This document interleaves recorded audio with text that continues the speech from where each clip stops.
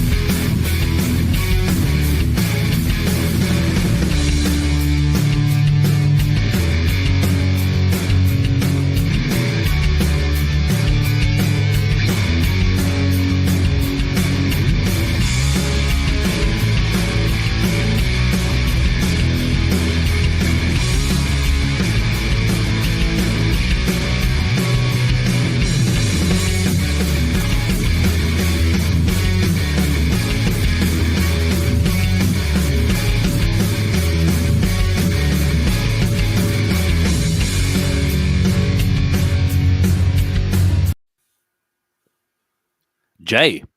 Hey, Drifter. What's up, dude? Oh, just another day. Was it Tuesday? Day in paradise. Yep. It's the Tuesday edition of the Erroneous Podcast. Just as promised, here we are, 10 p.m.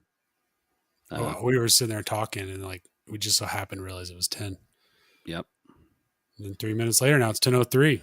It happens. I feel like our intro was fast forward, dude. Yeah, that did seem pretty quick. We're missing the pub intro commercial. It's all good. How you doing? I'm doing all right. How are you? I'm good. Another day in paradise. Nothing to complain about. Yeah. And if I did, it wouldn't matter.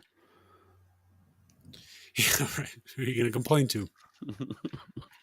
Exactly. Welcome to the world, dummy. All right, so we should be live everywhere we're supposed to be live. I created one of those little boxes real quick. Let me just say this. Y'all, if people start coming in, I just want to say it up first. If they start saying, they subbed on Rumble, send confirmation to Jenny. If you don't do that, then it doesn't count. You're not getting it. All right? Yeah. And if you're trying to sign up multiple accounts from the same IP address, you're probably SOL. They don't allow that. They actively find ways to block that. And I'm fine. I mean, I'm not complaining. I'm letting you know. Just don't even waste the effort. Right. Plus, Jay's gonna know. He's a pretty good hacker, So I'm hacking you. Just say it. I'm hacking you all right now. My web dev skills. All right, worth a shot. Fuck it. Hey, all right. I don't even know what's up first, but we got a lot of coverage.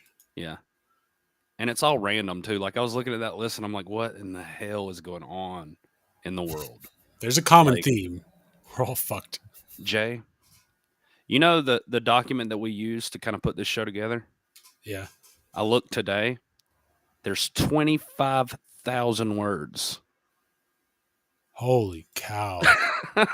Whoa, 155 pages over 39 episodes.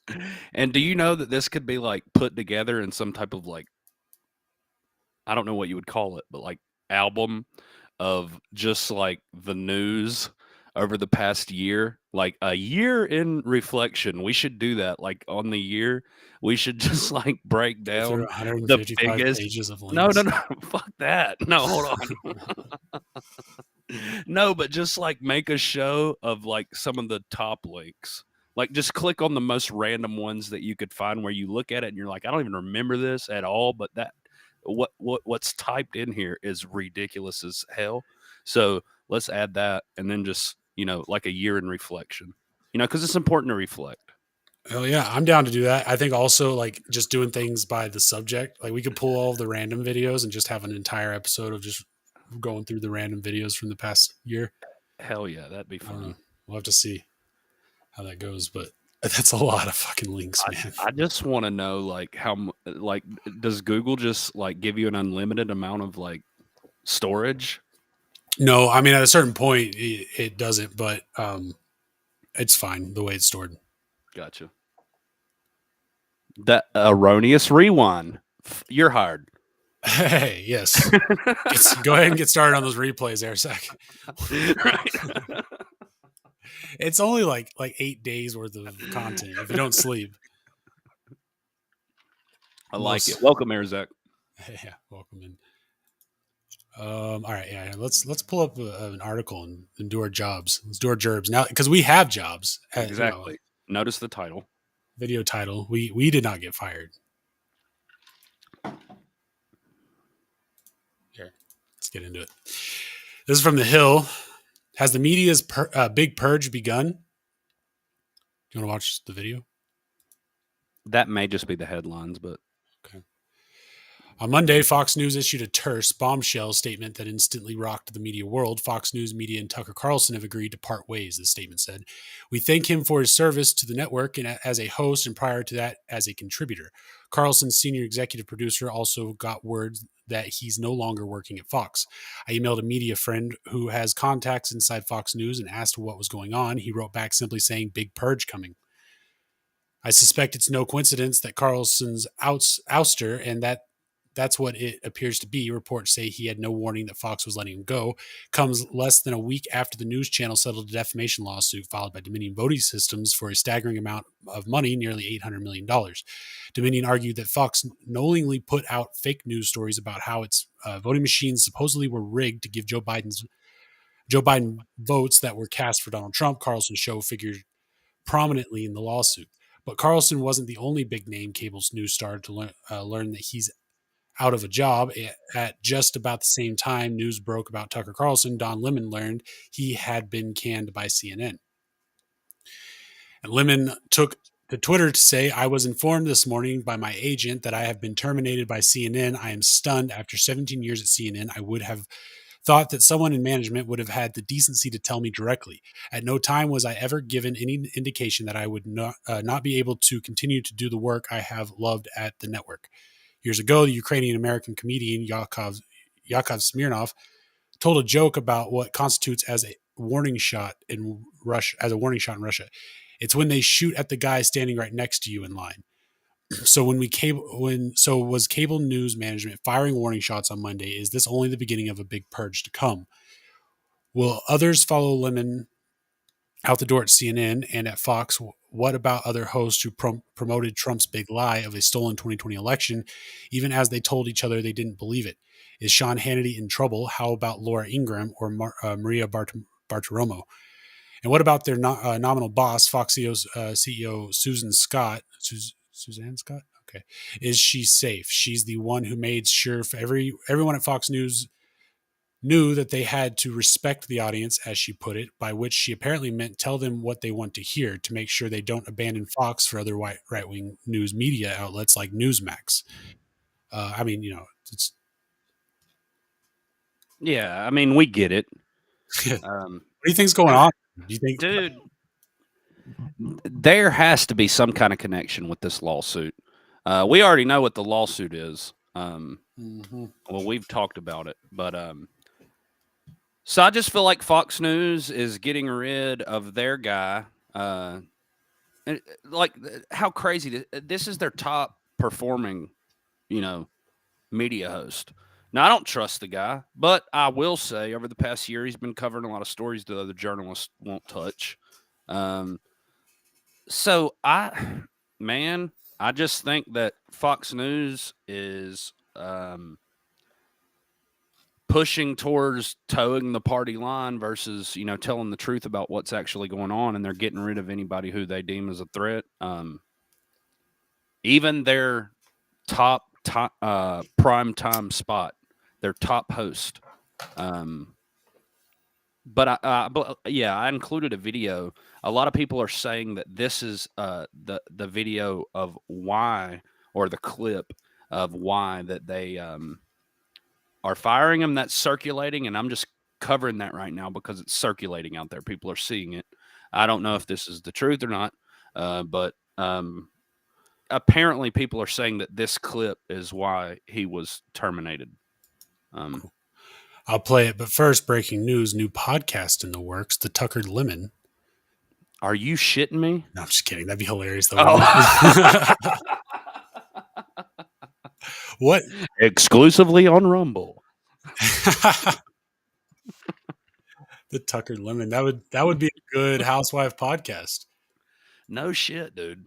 Dude, that would be viral overnight. Having them two just hash it out. That would be polar opposites, I guess. It's actually brilliant. Someone should write them both. Let's get this thing going. So this hashtag Tucker Lemon. Hell yeah. This is the clip that people are saying is why he got fired. I don't know. Okay. Good evening and welcome to Tucker Carlson. Tonight, sometimes you wonder just how filthy and dishonest our news media are. You'll be in the shower and you'll think they're bad, but how bad are they? Well, here's one measure of their badness. By the way, you can try this at home. Ask yourself, is any news organization you know of April so 21st, so this was Friday. This was his last episode. This is when he said this, April 21st. Okay.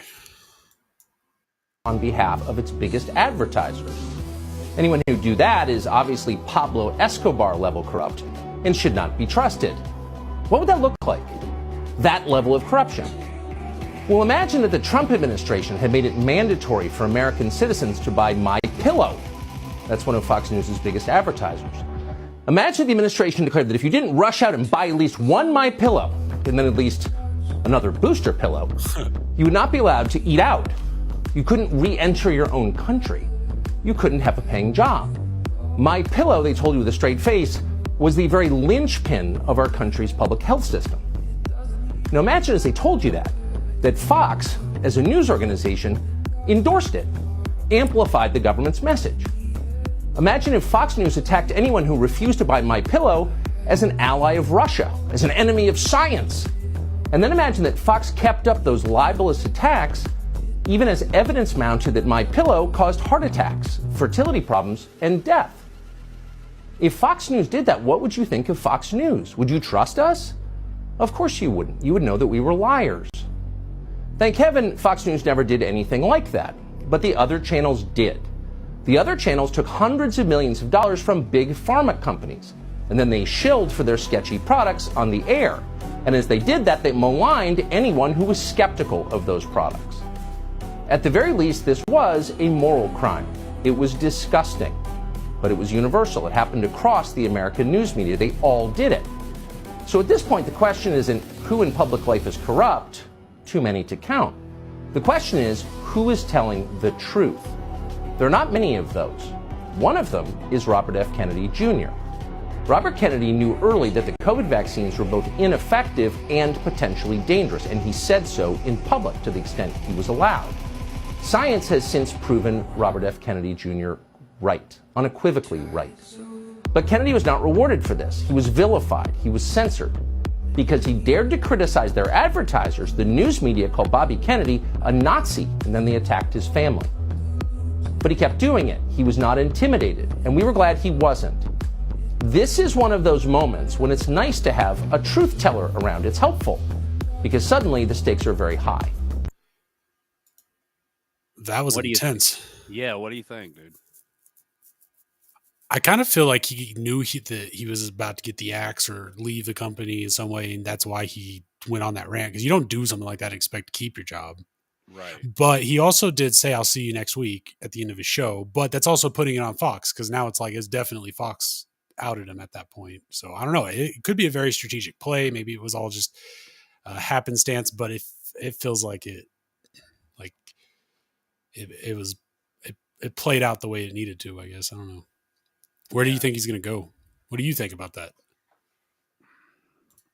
Well, first of all, everything that he said there was true. And, eye-opening for those who've never heard anything like this before. But, I mean, I don't trust Fox as far, as I could see him or throw him or whatever the fucking saying is. I never have. Hannity's a complete sellout. And Tucker has grown up in media, pretty much his whole life. And his father was, real big out in Southern California. So I don't know who to trust, man, to be honest with you. like I said, the only thing that I do know is that for the past year or so, he's the guy who's covering these stories that no one else will touch. So it's kind of like I got to give him the benefit of the doubt while he's doing good work. But the moment that he don't, then I'll have to reconsider. But like he replaced what's the old guy's name? Primetime Fox. There was a sexual allegation made. Bill O'Reilly. Okay. He replaced him in that slot. Bill O'Reilly's went on to create his own thing, and it's very successful. So Tucker, being the name that he is, he'll go on to do something.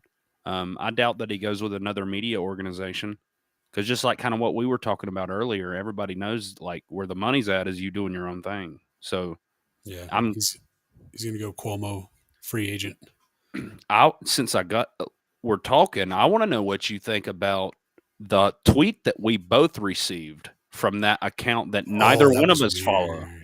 Okay, real quick. Hi, hey, Matticus, welcome on in. He said I need a booster pillow. You know, my pillow has a cheap pillow, and then they have a rich person pillow. If you get the cheap pillow, you definitely need two. Those things are thin as F.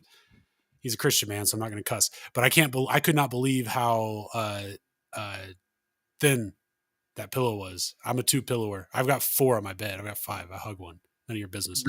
Anyways, the tweet. Okay. The patriotic, before you go there, the patriotic advertisement worked for me because I have my pillows. Do you have the thin ones or the? Well, when I bought, they have these weird names. So I don't remember the name of mine, but it's not like this size pillow. It's called like the My Pillow Deluxe or like the My Pillow. You got Ultra, the Jack Posobiec pillow or the whichever one it is. Like the Drifter's resting his head with all the celebrities. Well, I don't want to call them celebrities, but I'm just saying that it gave a description of what you're kind of looking for. And myself, I kind of like the thin. I don't want it to be like, I don't want my neck to be all crooked all night, and I want it to also like be cool. I don't like warmth. I'll flip the pillow all night. So you're supposed to replace your pillow every like 3 to 6 months, I think, like a toothbrush. And unless you get a washable pillow, in which case you could wash it. But even then, I don't know, they wear out after a while. Right. But Jenny says I have a bamboo pillow, and I'm not gonna lie. Of all the pillows in my bed are brand new because I think it's gross. But I have one of those bamboo pillows, and I got one of the queen size ones, and that sucker's probably 4 years old. I broke a washing machine to keep it. I love that pillow. But yeah, I'm all about those bamboo pillows. Now, are they an American company? I don't know. I'm not promoting them. I'm just saying, me personally, and for Jenny as well, I guess those nothing beats a bamboo pillow. Something telling me they're Chinese products, but I'm not sure. I mean, I'm just saying. You're right. Look, I spent $40 7 years ago on a pillow. It's not that old, but yeah, I should probably get a new one. Mike Lindell, come out with a bamboo style pillow. We'll talk. But back to the tweet. Oh, fuck yeah. I forgot to until I just said that. Literally, it came back to me. We both pull it up. So here's something very odd. Like anytime something breaks, like I'll send Jay a text. Jay will send me a text. Well, I got a text. I got one of those notifications on Twitter. I guess it's promoted. I don't know. But it said Tucker Carlson announced his 2024 presidential bid, and he's going to be running under the Libertarian Party. And I just assumed it was him because I was notified, and I shot that over to Jay, and I was like, what the fuck? And he was like, that's fake. He's like, and I received the same one. I was tricked for a second, but yeah, it was fake. Yeah, I didn't even look at the comments or anything. I just immediately was like, oh, fuck, I'm sending that, like, because I'm like, this is what it's about, because I've been trying to figure out what's going on with the Tucker thing. But he was like, neither one of us follow that account. How did we both receive that notification? Did you just receive it? Because when I sent it to you, I had just received it. No, I had just received it then too. I was wondering the same thing. I looked at it. I was like, is he there's no way he's running for president under the Libertarian Party or at all for that matter, really. But like, that was insane. And then I started reading the comments and I realized how much of a troll he was being. I was like, this isn't Tucker.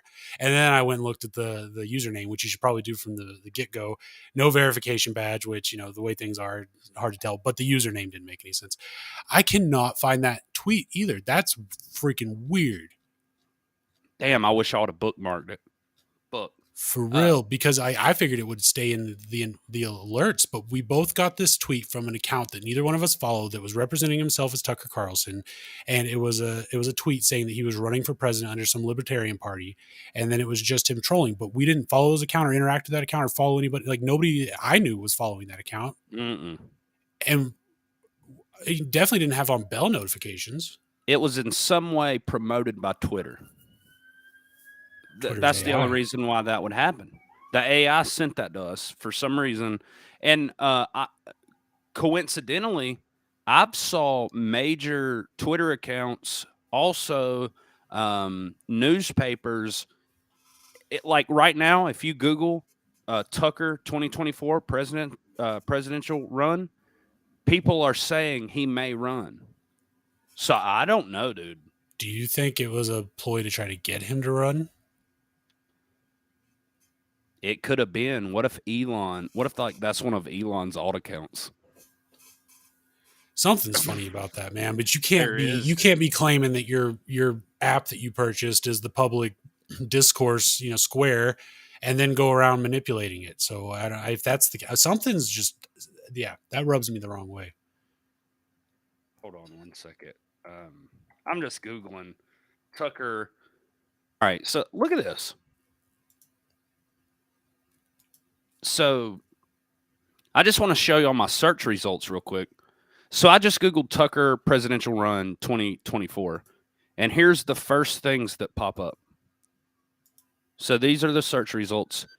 Politico, 1 day ago, the keys to a hypothetical Tucker Carlson 2024 campaign. That's from Politico, folks. The Hill, GOP presidential candidate says Tucker Carlson would be a good addition to the 2024 field. The New York Magazine, Tucker Carlson for president? ?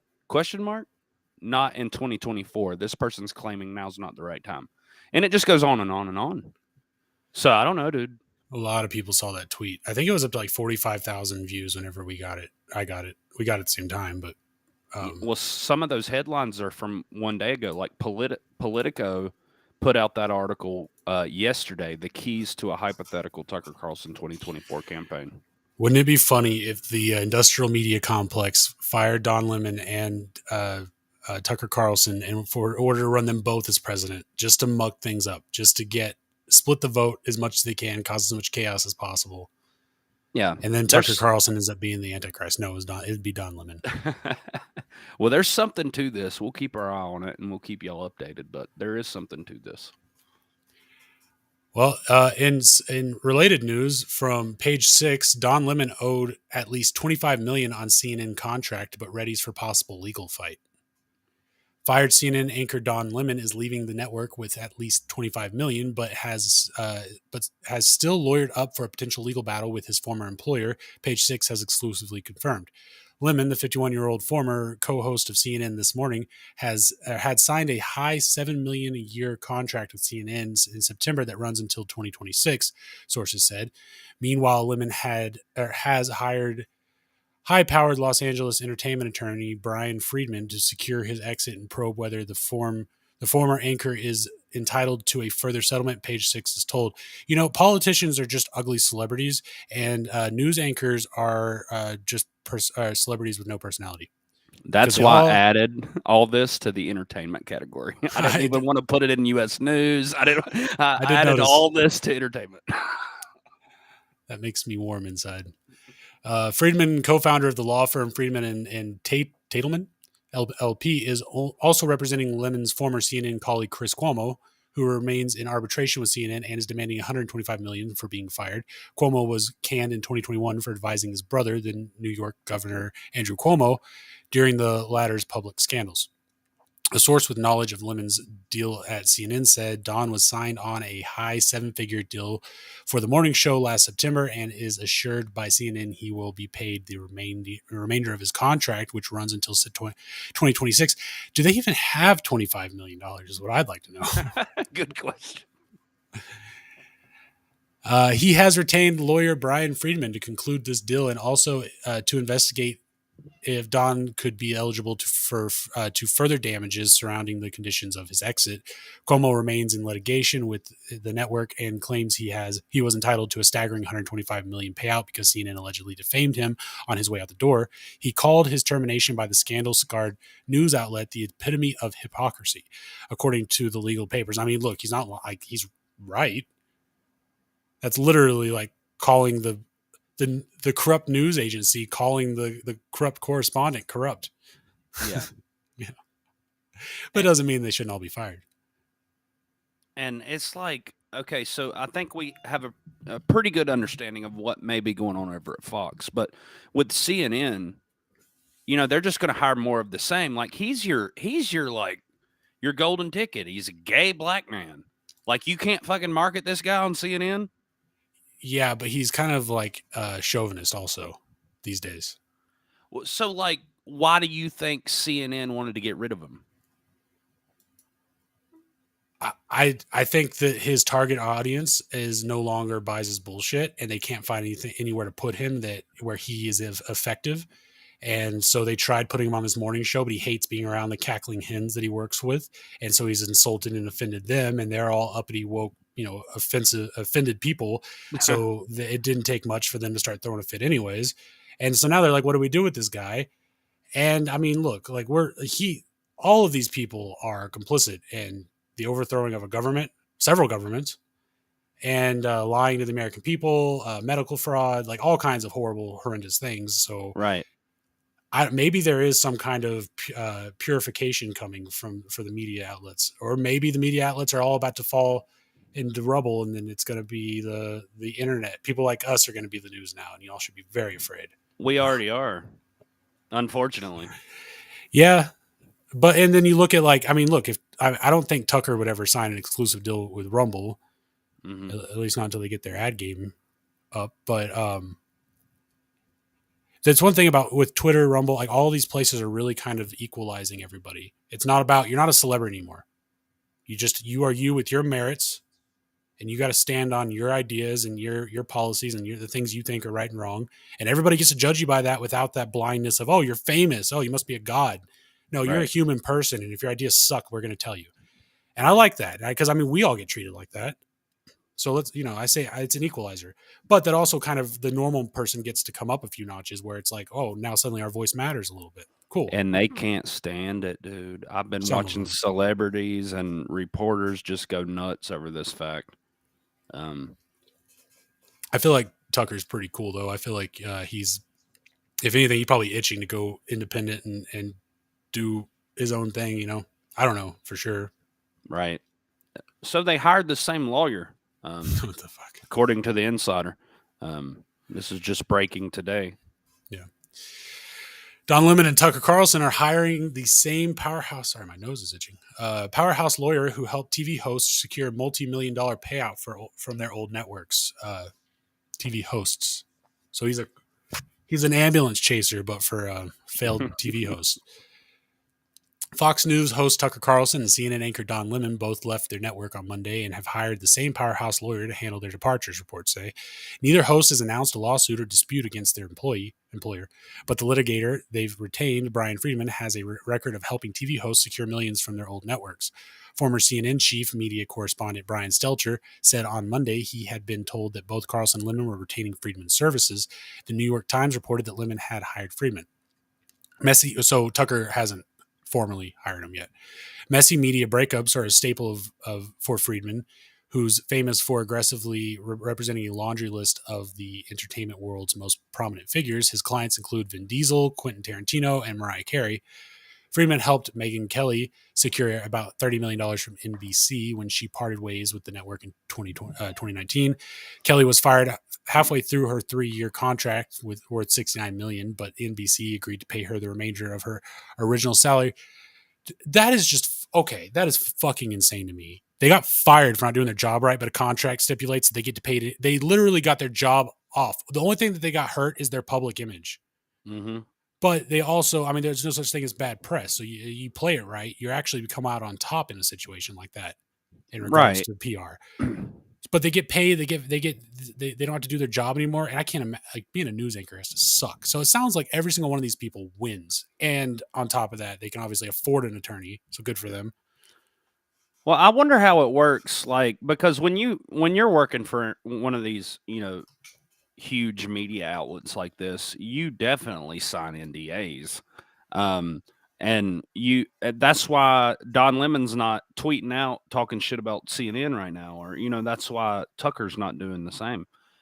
So it's like, I don't know how legally that holds you back in a court scene. Like, I don't know if you're allowed to say things in court that may violate the NDA.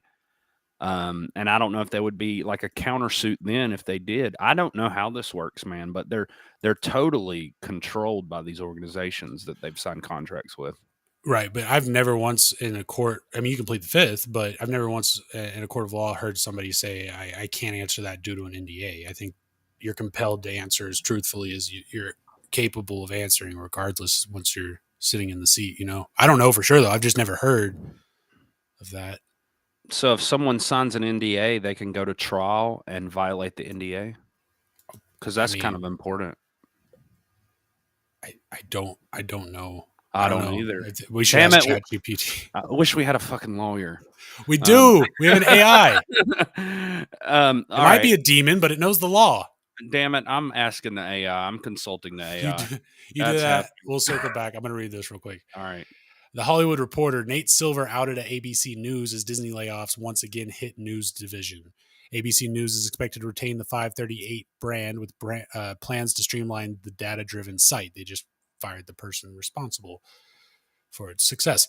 The second round of Disney layoffs hit ABC News on Tuesday, with Nate Silver's data-driven politics and journalism brand 538 among those being impacted. Silver told 538 employees in a Slack message that he expected to leave Disney when his contract is up, which he added will be soon. The Hollywood Reporter has learned ABC News is expected to keep the 538 brand name. Of course, it doesn't cost you anything to hold a brand name, with plans to streamline the site and make it more efficient.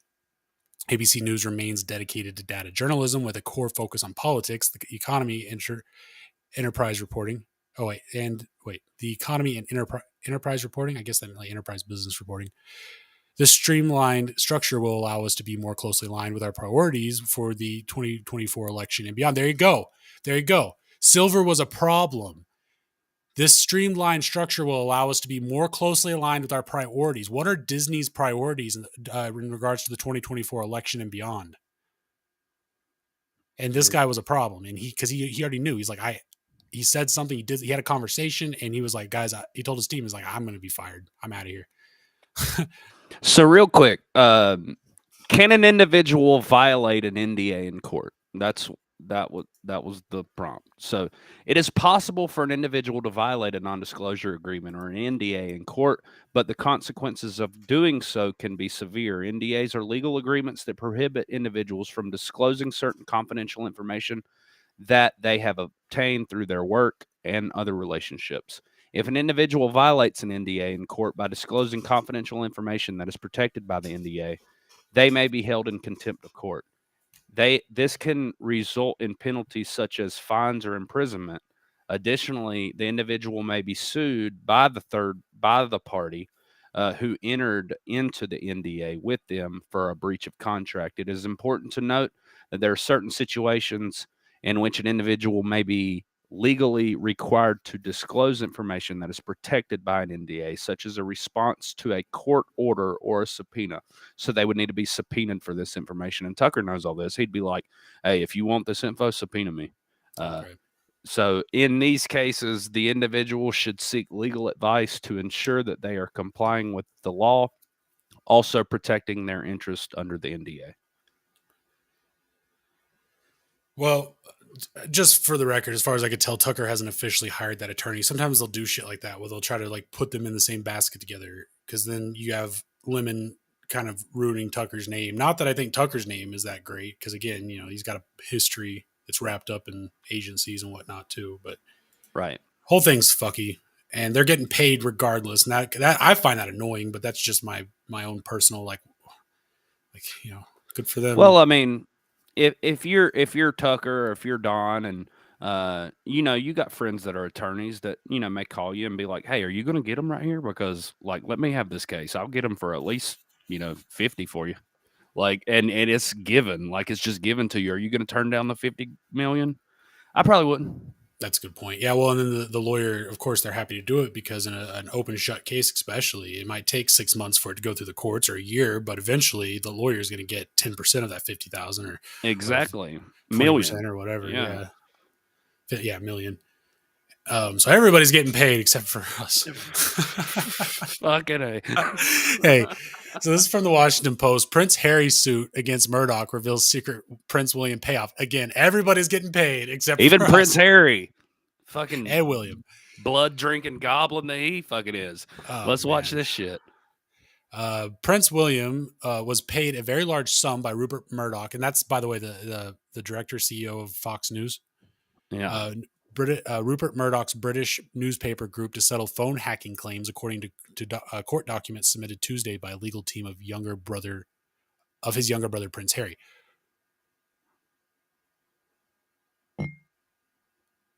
Okay, so from what I get from that, there was a British newspaper group that is owned by Rupert Murdoch, ran by him, and they were phone hacking Prince William and got caught. It'll go into it. And they paid a settlement. Okay, because I'm like, what is going on here? Yeah, it'll break it down. All right. Harry is suing Murdoch's news group newspaper, NGN, at the High Court in London for unlawful acts, including hacking his voicemails that he alleges were committed on behalf of the Sun and on the now defunct News of the World tabloids from 1994 until 2006. That is a long time, until 2016. A hearing this week is to determine whether the case should go to trial. In documents submitted to the court, Harry's legal team alleged there was a secret payment from Murdoch's company to William. The submission doesn't reveal the amount nor the details of what William alleged happened, but said the NGN had settled with William for a very large sum of money in 2020. The news of the payout to William surfaced after Murdoch's Fox News agreement to pay an eye-popping $787.5 million in a defamation lawsuit against Dominion voting machines. Harry claimed that the payout to his older brother was part of a secret deal between NGN and Buckingham Palace to not bring any further legal action against the Murdoch papers until other outstanding phone hacking litigation was settled. Okay. So there's other. Hey, Jay. Yeah. So they have a history of getting their voicemails and phone recordings hacked. But I wanted to ask you, like, personally, have you ever once in your life wanted to be a tampon? That's getting really personal, man. How do you even answer? Well, the article goes on to get into it, but his father actually was caught up in some little scandalous situation where they had hacked his phones. They called it Tampon Gate. Do you remember this? No. What? Yeah. The King of England wants to be a tampon? Was caught on film while he was in a relationship with Princess Diana at the time. But he was talking to Camilla, who is now his wife, and he was saying dirty, like, British shit to her, like, I'd love to be a tampon. I'd love to be your tampon, Camilla. Like, yeah. You don't know about this? No. Look, I'm just going to ask, is that a pickup line? It's a gross one. Okay. No, because I'm like, what? That doesn't work. That is how to lose a chick in 5 seconds. I'd love to be your tampon, Camilla. How to get arrested in 5 seconds. No, that's... Anyways. Truthfully, I've never actually thought about that. They're a bunch of freaks.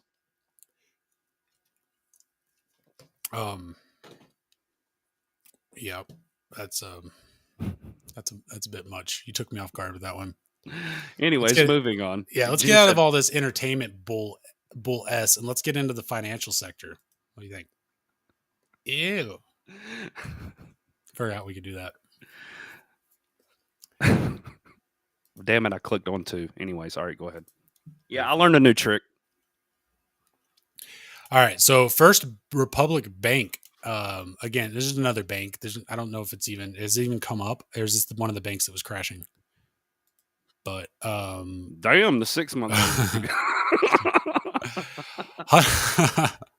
Yeah, let's go to the 5 year. Holy shit! I'm out here on I-90 where cars are piling up. No, yeah, this is nuts. This is bad. This is a bank that was worth $19 a share in November of 2021. As of February 3rd of this year, $144 a share. As of March 3rd, which was, I guess almost 2 months ago, go back, $123 a share. And it's now at $8 a share. I've always been told, look, you buy when there's blood in the street. Should we be worried, or should we just like load up on this shit right now? This is an opportunity. Invest in banks. Now is the time, people. This is the crypto 3.0. Let's go. Don't do it. This is not a financial advice. We don't give financial advice. No, we give bad financial advice. I'll put it that way. Erroneous financial advice. There you go. We're thinking about starting a new show. Yeah. What bank was that? Was it First Republic? What was it? First Republic. $8 a share. Investors are flooding out. It's pretty intense stuff. We got Just Mac and Grandma's Boy podcast in the house. Yo. Love Vibe Patriots. And Grandma's Boy said, buy the dips. Hey, he knows. That guy knows. Grandma's Boy podcast. Both of those people, go give them a follow. Just Mac, Grandma's Boy podcast. Great peoples. Love them. I love some comedy, and I love me some news. Speaking of big booty bitches. This is from the block.co, which is I don't know what country is that. Anyways, this says Coinbase sues the SEC for answer on rules specific to digital assets. We've been talking about this. They don't know how they're not classifying these things with any type of structure, so they can easily fold over any kind of securities that they want by saying they broke the rules. But now, what are the rules? Well, I mean, so if it's a utility token, and then the SEC can just come in and be like, no, that looks more like an asset or security. So right. you didn't register it as a security, therefore you're breaking the law. We have to shut down your crypto. Or you get scared and you go, okay, I'm going to go ahead and beat that. I'm going to go ahead and register my token as a security, and then you're paying out the ass. You're paying all kinds of fees and whatnot for it. That can bankrupt your project. So it's like, shit coins are shit coins. What are you going to do? Stop making cryptos. I guess what I'm asking, because there seems to be some confusion on Coinbase's end because they don't understand what the rules are. That's what they're suing for. Gotcha. Okay. Your mom, imagine your parents are just like grounding you, and you're like, but for what? And they're like, no, you're grounded. And then it's finally, you have to take them to court to figure out why they're grounding you. It turns out you didn't clean your room. I don't even know how that's possible.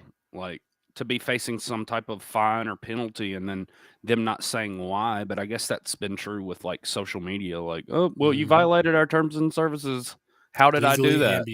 Legally ambiguous and open to interpretation. That's what the law is nowadays. The Constitution wasn't like that.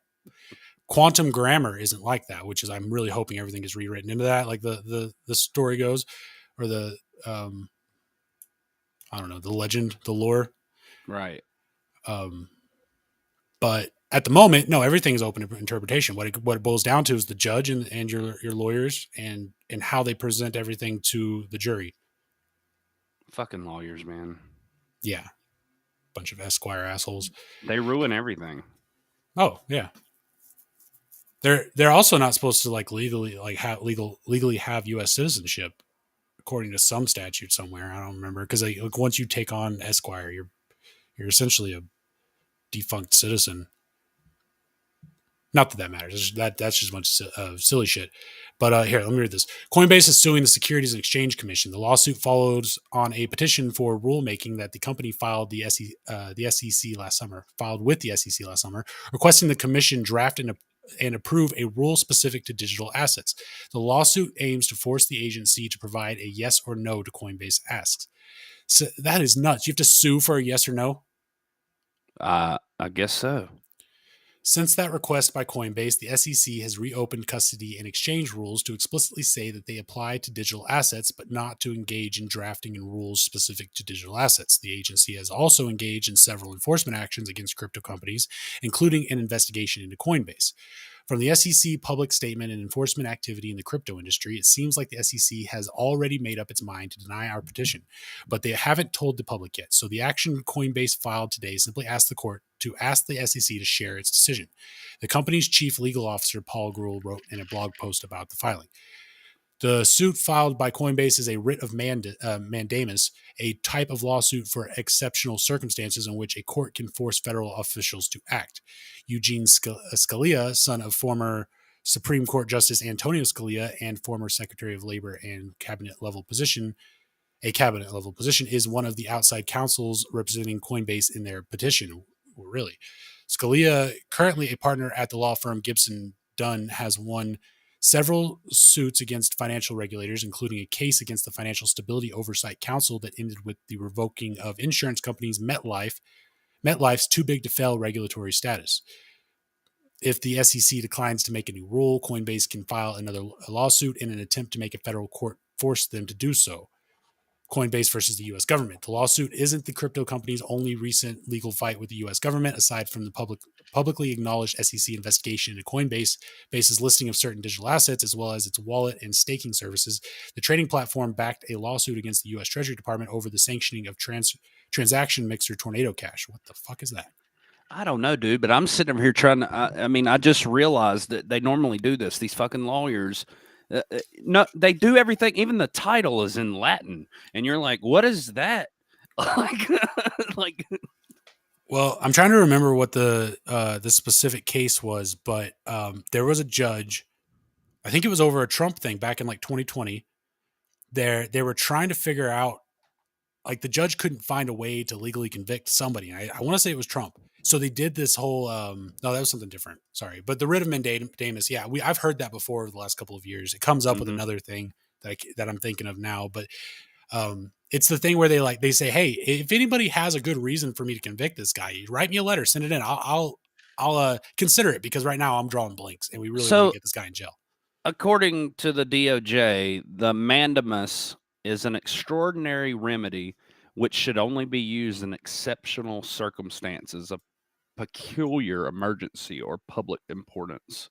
It was established in Labai versus Howes Leather in 352 U.S. .249 in 1947, United States versus McCarr.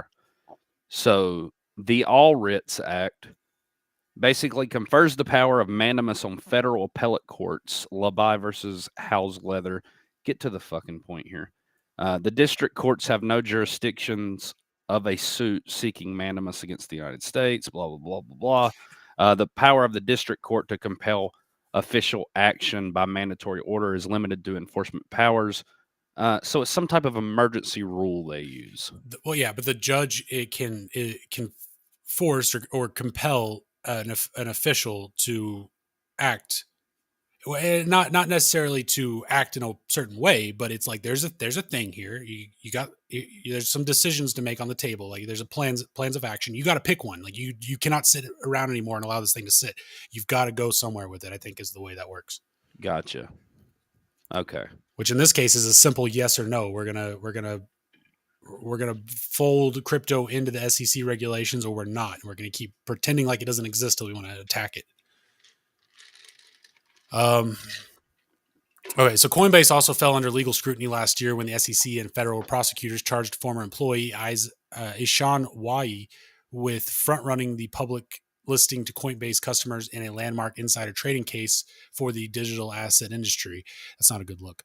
The SEC alleged that 9 of the tokens Coinbase announced it would list were unregistered securities or utility tokens, which would open up the exchange to its own legal risk. The SEC complaint against Wai. Wait, but maybe you can't buy security tokens on exchanges, and that was the issue. Maybe it's like the very act of having on an exchange makes them a security, so they have to be registered. Sorry, I had my mic muted, but I was saying right. Oh, okay. I don't know. We're all figuring this out together. Right there. What? I was about to say the tokens alleged to be unregistered securities by the SEC were also listed by other crypto firms, creating potential legal risks for much of the industry that sells the tokens to customers in the U.S. So they can sell securities?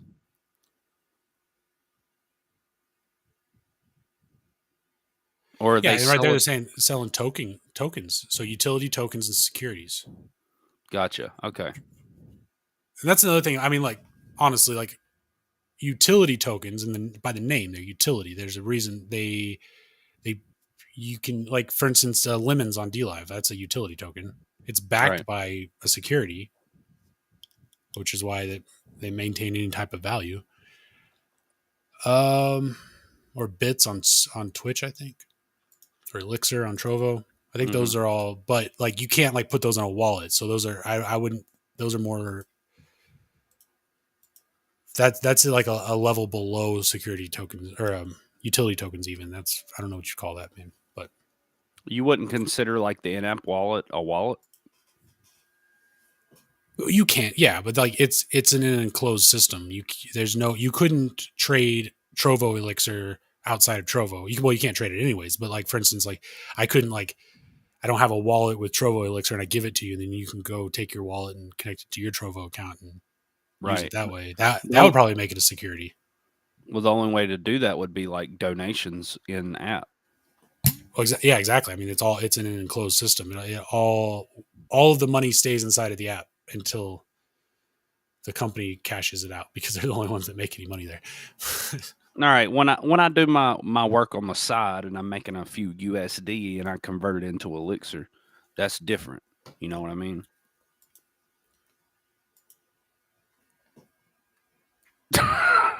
Well, yeah, I mean, yeah, you're paying money to buy a digital currency that is only valuable inside of that app.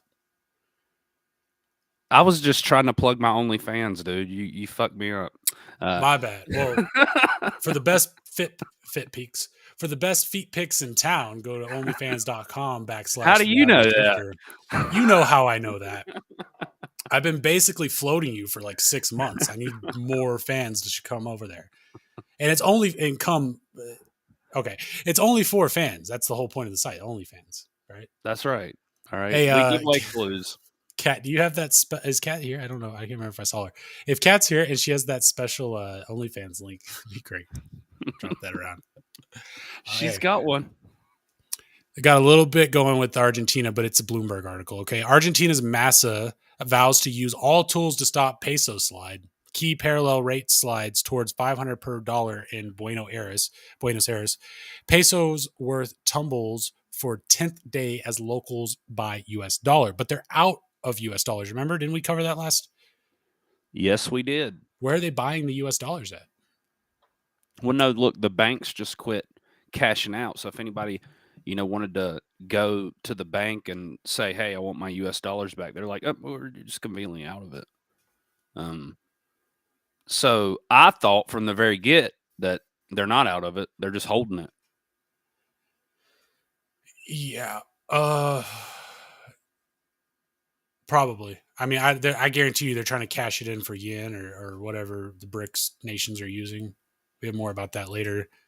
But yeah, I mean, I don't know. The peso's sliding. And so the whole Massa thing, as far as I know, in most of the countries down there, the conservative Trump figure was kicked out of the government and exiled from the land. And then it was Argentina, Brazil. And I might be wrong, and please correct me, because I'm really trying to get it. I cannot seem to get a mental grasp. There's so many countries down there, and I cannot figure out who's doing what. And I don't speak any of their languages. But from what it looks like they've all been taken over and turned into liberal shitholes, much like a lot of our major cities in the U.S.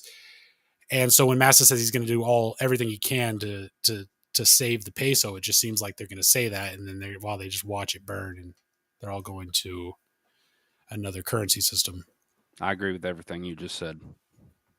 I think it's happening fast, man. Me too. Thanks. That was easy. Yep. I have nothing to add. Like, what possibly could I add to that? I don't know, man. Maybe Google Argentina. No, You did a swell job. I'm making mountains out of molehills with Argentina, and you all know it, and no one's calling me on it, and I'm feeling foolish. Oh God. Yeah. Okay. So this Colin Rugg guy, I don't know who he is. He says banks are failing. Russia just threatened nuclear war. 19 countries have requested to join BRICS, y'all. They're getting applications. Imagine starting a little club, and then suddenly all the other people want to join your club. That's what's happening. They're the cool kids. Mm-hmm. China is waging economic war on the dollar. Inflation is still elevated. Credit card debt hits all-time high. But thank goodness the Biden White House is focused on the issues that matter, like the queer KG. I don't know what that is. Oh, the Keonji or whatever. For the President of the United States, I see every day how important visibility and representation.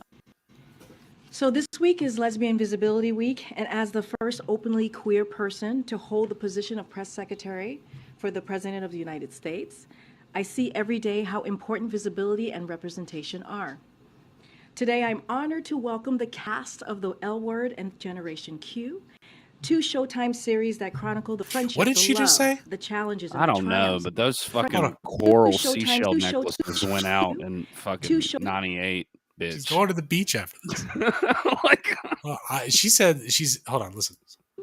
Two Showtime series that chronicle the friendship, the love oh God. of the L Word and Generation Q. The L word? Generation Q. I don't know what that means. She's talking about a series, I guess. Two Showtime series that. Okay, so there's two Showtime series. One's called The L Word. The other one's called Generation Q. I just thought that was weird. I don't know. Are you saying the L word or the L ward? I'm sure it's the L Word. Like lesbian? Is that what they're talking about? I think it's love. Oh. Well, I mean, I didn't know if it was like a spinoff of fucking Orange is the New Black. Like, I don't fucking know. But it's colloquial that the L word is love, Drifter. It's not lesbian. It's never been lesbian. Well, there's a fucking stage full of lesbians right now. Okay? And God made the rainbow. And they're talking about like queer stuff, so I just assumed. Let's just assume that the L word is lesbian for the sake What of you get for assuming. Entertainment. Well, the friendship, the love, the challenges, and the triumphs of strong, funny, and resilient queer women. Yeah, but not the straight ones. Y'all can fuck off. Yeah. And we're gonna send our trans people over to bash your fucking skulls in. You've been living high on the hog too long. I mean, God, you've been voting for like 30 years. Yeah, what the hell? See what Anyways. that did. Fuck. I can do it. They're doing it. Oh wait, no, I'm a cis white male. So bottom of the poll. Yep. Does it help? Yep. You should probably Boy, do keep my your mouth shut on this issue. Yeah. Say, boy, does my back hurt. Hey, okay. So this is from Watcher Guru. BRICS, over 70% of trade deals between China and Russia is settled there in local currencies. So they're going full force, man. They're having meetings like every day. They've got other countries trying to join up. They've got T-shirts. I think they're putting on some kind of Lollapalooza type thing over in Russia next month. Steve's going to be L-word. there. Oh, yeah, Lollapalooza is the L word. Amidst the BRICS collective's push to eliminate the reliance on the U.S. dollar, Russia's financial minister Anton Suluyanov stated that more than 70% of trades between China and Russia are settled. Oh, okay. More than 70% of trade between China and Russia is settled in their respective local currencies. The figure arrives as both countries have sought alternatives to the U.S. dollar for international trade. Moreover, as the Chinese yen has seen growing prevalence, the two nations are clearly embracing the changes they've called for. Alternatively, just a year ago, the nation's trade in local currencies was only 30%. Yeah, I mean, so okay, so they're not using the U.S. dollar anymore. 70%, 30% of it, I mean, I guess is in the U.S. dollar still. Things are looking optimistic. Is it weird that they're using the yen and not the ruble? Not to me. China just has better payment processing. I mean, they're like I said, like, okay, so Russia has the resources, China has the money. You pair them up together, unstoppable. That's good. Yeah, okay. That's kind of what I was leaning at. So this, she's faking, but this thought is going to explain BRICS to us. This explanation about BRICS is so good and funny. I also love how unbiased it is. It's actually really annoying, make everyone but insightful. So let's go. This story is so high school, it's the plot of Mean Girls. Here's how. What you need to know is the US dollar is the currency of international trade, but some countries don't want it that way. The US is like Regina George, and the plastics are like the G7 countries. They're the economic powers of the world. Since the world trades in US dollars, that means everyone has to have US dollars, and that makes the US the most powerful, valuable country in the world. You know how like if Regina doesn't like someone, she can ruin their life in school and make everyone hate them? Similarly, if the US doesn't like a country, they can impose sanctions, which are essentially trade restrictions. These guys are the BRICS countries. That's Brazil, Russia, India, China, and South Africa, and they've had enough of the US dominating the world. How are they gonna get Regina's attention? By getting to this hottie. Iran is Saudi Arabia, and Saudi Arabia controls the world's oil supply. Currently, oil is traded in US dollars, which means that every country has to have US dollars, and that means that the US dollar value is high. But China, aka Katie, and Saudi Arabia have been cozying up together quite a lot lately, and it's potentially to stop US dollar dominance. If countries no longer need US dollars to trade, its value goes down. The US loses its status as a world superpower. What does this mean for the world? They don't have to suck up to the US as much and have their finance be in the hands of US dollars. For the US, if the dollar loses its value, it gets a little bit dramatic, aka inflation's gonna get bad. Edge. Well, I feel like she explained that better than we can or could. Yeah. Show's over, folks. Yeah.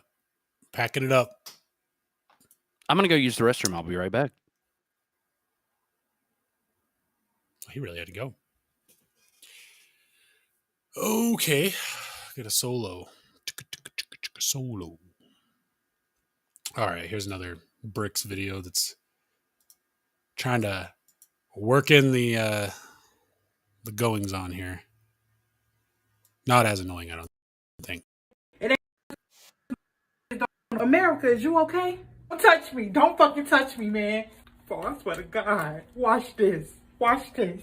For all that crying and looking sad and moping around shit, that ain't gonna stop shit, G. We still going through with the plan, okay? It ain't nothing personal. We just don't want to fuck with you no more, G. Like, we ain't fucking with you no more. None of us is. Yeah, because me personally, I never fuck with you again after what you did to my people. Oh my God. South Africa, Britain got down on your ass too. They colonized the fuck out of you and they still get to be part of your BRICS group. Ain't that what the B stand for, Britain? Who are you talking about? Bitch, I'm Brazil, not Britain. Big B's. What you talking about? Wrong bitch. I ain't colonized her. And besides, I ain't the one that be colonizing. I unfortunately was the one that was getting colonized. Girl, they got you too? Girl, yeah, them damn Portuguese got a hold of my ass and tried to turn me every which way but loose. For what? This was back in about 1500. What that was, India? About 1500? Mm-hmm. They ass was originally on their way over here to me, but then they had saw Brazil and was like, shit, we just gonna settle over here. So they, you know what I'm saying? They did they colonizing shit. They did that. You know what I'm saying? Fucked up. Gave her a new name and that was that.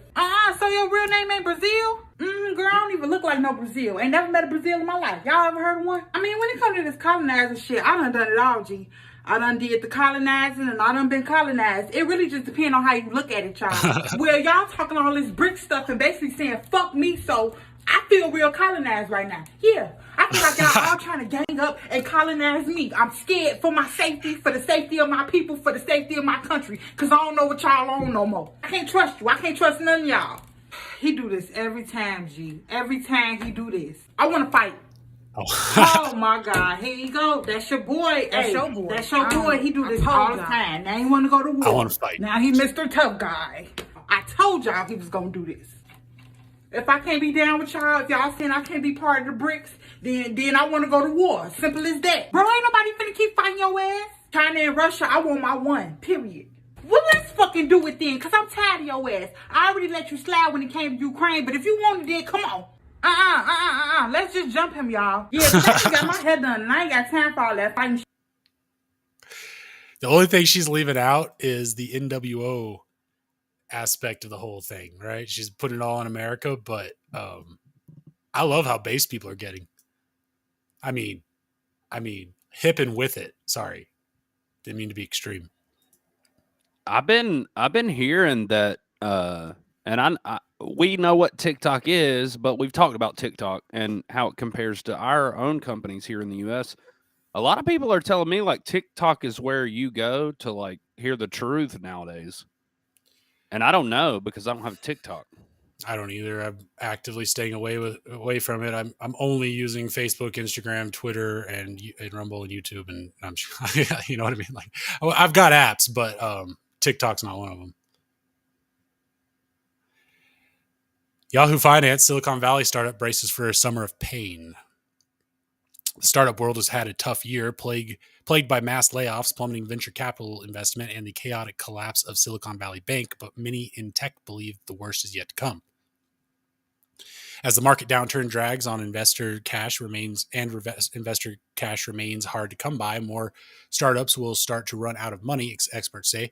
Some venture-backed companies will be forced to raise new funding, even if it means agreeing to a lower valuation than they once secured. A deal called a down round, which is a death spiral for most companies because they over-leverage so much.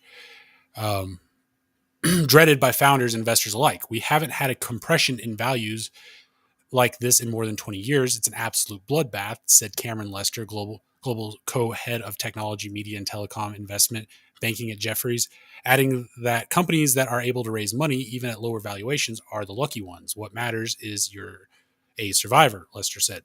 Towards the end of 2022, down rounds hit near 5-year highs, according to research firm Preqin.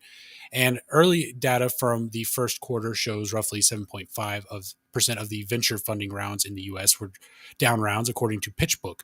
A number it expects will climb. High-profile companies like finance giant Stripe Inc., Swedish payment startup Klarna Bank AB, and security firm Snick have already taken valuation cuts, and others like blockchain.com are said to be in talks to do the same. Founders assiduously avoid down rounds because they signal that a company's to the moon trajectory has been derailed, battering morale and wiping out millions and sometimes billions of paper wealth for startup founders and employees. They also represent a loss of venture capitalists and their investors, called limited partners, and can result in legal headaches. Yeah. So what happens is, and you think I'm being smart here? Go watch Silicon Valley on HBO. It's like 6 seasons. You'll learn all this. But what happens is that like these angel investors or these investment firms, they'll give you a higher valuation than you're worth. And then whenever you don't meet expectations, you get a down round.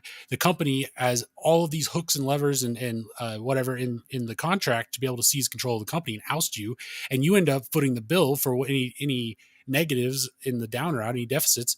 And that costs you any money you would have earned. You lose your shares, never have time to vest. So you get cut out of the company completely. And then they either own your product.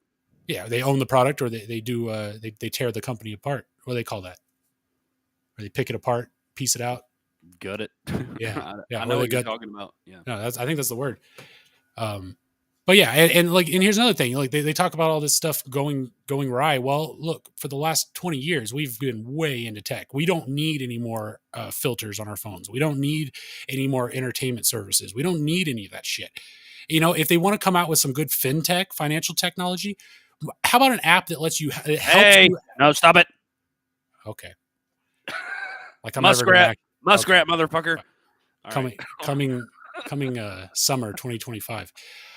But no, I'm just saying, like of all the things that people invest in, it's never anything fucking useful. And we only need so many of unuseful companies and like Cash App, Venmo, all of the payment process. Like there's a billion of everything. So naturally, during a tightened economy, things are going to start falling off, and it's going to look scary and dangerous. But it's only because we were way over bloated to begin with. And companies were giving out way too much money. And part of it was for the control aspect. But once valuations start running away, then every company thinks they're worth $1 billion. Right. I go on about that, but I'm not going to. No, that was really good. I enjoyed it. Thanks. I appreciate it. That's what you're here for. Did you want to say anything? Dude, that's not my wheelhouse. Like, that's you. Okay, I'll get off it so we can bring the drifter back in here. This is from news.gm.com. So this is from the GM website. General Motors and Samsung SDI plan to invest more than $3 billion to expand U.S. battery cell manufacturing. This is coinciding with the news that Biden is amplifying the I can't remember the damn acronym, but the Global Economic or Environmental Governance Act or whatever. Mm-hmm. Now, the U.S. we are quickly becoming the industrial center for the world. Which I don't know if you've ever been to the industrial area of a town before, but it's not the best place. Mm-mm. Detroit and Seoul. General Motors Company, Samsung SDI announced today they plan to invest more than $3 billion to build a new battery cell manufacturing plant in the United States that is targeted to begin operation in 2026. General Motors' supply chain strategy for EVs is focused on scalability, resiliency, sustainability, and cost competitiveness. Our new relationship with Samsung SDI will help us achieve all these objectives, said GM Chair and CEO Mary Barra. The cells we will build together will help us scale our EV capacity in North America well beyond 1 million units annually. It is a great pleasure to take the very first step to create a long-term and industry-leading partnership with GM in the U.S. EV market, remarked Samsung SDI President and CEO Yoon Ho Choi. We will do our best to provide the products featuring the highest level of safety and quality produced with our unrivaled technology to help GM strengthen its leadership in the EV market. The plant will have more than 30 gigawatts of capacity and will bring GM's total U.S. battery cell capacity to about 160 gigawatts when it is at full production. The companies plan to jointly operate the facility, and it is projected to have production lines to build nickel-rich, prismatic, and cylindrical cells. I don't know what to think about this. What do you think? So, here's what this article doesn't tell you.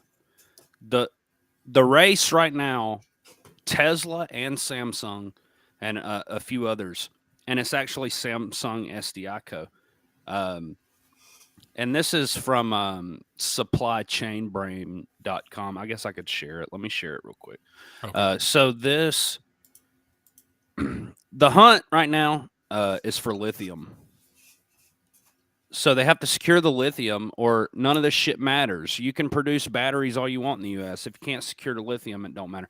So the race for Tesla Inc., Samsung SDI and Company, and other technology giants to secure supplies of lithium, a key ingredient in batteries for electric vehicles and smartphones, is creating a unique chance for two global mining superpowers to reap more value from their natural resources. Australia and Chile are looking to lithium to help them escape a cycle for decades that had the two nations digging out minerals such as iron ore and copper, only to see them refined and turn into valuable products abroad. Almost 3/4 of the world's lithium raw materials comes from mines in Australia or the briny lakes in Chile. Do you say Chile or Chile? I've heard it both ways. I don't want to be wrong. I think it's Chile. I don't know, man. Just sprinkle your best Spanish accent on it, and let's walk away from it. I can't roll a C, but giving them leverage with customers scrambling to tie up supplies, the mining nations hope to bring refining and manufacturing plants that could help kickstart domestic technology industries. The first move in that plan are beginning to take shape. Scraping a shovel into a patch of dirt near Australian port city of Bunbury. In March, an executive for U.S.-based lithium leader Albemarle Corp, y'all remember that name? I need to save this. Heralded a $1 billion or 690 million. What does that mean? 1 billion is not 690 million, but anyways, close. It's like almost it's more than half. Round it up. Right, a plan to build the world's biggest processing plant of its type. Meanwhile, in Malahones, and in northern Chile. South Korean Samsung SDI and POSCO are planning to jointly develop a facility to make chemical components used in batteries. Chile and Australia have the advantage, said Daniela Desormux or something, Desormo, chief executive officer at Santiago-based consulting firm Signum Box. They have lithium and, quote, at the same time, state incentives. So companies transforming the raw material can set up shop there. So what I think is these companies like Samsung, Tesla, and like this article said, like others, Apple's one of them. They're all looking for places right now to secure lithium. They know that they're going to need that. Then, go ahead. No, you go. Well, no, I was just going to say, then your second round is the manufacturing. So they're already investing in the manufacturing. So that tells me that they've secured the lithium. So we're just going to have to see what happens. I don't know.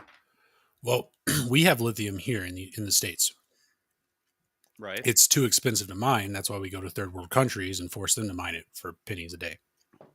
But we have such an influx of illegal immigrants here. What are they going to do for a living? Just, I don't know. I see some kind of big restructuring of the Americas really into a production facility.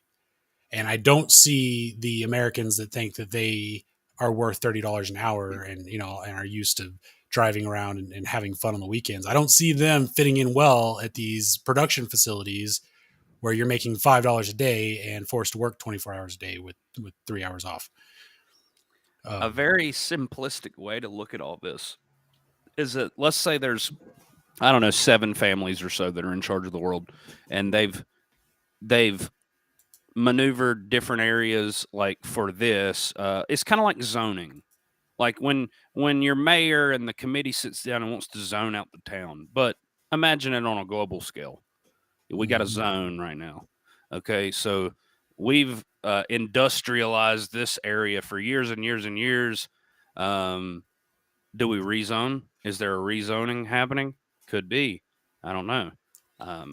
The world government, if they get their way, they see the world the way that a town sees a town. We'll put our production facilities over there. We'll put our schools over there. We'll put our parks over here. We'll put, it's exactly. It's zoning. That's what they're doing. Right. But who are they to zone countries? Fuck off. Well, and these massive corporations are involved too. These different countries are, incentivizing, hey, come here and mine. We won't charge you this and this and this that you're getting charged over where you're at. And we have more reserves of this particular element that you're looking for. And we have cheap labor that are more than willing to show up every day and bust their ass. And kind of the old, one of my jobs that I worked at, they call it board footage, which is how much can you produce of this thing that's made out of wood. It's called board footage. You may be 70,000 board footage or something a day. That's how they track it. That's the guy at the top. That's how he tracks it. He don't care about all the specifics. Just tell him how many board footage that you produce today. And if it don't meet the quota of the company to remain profitable, he don't give a shit. That's how it goes. Really? Things will change. Now imagine that same system, but like in a Chinese factory. Right. The deadlines are going to be a little more tight. Yeah. He doesn't need to be bothered with, well, we had to call in second shift to work a double, to meet the quota. He don't care. We've produced this much. They want the number, and it cost us this much. Exactly. We're all numbers to somebody. This is from Digi.com. Smart traffic management, optimizing your city's infrastructure spend. This is old. From April 10th, 2020. Let's see how this played out or how it aged. Smart traffic management systems are technology solutions that municipalities can integrate into their traffic cabinets and intersections today for fast, cost-effective improvements in safety and traffic flow on their city streets.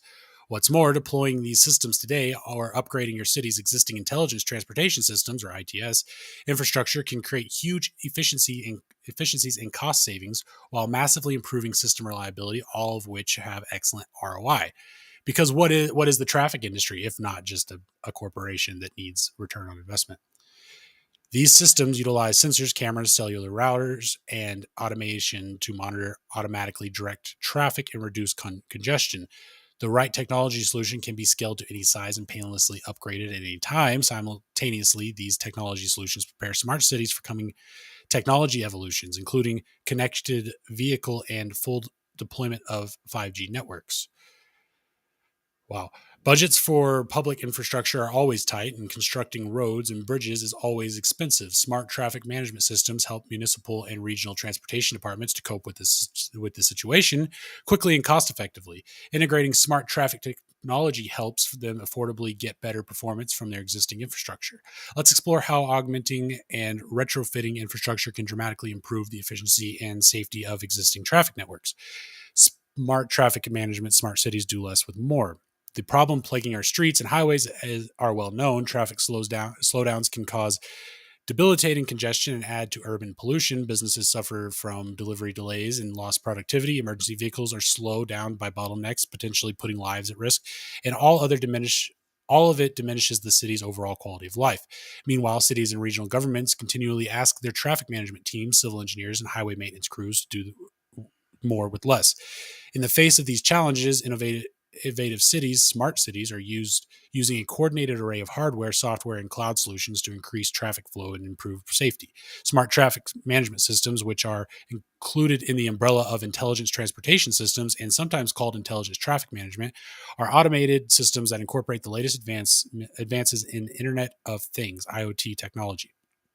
These systems can optimize traffic flow and enhance safety by using sensors, cameras, routers, and cellular technology to dynamically adjust control mechanisms such as traffic lights, freeway on-ramp meters, rapid transit lanes, highway message boards, and even speed limits. So, enable technologies behind smart. There's a reason why I put these links in here. Like, I'm trying to tell a little bit of a story here. We're building up to it. We are. So just keep everything that we've just discussed in mind with the lithium, with all of this. And now this article was actually, I believe, from like 2022, maybe 2020 even. But they were starting to realize the significance of this technology. They've already implemented the infrastructure. It's already there. So that's there. Keep that in mind. And the 5G towers. Right. That was 2020. In the past 3 years, they have actively put, what the hell is this? Oh, sorry. Okay, I'm going to share this. But since 2020, they've actively been rolling out. They've actively rolled out the I don't know what this is. This is freaking me out a little bit. Okay, so this is this in action. Pause it real quick. Let me share my screen. Okay. Real fast. So GM announced that they were going to be releasing a long-range electric vehicle, which would be in direct competition with Elon Musk, what he's got going on at Tesla. Which is considered, a short to medium range. So this is how they're going to compete with Tesla. This is something that was tweeted out today.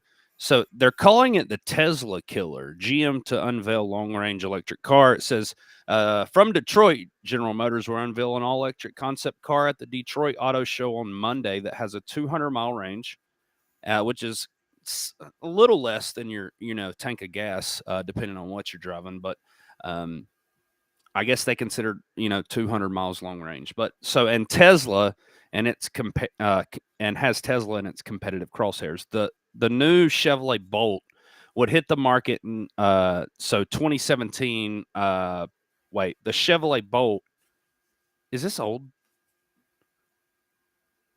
Let me just read it because Elon responded to this today, which is why I included it.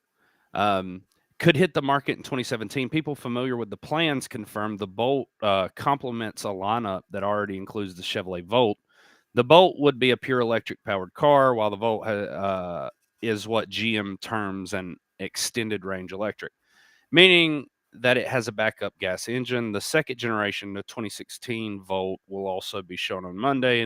So I guess this is old, but that's weird because it's including the $7,500 federal tax credit. But anyways, Elon responded to this 8 hours ago and said people still don't understand the implications of FSD, which is full self-driving.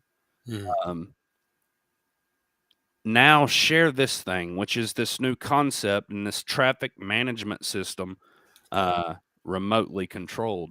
I see where you're going with this. Yeah, because this is freaky. This is not what you want to have happen at 80 miles an hour.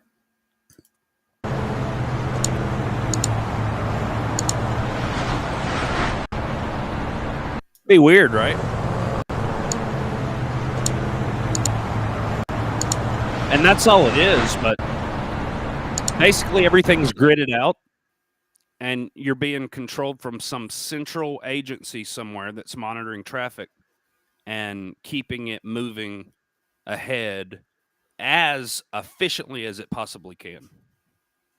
Dude, that is like them trying to enforce the 6-foot rule while you're driving. You're no longer in charge of these cars. You're just in them. You're a passenger. You're at the mercy of the driving, the technology. And then on top of that, you've got somebody with a God view over your head actively.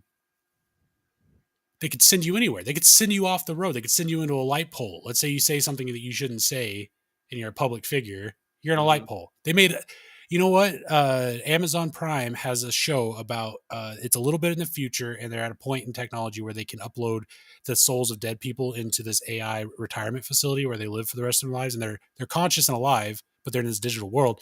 And one of the creator of that world, I think, was the creator. I only saw the first. It's always the first couple episodes, and they go into some homoerotic storyline that's like, okay, now it's porn.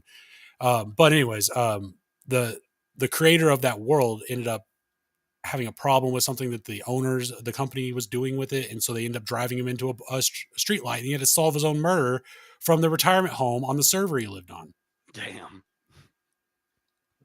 Well, they're always telling us the future.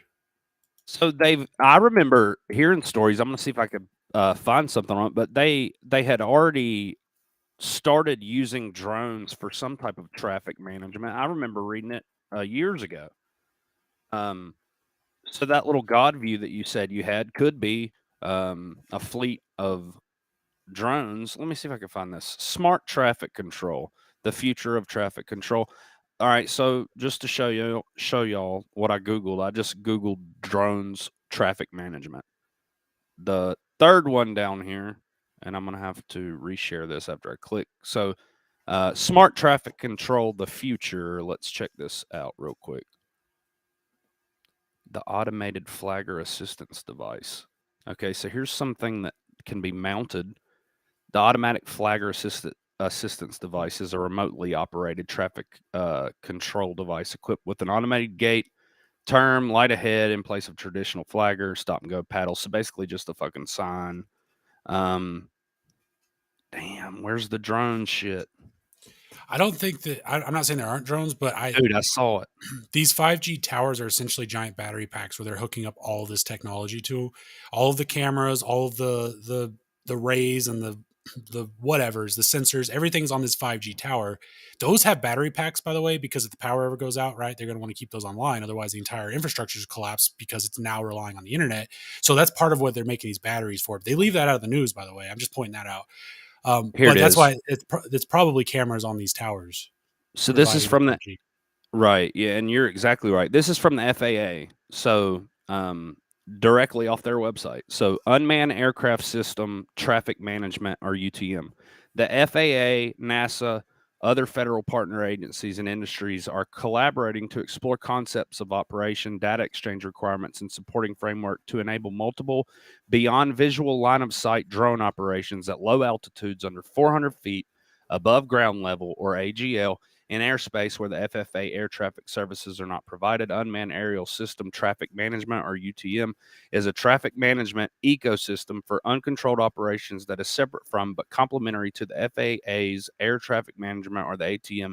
UTM development will ultimately identify services, roles, and responsibilities, information architecture, data exchange protocols, software functions, infrastructure, and performance requirements for enabling the management of low-altitude, uncontrolled drone operations, all in the name of UTM, or Unmanned Aircraft System Traffic Management. Directly from the FAA. So they do have drones that. Yeah, and they're going to be doing this soon, so get ready. Like in the next 10 years. Yeah, well, we've only have 7 years until Agenda 2030 rolls out anyways, and we're all in work camp, so. It's just scary. I went down that rabbit hole today, and I'm like, I got to put this in here. Yeah, it's pretty nuts. It was all. I'm sorry. It was all sparked by that Elon response. Yeah, it's nuts seeing this roll out like this, and also that's a 2020 article, and then you look at where we're at now, and it's like, whoa, okay, right, okay. I mean, it didn't go. I mean, we're not there. There are countries where like birds are attacking these 5G because people are. I mean, animals, people, everybody's dying. It's crazy. There was a guy, I think it was in the UK, with a hammer, or was it New York, knocking down I mean, it looked very like a 5G tower, but they said it was a security camera. But it was this like high tech. It was these white, all white with the black, very stylish surveillance tech. And he was up on the pole with a hammer beating the crap out of it. I mean, it could be the 5G or it could be my pillows, but like they're tracking over the last 5 years that men's life expectancy is lowering dramatically over the last 5 years. I said my pillows, but no, that we're was on funny. YouTube. I'm just saying. Yeah, I get you. That was funny. I couldn't think of anything, man. I don't mean to sandbag you. That was a great joke. I'm just really bad at comebacks. Thank you. All right, I'll you're take welcome. I'll just shut up and read another article about that. This is from Seeking Alpha. Apple said to be working AI health service, Mood Tracker. That's what we need. I wonder what company they stole this from. Apple may soon unveil a journaling app for mental and physical health, but the company is reportedly pushing into health and wellness even further. The company is working on health and coaching service powered by artificial intelligence, and Mood Tracker with the service, internally known as Quartz, designed to urge users to exercise, have better eating habits, and improve sleep. The service would use artificial intelligence and data from a person's Apple Watch to make suggestions, the news outlet added, citing people with knowledge of the project. Cupertino, California-based Apple, did not immediately respond to a request for a comment from Seeking Alpha. The health coaching service is slated to be released next year and is likely to come with a monthly fee, the news outlet reported. It would be separate from the aforementioned journaling app, which is also likely to analyze a person's behavior, understand what their typical day looks like, and offer personalization features, including journaling suggestions. So they're going to prompt you on the information that you want to put into this journal, so the AI can pick your brain.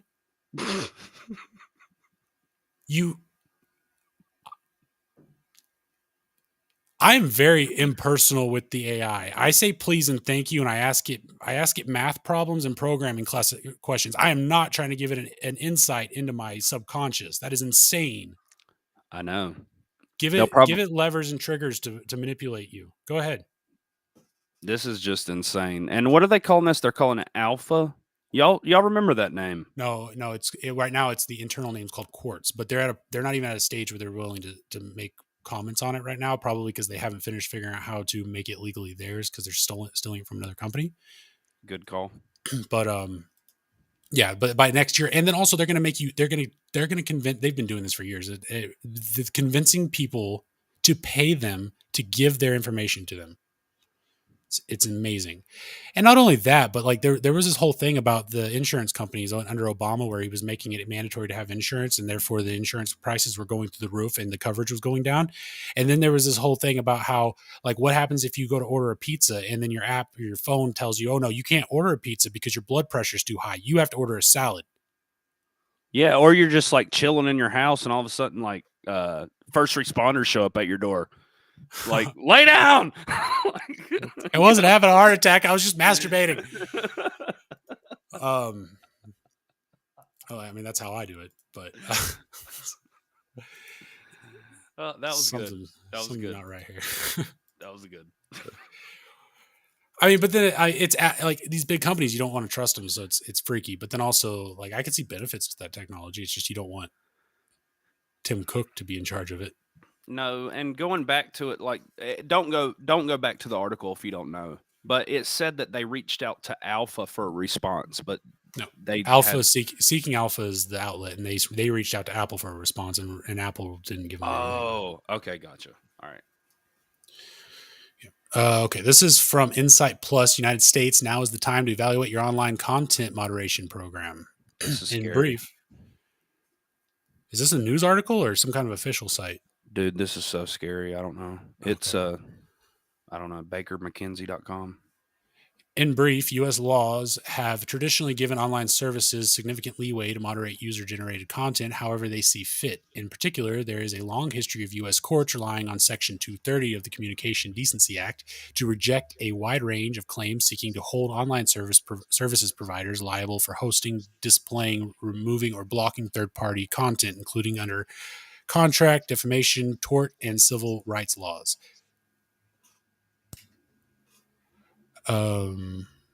CDA 230. Okay, CDA 230 does not protect online services providers from all claims related to third-party content. For example, there are statutory exceptions for IP infringements and criminal violations, but many commentators credit CDA 230 as one of the most important laws in the development of the internet by allowing online services providers to focus on growing their user base without having to discharge unduly burdensome duties to continuously review, assess, and moderate user-generated content. In recent years, CDA 230 has come under scrutiny for its alleged impact on freedoms of speech, online safety, and other misinformation.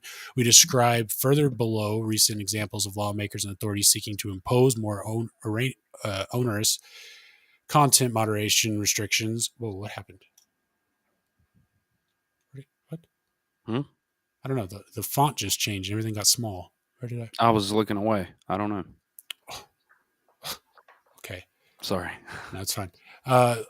Let's try to get some of the main points here. Trump administration executive order on preventing online censorship in May 2020 after social media platforms labeled a Trump post potentially misleading. President Trump issued executive order 13925 entitled Preventing Online Censorship, which claimed that digital platforms were relying on CDA 230 immunity to engage in deceptive or arbitrary actions to censor user-generated content expressing viewpoints with which they disagree. Pursuant to the executive order, the Department of Justice released proposed amendment to CDA 230 that would have, among other things, only allowed an online services provider to restrict access to user-generated content where the provider had terms of use that clearly prohibited such content. The action was consistent with such terms, and the provider gave reasonable explanation of the action to affected users and meaningful opportunities to respond. So that's the reason why Twitter can, if they block your account, they have to tell you why, and they have to give you like a reasonable. Right. And this is important, audience. So y'all just stay with us. Like, this really gets to something. Biden's administration calls to reform Section 230. In May 2021, soon after assuming office, President Biden revokes Trump's executive order 13925, but President Biden also called for CDA 230 to be pared back.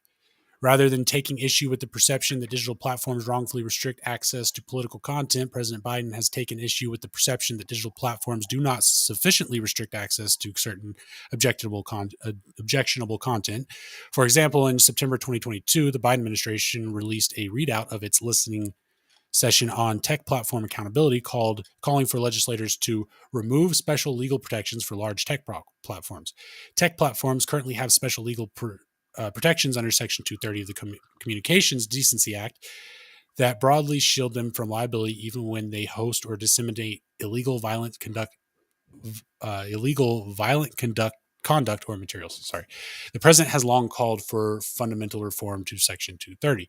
Florida Transparency in Technology Act, SB 7072. In May 2021, Governor DeSantis signed SB 7072 into law with the stated intentions of preventing social media platforms from engaging in unfair censorship of Floridians.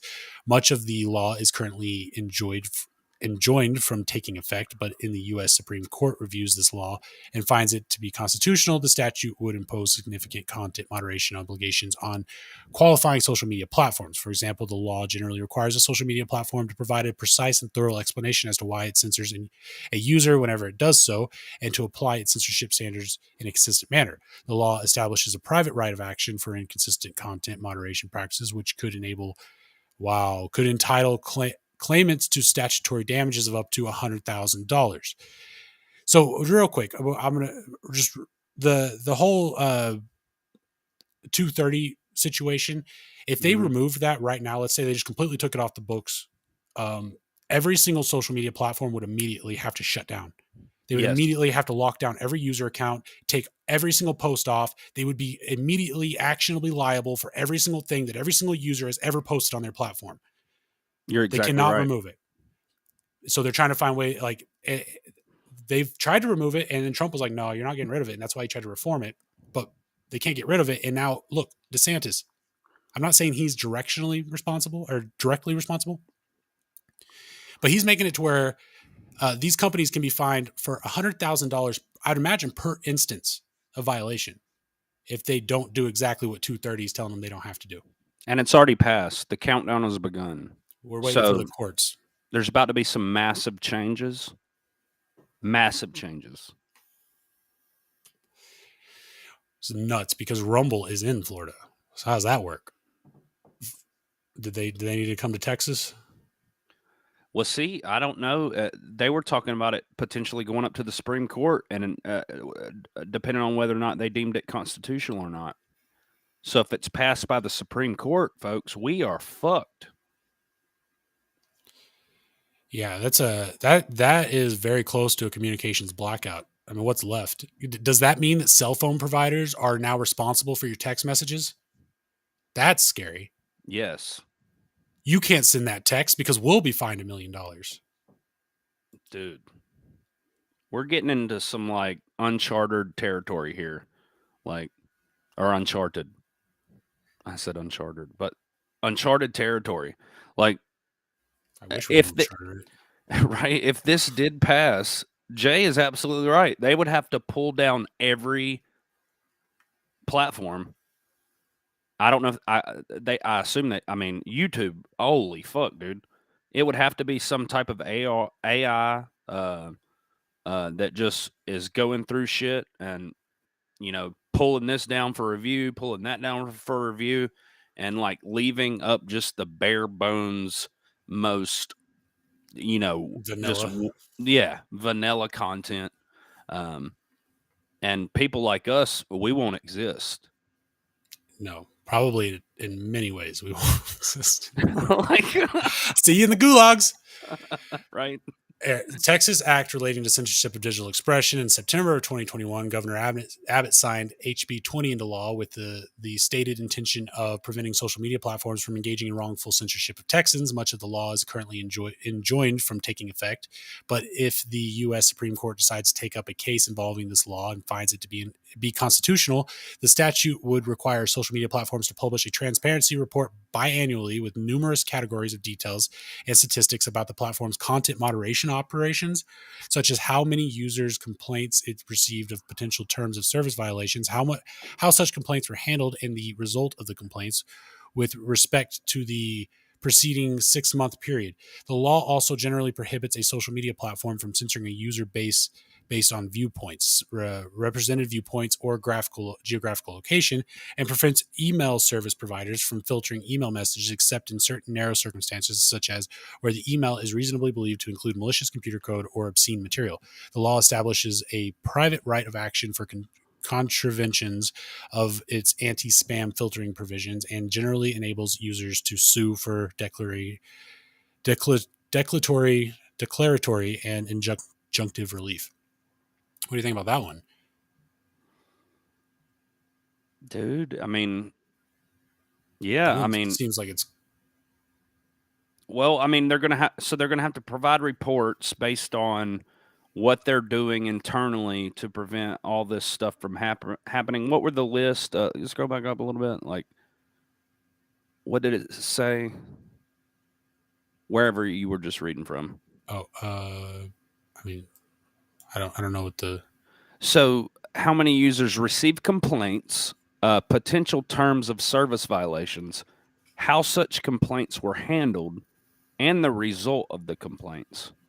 So they would have to keep a list of all of this stuff, and they would have to maintain compliance with whatever federal agency would be monitoring this.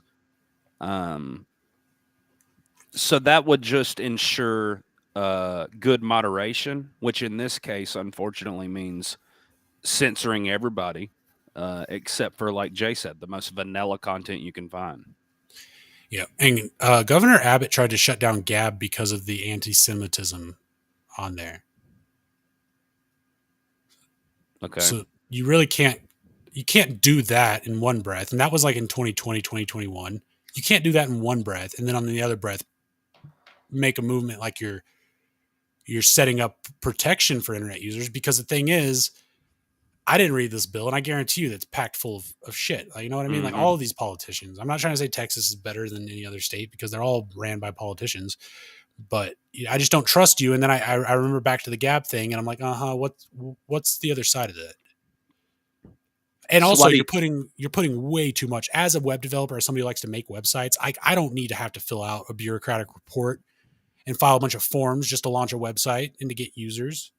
You know, it's a small business. It's a private business. It's none of their business. So just to skip over a few of these, but it's a good breakdown. Like, I appreciate that this paper's work, but so those last two, New York Act requires social media networks to maintain hateful conduct reporting mechanisms. So anything that's deemed as hate speech, by whatever definition that they're using there to, be able to label something as hate speech, they want the same thing done with that.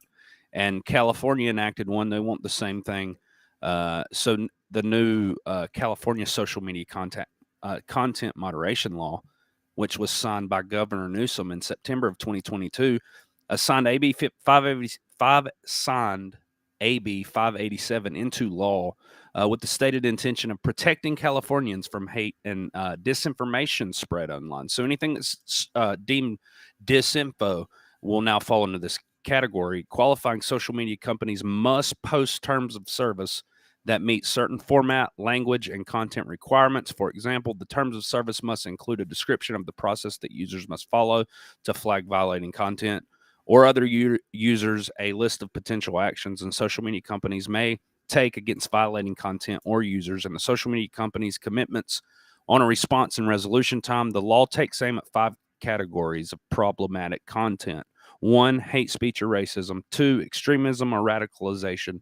3, disinformation or misinformation. 4, harassment. And 5, foreign political interference, which is what they called pretty much every true story that got dropped, back during the election. So this is a problem. Social media companies must submit lengthy and detailed reports twice a year to the California's Attorney General describing their content moderation policies and breaking down how often it was flagged, actioned, or resulted in disciplinary actions against users, and including the 5 categories of content. The California's Attorney General may institute penalties for violations of up to, scroll down, $15,000 per day. Per flag, if these social media platforms don't take it down. Titter has 24 million monthly active users last I checked, which was like 6 months ago. What do you think the percentage of flags they would get immediately just out the gate? The first day, they're kicking people and content off their platform left and right. Yeah, and when the mainstream media starts pushing this, they'll say without saying, "Go flag Twitter right now. Just go flag them." let's put them in the dirt. Yeah, well, and imagine that all of this setup with also the agencies all having their in hooks into all of these platforms as well. I mean, we don't stand a chance. And also, but I would also like to point out, like, this really is the corporatization. Like, Web 1.0, the 90s, the 80s, that was like the Wild West days of the internet. And then the late 90s, early 2000s, that was like your industrial revolution days, I guess. We are full blown. The internet is now I mean, it's very clear, but it's been taken over by the corporate populace. And it's getting to a point where you can't even start a website anymore unless you have enough money to file a bunch of paperwork with the government. Right. That is a tragic side effect of all of this. Unfortunately, we're at a place where the top news organization will literally settle in court, so they don't have to tell the truth. We'll be right back. All right. It's just a crazy day and age we're living in. Real quick, if you're watching over on Rumble, you're watching on Trovo, YouTube, whatever, give us a like if you don't mind.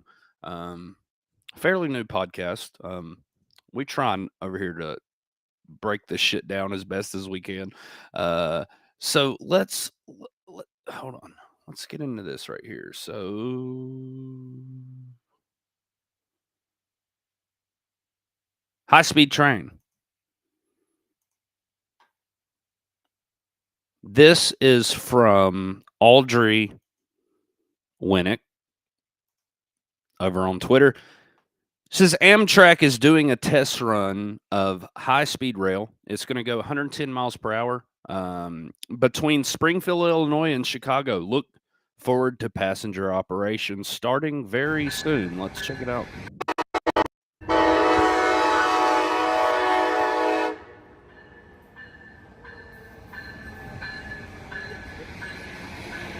It may be it, though. I don't know. What's up? I was just saying how I didn't think that this thing could go 110. This is not the train, right? I'm pretty sure that's the train. Is it? Yeah, but you know that the mag trains go like 300 miles an hour, so it's just crazy. The Amtrak's like, look at our new train. It goes 110 miles an hour, and it's still on metal wheels. But that being said, train. Yeah, I don't tell you the truth. I don't know the average speed of like a passenger, like a traditional passenger, like Amtrak train. Well, we could just Google that a bit. Let's see.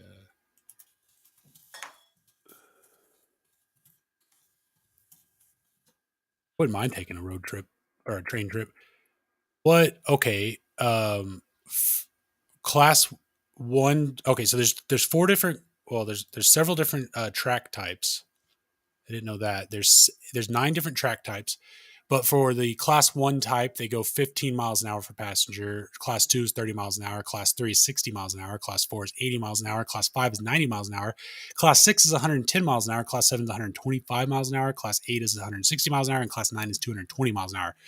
So those are the high speed rails, right? So the Amtrak just blew their wad on a Class 6 train.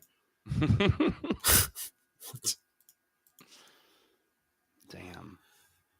Are we in medical news? Yes, we are. This is going to be a landmine or a minefield. Here we go. This is from Reason.com. Anthony Fauci says don't blame him for COVID lockdowns and school closures. If you're looking for someone to blame for the infamous 15 days to slow the spread that turned into more than a year of shuttered schools, closed businesses, and fraying social connections, Anthony Fauci says don't look at him. Show me a school that I shut down and show me a factory that I shut down, says Fauci, the former White House coronavirus czar and now retired public health official who became the face of both the Trump and Biden administrations handling the COVID-19 pandemic. In a lengthy sit down with the New York Times, I never did. He never did it, y'all. The interview is framed by the Times as an inside look at Fauci as he wrestles with the hard lessons of the pandemic and the decision that will define his legacy. But when it comes to time to answer the tough questions about who was at fault for America's botched response to COVID-19, the good doctor is happy to pass the buck. The blame is spread around, not only to the CDC and the other public health apparatuses for which Fauci became a convenient and willing personification, but also to the politicians who followed public health recommendations without any consideration of the cost involved. Here's the most interesting and illuminating part of the exchange. I gave a public health recommendation that echoed the CDC's recommendation, and the people made a decision based on that, said Fauci. I'm not an economist. The Centers for Disease Control and Prevention is not an economic organization. The Surgeon General is not an economist. So we looked at it from purely public health standpoint. It was for other people to make broader assessments, people whose positions include but aren't exclusively about public health. Those people have to make the decisions about the balance between the potential negative consequences of something versus the benefits of something. You just get to go up on the fucking television. I knew this would make you mad. And tell people and shame them and pretend that they don't have an option, manipulate and coerce them into it. But it's not your fucking fault. It's somebody else. I hate this guy. He's always shifting blame and he's walking it back. We all know what happened. Those of us, with remaining, memories, like we know what happened and now they're trying to walk it back. The guy in charge of the CDC says that he had nothing to do with the lockdowns.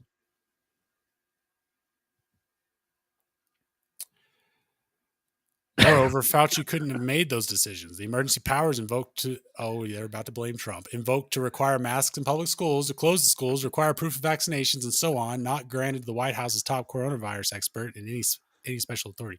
Again, it was governors and local officials, along with their dutifully appointed and confirmed public health officials, who made those determinations. It wasn't let's just be honest. It was Soros that made those determinations. All right. A check was sent. People cashed it. True that. It wasn't Fauci who kept playgrounds in California closed. Even after bars and restaurants had reopened, it was the California Department of Public Health. It wasn't Fauci arresting social distancing beachgoers either. It was the local police enforcing local ordinances. I mean, I just couldn't believe my eyes when I saw this. This is what this man's saying now. Despite testimony, despite documents, despite the video that we have of him pushing it, he's saying that he is in no way responsible. And it's all up to the states, America, It's just amazing. It's amazing. It could be comedy. This could be a B article. Exactly. And we remember how the media would drag you through the mud if you were a governor who went against CDC recommendations.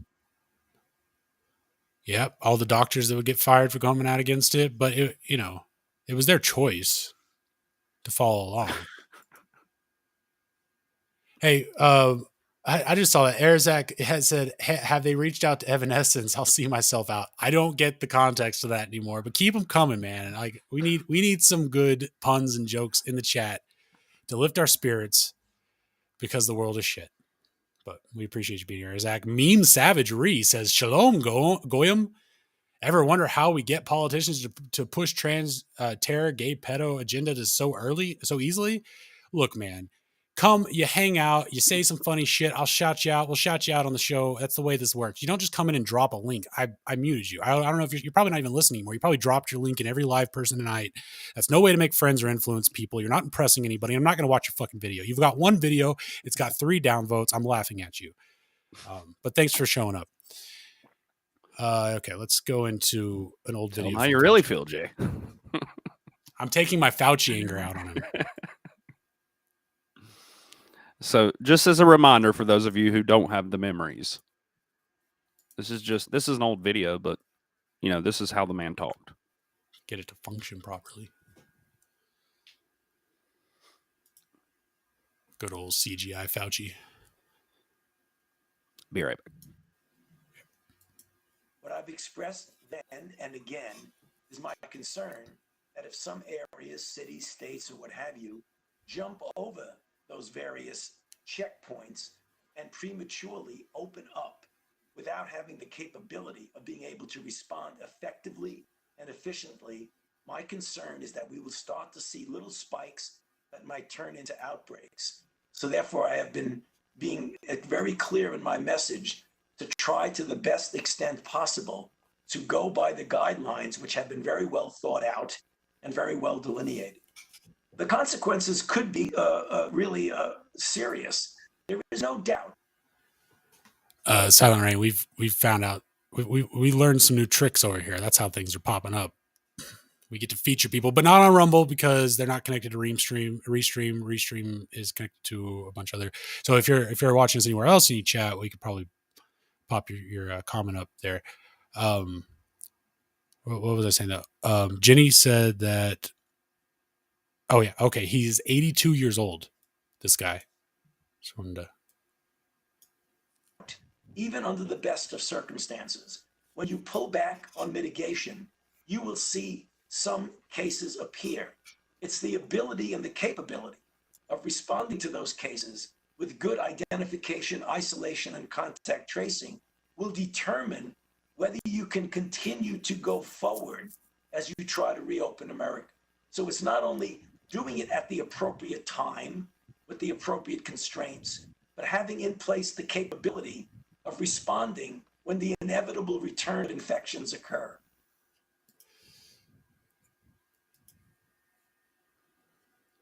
So there you go. Just a little trip down memory lane. The man who had nothing to do with it, just, It was just a suggestion. He was just recommending stuff. Insane. 2 + 2 is 5. You want to talk about the birds and the genetic machines? Hell yeah. What's going on there? Well, we don't make babies the natural way anymore because there are no real women left. But luckily, we have these birthing machines.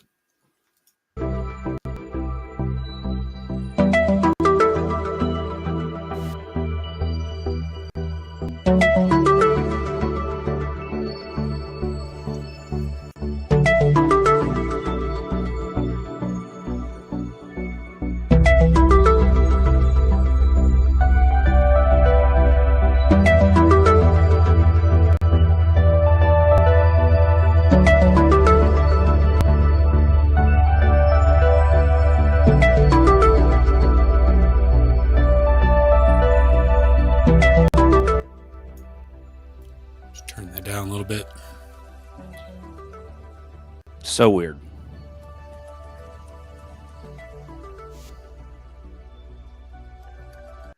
Yeah, I'll say this. Baby needs its mom's heartbeat.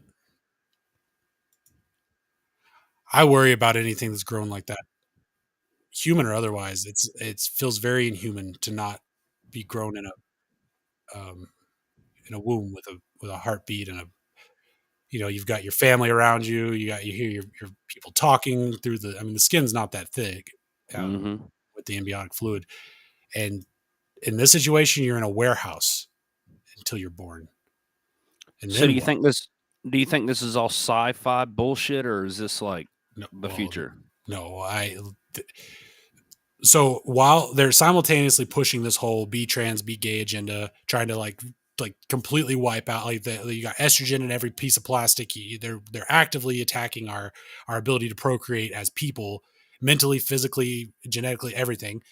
On the other hand, they're pointing out that we're having an issue where we're not having enough babies, and their solution is to come out with these farms, but they're already actively. I don't know if there's any actively being used, but they're proposing them and setting them up as solutions to low birth rates in a lot of these countries, like third world countries too. If I remember the list, I never did grab that article, but as far as I know, they've never publicly announced that they've grown a human being inside of some type of pod.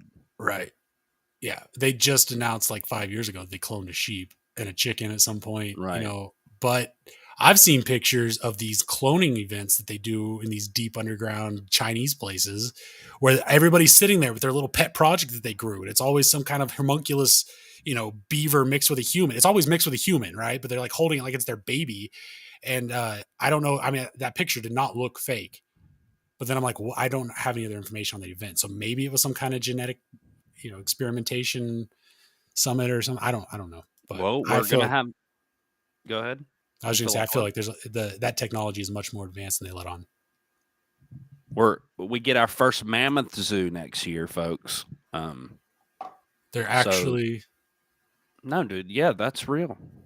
The first mammoth created by DNA from a mammoth who they're going to inject into the womb and the egg of some type of elephant. I forgot which specific breed of elephant or whatever, but that's apparently going to give birth to a mammoth, and the egg is just like a housing for it, basically. It's going to be weird. Okay, that's like a normal-sized human woman having a giant baby. It's going to tear her apart from the inside. That's horrible. I don't wish that on any elephant. Well, apparently, according to them, they're like a similar size when they give birth, so it's not going to affect the female. I don't know. I'm not into this shit, but I read stuff. We'll have to see, man. I mean, I don't. It's scary. So this tweet says, now imagine that programmed to conquer your brain and wipe out your genetic memory. This is bacteria or nanotechnology eating bacteria.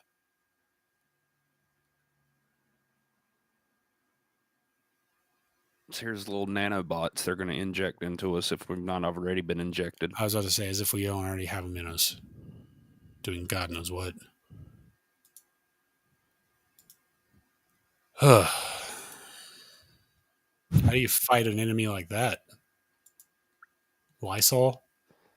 I don't know, because if they're putting this shit into the foods, we're done. We're done dude. already. That's why I already said COVID, everybody's worried, COVID, they're trying to kill us all. It was not very effective if that was the goal. So obviously that was not the goal. Check out this shit. Hi there.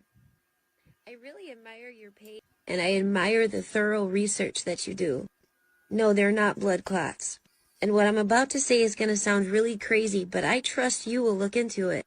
Look into intrabody nano network administered through VAX. Just type in those keywords. Then look into transhumanism. Then look into the Internet of Bodies. Then look into how the Internet of Bodies is going to tie into and become the foundation of this new digital financial system that's coming. And then it's all going to make sense. It is self-assembling nanotechnology for the purpose of creating a carbon nanotube network within the human body to make the human body a device that can eventually be linked into the Internet of Bodies. What? Hi there. So what she's saying, I really admire your page, and is that the vaccine has nanobots in it, and when they get injected into your body, they go to work building carbon tubing throughout your body, which is causing a lot of people whose bodies aren't expecting to have carbon tubing running through it to go into stroke because of clotting. And it's technically clotting, right? You got something blocking your vessels and your arteries and whatnot. But what she's saying is the purpose is to eventually, like, the robots are in people are in the process of being turned into electronics as we speak. Right. And that's why it's not, funny to laugh at, someone who would deem this as a conspiracy theorist anymore. Like, even if it's not in the vax, just think about this for a second, audience. Even if the nanobots are not in the vax, they already have the fucking patent for the nanobots, and they're working on the nanobots. They've just got to get them into you somehow. Okay? So they'll figure out a way, whether it's manipulation through, you need to buy this Apple Watch that, tracks your mental health, or you need to, do all this bullshit. I don't know, man. Or the food. I don't know, man. And then at the end of it, they'll be like, well, you consented. You ate the food that we made that had the nanobots in it. So therefore you consented. You were scared of the virus and you chose to get the vaccine. So you consented. Our karma is clear on this. You consented to all of this. Insane. That's because we're dealing with narcissistic psychopaths, and that's how narcissistic psychopaths think. They can do whatever they want to you, and then they're the victim, or they're you're the one that. So she said, I trust that you will look up intrabody molecular communication networks. I damn well did. Here's what I found. Why did you do that? It's from PubMed. An intrabody molecular communication network framework for continuous health monitoring and diagnosis. Abstract. Intrabody communication networks are designed to interconnect nano or micro-sized sensors located inside the body for health monitoring and drug delivery. The most promising solutions are made of implant nanosensors to timely monitor the body for the presence of specific diseases and pronounce a diagnosis without the intervention of a physician. That means that, like, if they did manage to get them in everybody, like I could have nanobots in me, you could have them in you, if they exist at all, which it looks like they do. They got a patent on it. They could actively know if you have Alzheimer's or if you're on the road to having Parkinson's or if you're about to have a heart attack, and they're sitting off in some God view cloud somewhere watching you through a microscope, and you don't even fucking know it, and you're not going to get alerted if you're about to die. That bothers me more than anything. And then what's really scary is that they can communicate with it. Oh, which means other people can, because anything from the government's hackable. Right. So it's very grim right now. I don't know. Brings a whole new meaning to stop hitting yourself.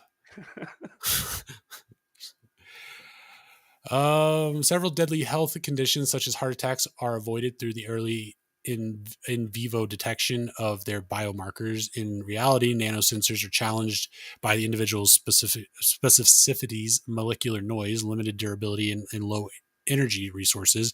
In this paper, a framework is proposed for estimating and detecting disease and localizing the nanosensors. The framework is based on molecular communication, a novel communication paradigm where information is conveyed through molecules through the case study of the shedding of endothelial cells as an early biomarker for health or for heart attacks. The intrabody molecular communication network framework is shown to resolve major issues with in vivo nanosensors and lay the foundation of low complexity biomedical signal processing algorithms for continuous disease monitoring and diagnosis.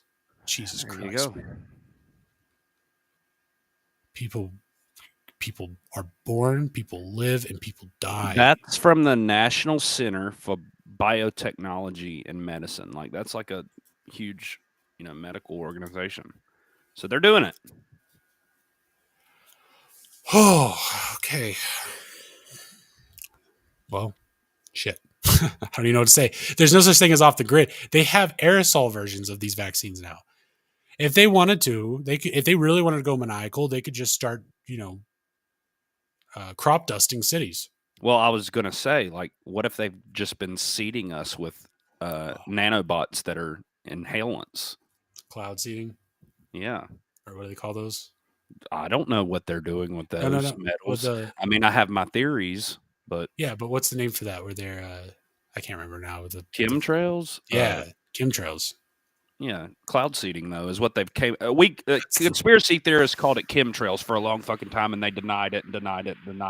And then finally said, we don't do chemtrails, we do what's called cloud seeding, which is exactly the same as what, the conspiracy theorists were dubbing chemtrails. Which is probably why they had to come out with it. I cannot click on the right one. Probably why they came out and they put a name on it and defined it for us because they couldn't hold back on the conspiracy anymore. This is from Cision, PR Wire. PRNE. PR Newswire. Okay. PRNewswire.com. I don't know what Cision is. Virex Biolab Group Limited has entered into an agreement with the distribution of Marburg virus PCR testing kits. So here we go again, guys. We were just now talking about how we're still in the middle of the shit from 2020, and now we've got this Marburg situation. But London, April 19th, Virex Biolab Group Limited, an innovative biotech company focused on the detection of immune responses to and diagnosis of viral diseases, announced today that it has entered into an agreement for the distribution of Marburg virus PCR testing kits. The Marburg virus real-time PCR kit is an in vitro diagnostic test based on real-time PCR technology for the detection of ribonucleic acid, better known as RNA, from the Marburg virus. The company intends to launch the kit into areas accepting a CE mark. What the hell is that? I'm Googling that shit. What areas are accepting it? This is what I want to know. What is it? CE mark, they signify that products sold in the EEA have been assessed to meet high safety, health, and environmental protection requirements. So it's a government regulatory agency in the UK. Right. It's basically like FDA approved, like, or some bullshit. So, but they give it to areas. The company intends to launch the kit into areas accepting. Once it accepts a CE mark, then it will launch the kits. Okay, weird wording.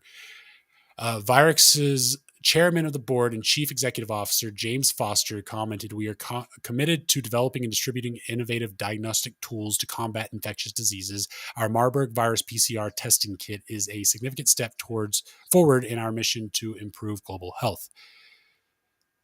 The Marburg virus disease is highly virulent disease, which causes hemorrhagic fever and requires assessment under the international health regulation by the World Health Organization. Given the severity of the disease, the use of accurate and reliable test kits is critical to ensure the best possible outcome for individuals affected by the disease. I mean, just what? When did they start talking about Marburg? It was a couple of months ago. Yeah, probably when like Pfizer and Moderna got approved for some vaccine to roll out. Yeah, we covered it somehow. I don't remember exactly what. Is that the rock behind me? Get out of here. How long have we been on? Oh, over 3 hours. Really? No, I guess only 2 hours. I don't know what's going on, man. I don't have that on my playlist. I don't know that much. Got to get him out of here. I'm not going to read about a vaccine while the rock is staring over my shoulders.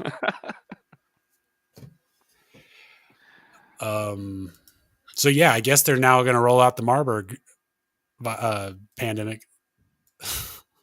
See how that goes. Monkeypox didn't have any effect, but then I guess not enough anal sex. Go figure. But now the Marburg virus is coming. And PCR test, which are probably going to contain nanobots. Yeah. That's the idea. If they don't, this will. Our food. I've been wondering why. So I've been doing some research lately, and it seems that more and more companies are adding bioengineered products to our food. I've been wondering why I haven't been feeling 100%. Let me show you. Campbell's is one of the ones that is a big contributor. Campbell's soup. And if you look at the label, what's it say? Contains bioengineered food ingredients. Nature Valley contains bioengineered food ingredients. Nabisco Ritz crackers contains bioengineered food ingredient. All of these cereals are the same. Gravies from different places, all the different stores, contains bioengineered food ingredient, which I find really wild because I didn't think Aldi or Lidl would have things in their store that had that, because you know it's not allowed in Europe. And this one right here, this is my heartbreaker, because where does it say it? Right there, contains bioengineered food ingredient. So, if you're not feeling well, if your body's hurting, if your stomachs are upset, if you're having migraines, check your food. Might be time to do a cabinet clean out. That's insane, man. So, okay, so I just wanted to define it. So, a bioengineered food ingredient, according to the U.S. Department of Agriculture, is a standard, defines bioengineered foods are those that contain a detectable genetic material that has been modified through vitro recombinant deoxyribonucleic acid. Holy shit, that was a tongue twister. Or rDNA techniques.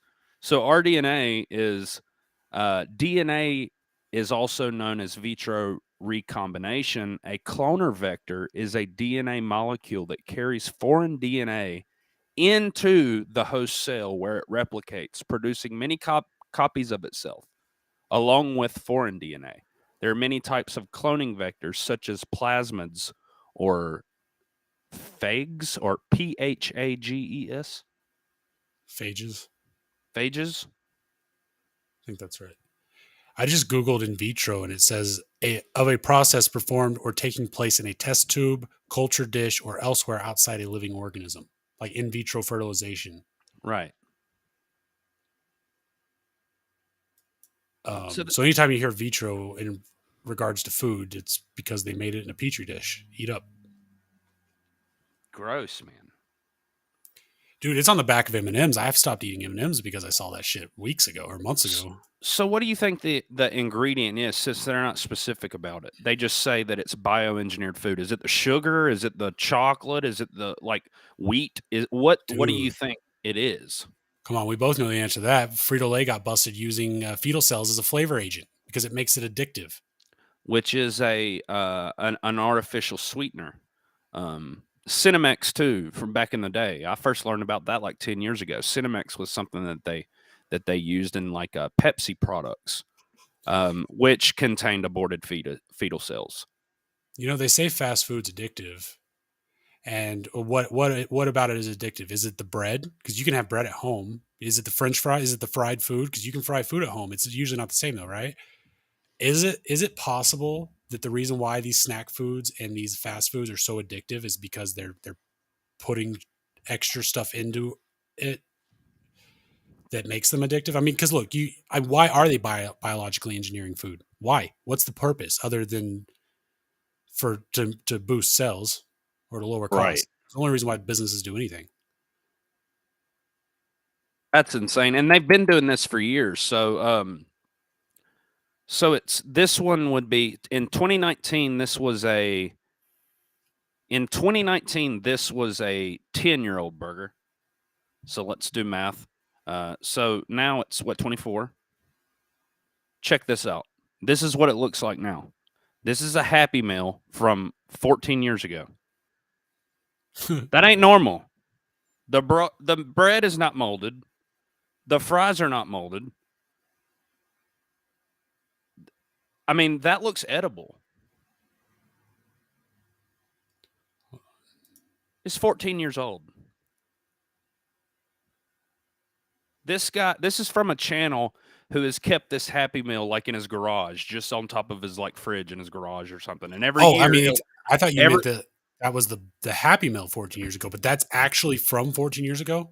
Yeah, dude. This is like, this was in 2019 is when this picture is taken, but this is a very like famous thing that this guy's been doing for years. He'll take a picture of this Happy Meal every year. So like, and that's what it still looks like.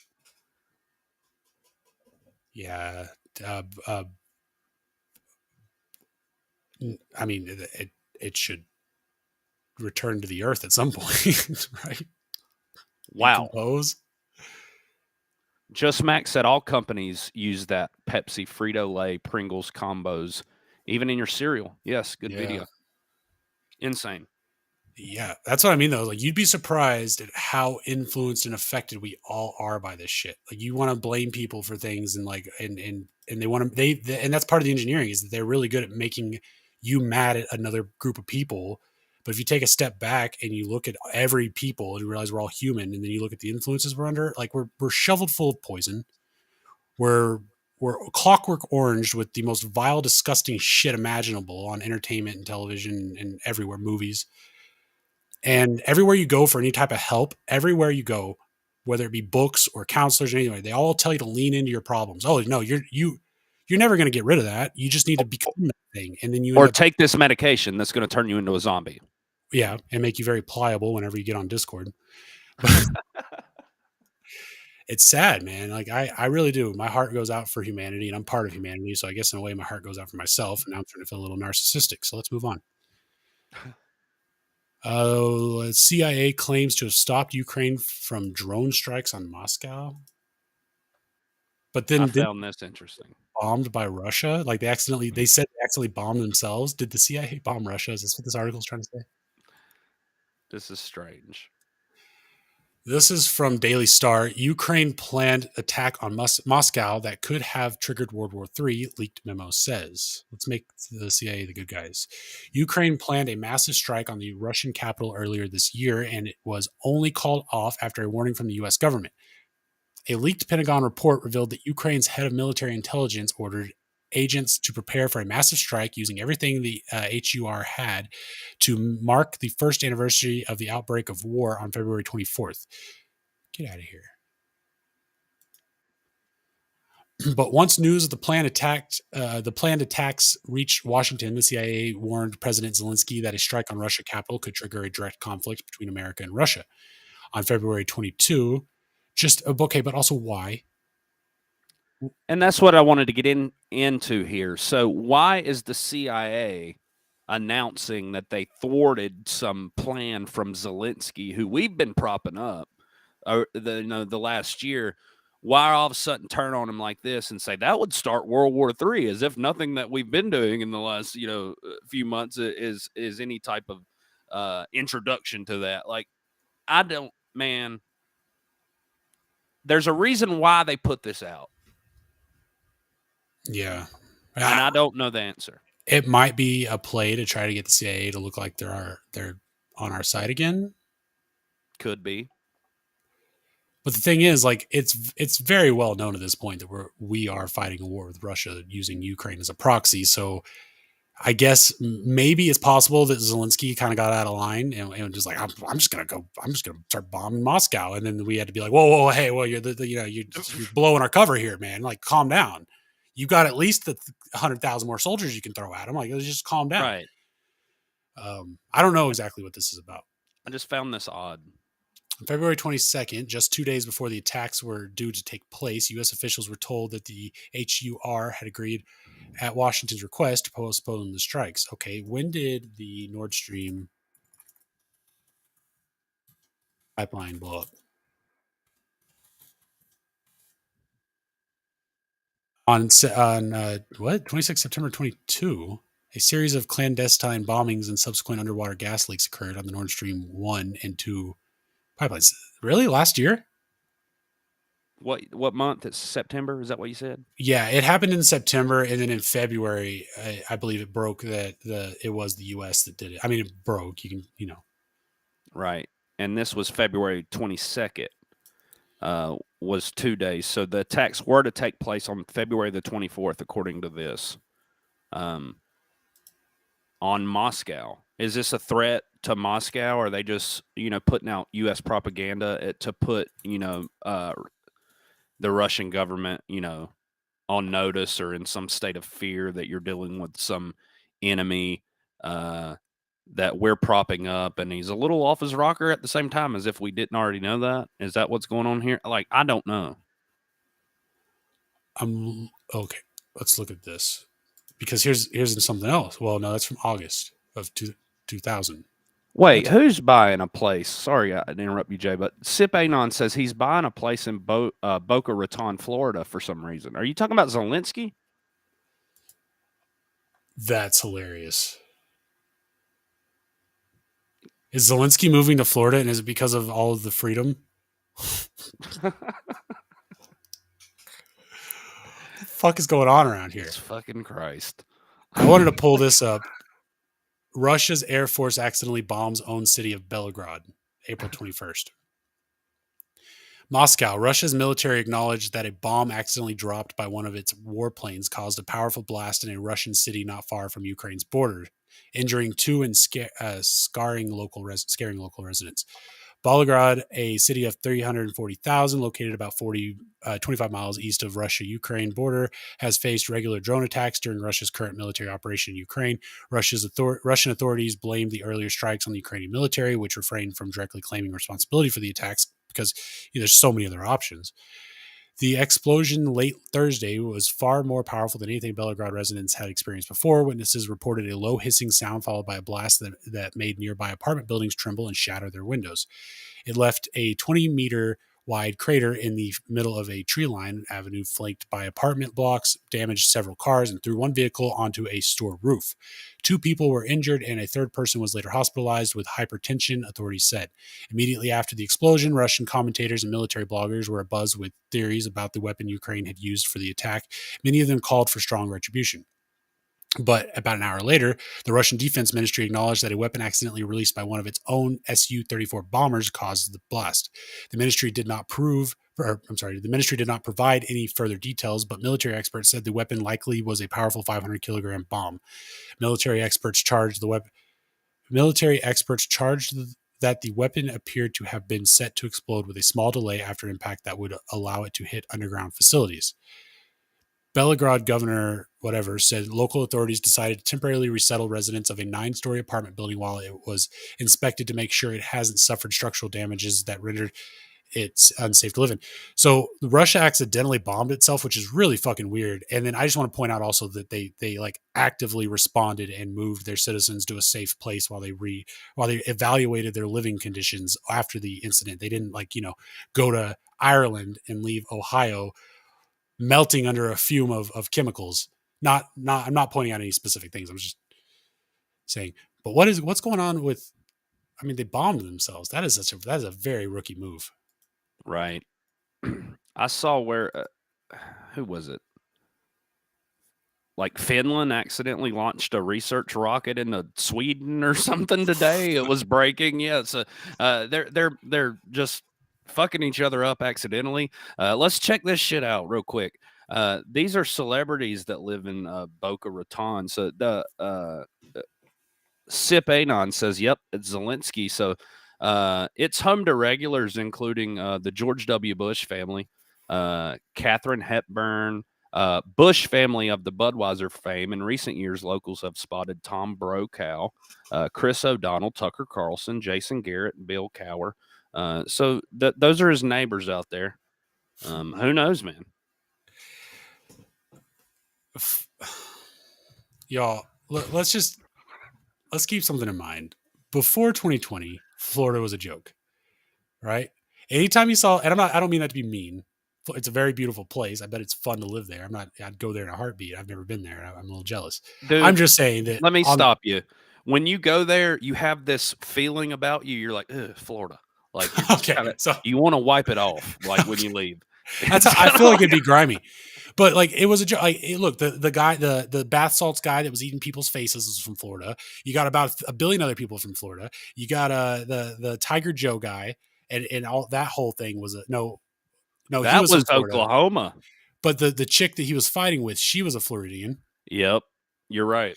You got the swamps, the gators, you got the anacondas, you got they called the 2008 election early for Bush. Florida's got its problems. Disney, don't forget about Disney. Oh, okay, yeah, and then it's literally the home base for Disney. But DeSantis Trump gets DeSantis elected, and then for a year during a lockdown, he puts on a good show, and now everybody's up Florida's ass. But like, it seems to be like a bit of a safe hold for anybody that's anybody. It's almost like if shit were to go south, it seems like Florida might be the safest place on the planet, even the way everybody's flocking to it.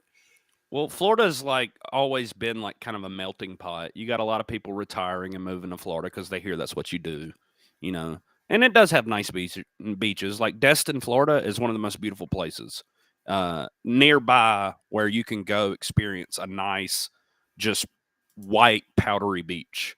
And it's weird to look at. They also have this waist deep area that you can walk out into the little peninsula, and they have all these water bars that you can like sit, like the stools are in the water mounted to the bottom of these vessels, and you sit on them, and there's like a bar, and they'll give you drinks, and you're just out floating in the fucking water. It's great. Like you get to do shit like that when you're in Florida. That's like going to I don't know how it is in Florida, but like in Cozumel, they have places like that. They're really nice. You have the time of your life. The second you step off of the the resort property, you're in no man's land. You're probably going to get a kidney removed. Right. I don't know. I'm not saying Florida's like that by any means. But there's a lot of Cuban refugees, and like I said, it's a melting pot. So there's people from all over the U.S. You're going to meet when you're in Florida. You're going to meet people from New York, from L.A., from Las Vegas, from everywhere. And like it's rare to find like an actual Floridian that was born there. I mean, they exist. Don't get me wrong, but it's just like a melting pot of people. A lot of first generation. Right. Do you want? Did we do the battlefield tanks? I think no, but this is cool. Okay, well, thanks for getting it. So Putin deploys the T-14 Armata battle tank to the battlefield for the first time. Let's check this out. They've been developing these. They had a contract. I think they're sitting at about 150 of these things now is what they're saying. There could be more. But anyway, so Putin sends his invisible T-14 Armata tanks to the battle in Ukraine for the first time after Britain said using poor condition fleet was at high risk for Russia.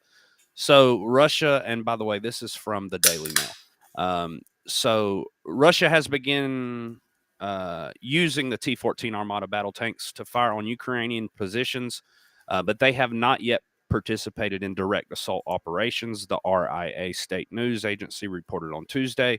Quoting a source familiar with the matter, RIA says that the tanks have been fitted with extra protection on their flanks, and crews have undergone combat coordination at training grounds in Ukraine. The T-14 tank has an unmanned turret, which is what really separates it from other tanks.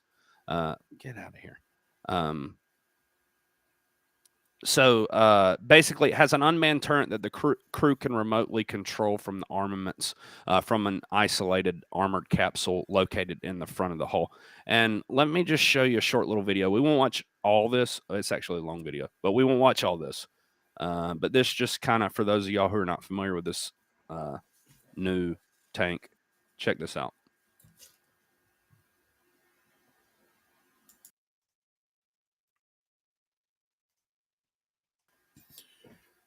When configured as a main battle tank, the T-14 measures in at 8.7 meters in hull length, not including the main cannon, a width of 3.82 meters and a height of 3.28 meters. It weighs in at 55 tons, making it much heavier than the T-72 or the T-90 it's replacing. The T-14 is divided into three separate sections: the armored crew compartment, the turret, and a space for the engine.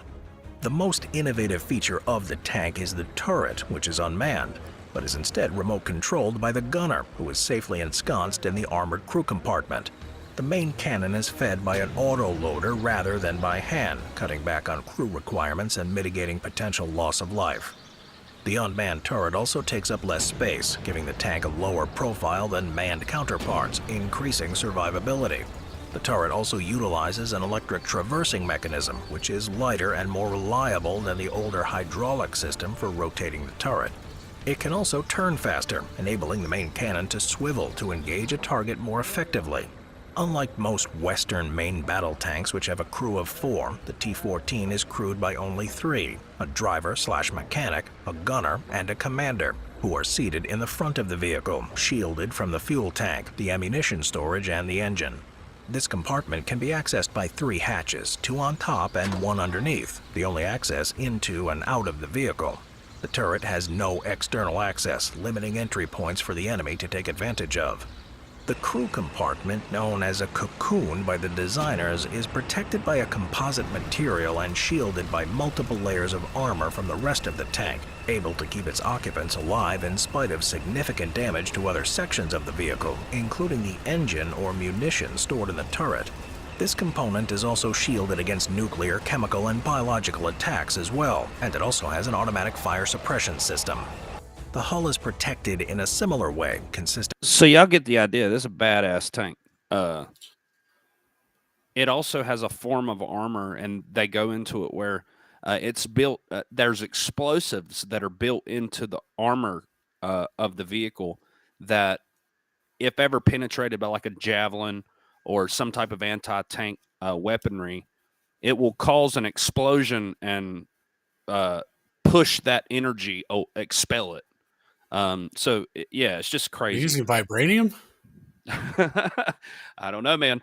Plus, the radar signature is extremely low, even though we do have technology that can pick up like the smallest of any heat differences. That's why they're calling it the invisible tank. Like, this is a badass tank. They're about $6 million a pop. Not as impressive as I'd like to see. I mean, look, they're weapons of war, so the guy in me is like, yeah, blow it up, and so I want to see something like badass, and I see it's like it just seems like a tank, but it's 30 feet long and it's narrower than other tanks, and it's got. I mean, it obviously has some upgrades, but even then, I'm sitting there like, oh, you're just now auto loading your what do you call those things? The shells. That Right. seems like I don't know, man. Not super impressive, but it's obviously ahead of the game. I mean, it's pretty badass. Let me hold on. Call me when they got laser tanks, Jewish laser tanks. I want you to watch this real quick. Here we go. All right.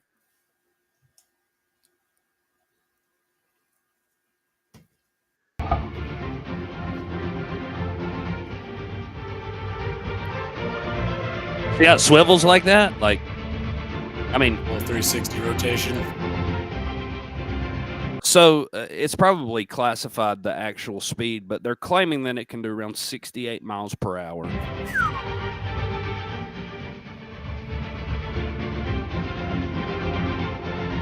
It's got a 1,500 horsepower diesel engine in the back of it. Look at this motherfucker, It's dude. drifting.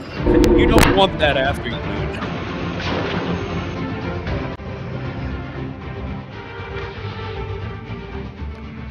Yep, just go through the water. It doesn't matter. Like, we don't need amphibious vehicles anymore. Russian tank don't give a fuck. This is crazy, man. I mean, they're mean. They're mean. It's a bad. Don't get me wrong. It's a badass vehicle.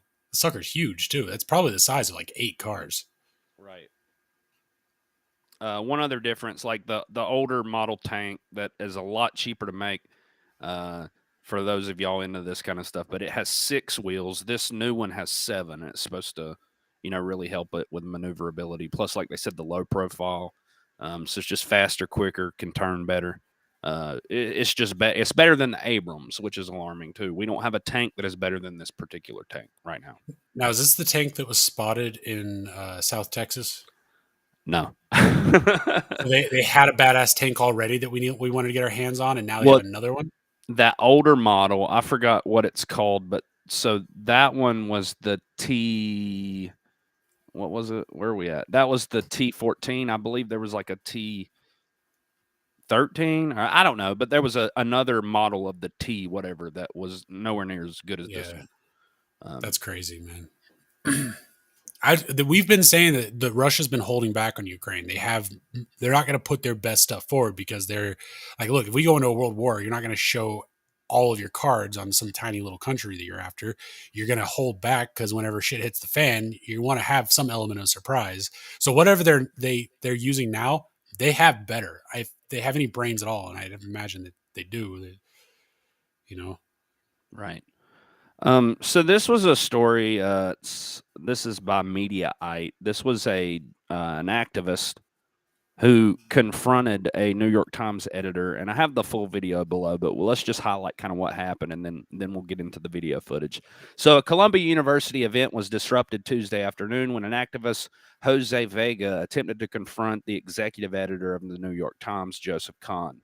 The event, Fault Lines Democracy, was a conference aimed at building a democratic press and was set to take place on Tuesday and Wednesday in the New York City, hosted by Columbia Journalism School. The video shared by Vega on his Twitter page shows security guards pushing Vega out of the room.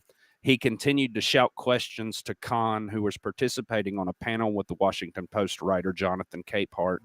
Jose Vega, this was his first tweet that he put out. He said, "I confronted the executive editor of the New York Times, full vid coming soon. I was pushed by the security guards to the floor. Enjoy that video." And this goes into stuff that he's quoting in the video. So let me pull up the full video real quick of the interaction that kind of started this whole thing. So check this out. This is what he said during this conference.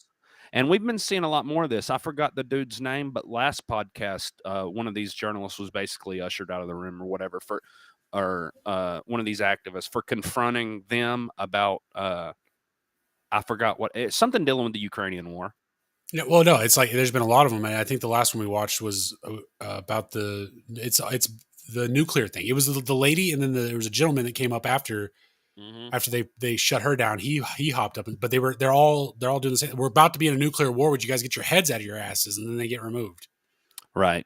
So here's the video of that interaction. The lecture hall with Seymour Hersh. I'm looking for the one with Seymour Hersh because it's a policy and press hall event. So shouldn't we be talking about the Nord Stream since that's the biggest story of the century? And you guys, I mean, you have the executive editor of the New York Times there who came out with a phony story to try and block Seymour Hersh. It's just kind of funny how that happened, I mean, did you even acknowledge Seymour Hersh? All of you are executive editors of papers that broke Pentagon, My Lai, Watergate. Is this the same papers or not? I mean, is there anything you've gotten right in the last 20 years, or am I mistaken about that? I mean, it's just kind of funny because Iraq, wrong. Syria, wrong. Russiagate, really wrong. Okay, I mean, the list goes on and on.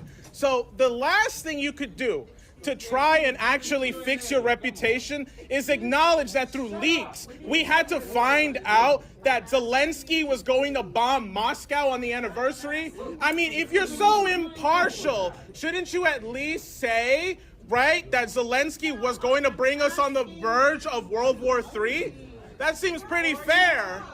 While Julian Assange rots in prison, all of you've got, fat checks because he's in jail for doing your job. And you know what? Tucker Carlson ain't no Seymour Hersh, but he did something you guys are scared to do. Speak the truth and actually be critical of the war, which is why he was actually fired from Fox, because you are all cowards. Every single one of you. None of you have actually had any relevancy. And you know what? The mainstream press is now dying. Nobody's ever going to listen to you again. Tap him on the shoulder. You have no credibility with the public.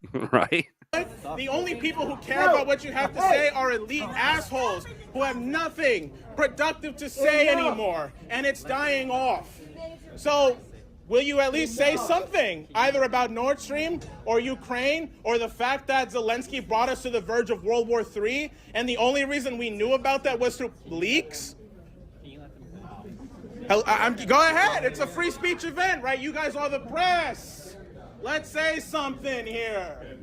Mr. Khan, come on. You're the executive editor of the New. And it's so gross that these people are in there like shilling for him. They're like, shut up, asshole. Stop. Yeah. And they all know what he's saying is the truth. Using the dad voice. That's enough. That's enough. Right. What? Fucking New York Times, I'm just trying to get into some good trouble here, man. Woo. Listen, Karen, get out of my face for a second. I got to talk to these gentlemen. Okay. Well, I just want to hear what they have to say. Go ahead, I'm done. Wait your turn. Wait your turn. You're not talking to you. Come. Wait your turn. You could project if we can't. I would just say I think it's important to hear everybody's point of view. Yeah. So thank you. All right. I do think that we need to give our moderator a chance to ask other questions. We're on the verge of World War III. We're not doing that. We're not doing that. Really? Thank you. Notice how they're like not addressing it. They're just like, we want to give everyone an opportunity to be able to ask your question. Thank you for your question. What the fuck? Say something about this bombing. We blew up the Nord Stream pipeline. Listen, don't stand there while there are people rotting in prison. Nobody said anything about Uhuru, right? The socialists who are in jail for being critical of this war. God damn it. Let's go. At least say something about the people in jail for being critical of this war. They don't deserve to be. Somebody tried to clap. Right now. Yeah, clap because security tackled him and they're like dragging him out of there for being honest. Unfortunately, doing these fucking people's jobs. So this is the second time that guy's been featured on our podcast. The first time was whenever they moved the doomsday clock. Remember that? He was yelling at AOC about the nuclear war. He's been doing this for a while. He was actually interviewed on ROTC and I think a couple of other podcasts for the same, for this activism stuff. He's been doing it for a while. And he knows all the rules about, how to act, where like what he's allowed to do without getting in legal trouble. And so I think he has a podcast somewhere, but good. And you know what? Even if they continue that when they're going to their convention, the talk, whatever, they're all going to be feeling awkward as shit. Yeah. I mean, because there's nothing that you can say to like as a rebuttal to any of that, because it's all true, and pretty much everyone knows it now. They're dying. It's like the collective populace has to have these assholes that we all know are lying to us tell us that it's true before anything can happen. Or maybe we're all just sitting around waiting for these assholes that are actively making moves to ruin our lives to stop and to start making our lives better. I don't know what's going on, man. It's so crazy. I mean, I'm in the same boat. I'm just sitting here on a podcast talking about the news, but it's just weird to me that we all just sit here and Yeah, and like I told you last podcast, like I use them as like where not to look. So if they're saying this, okay, then I don't need to focus on that. Because that's some type of misdirection, some type of psyop, some type of bullshit. I don't know.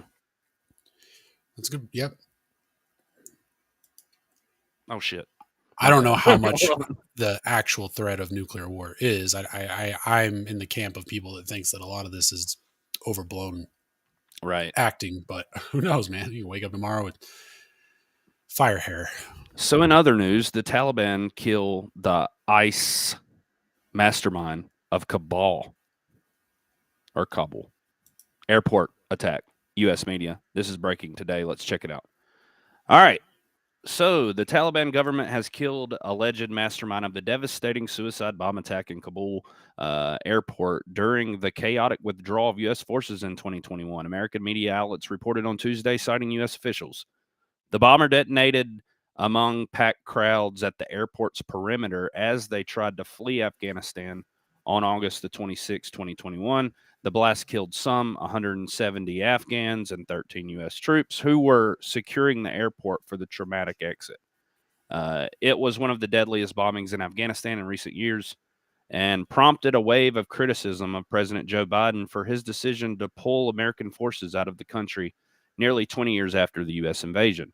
The leader of the Islamic State cell that planned the attack was killed by Taliban authorities in recent weeks, a senior U.S. administration official told Politico, and on condition of anonymity.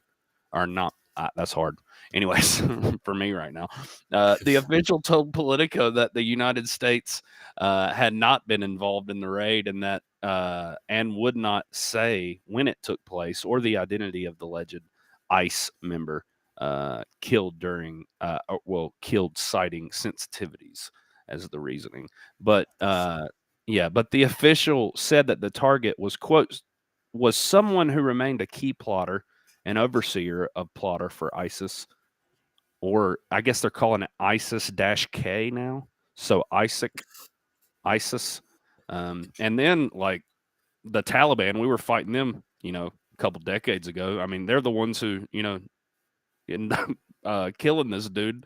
Like I said, we've talked about it, but we funded all of them. It doesn't matter. But anyways, those are our boys.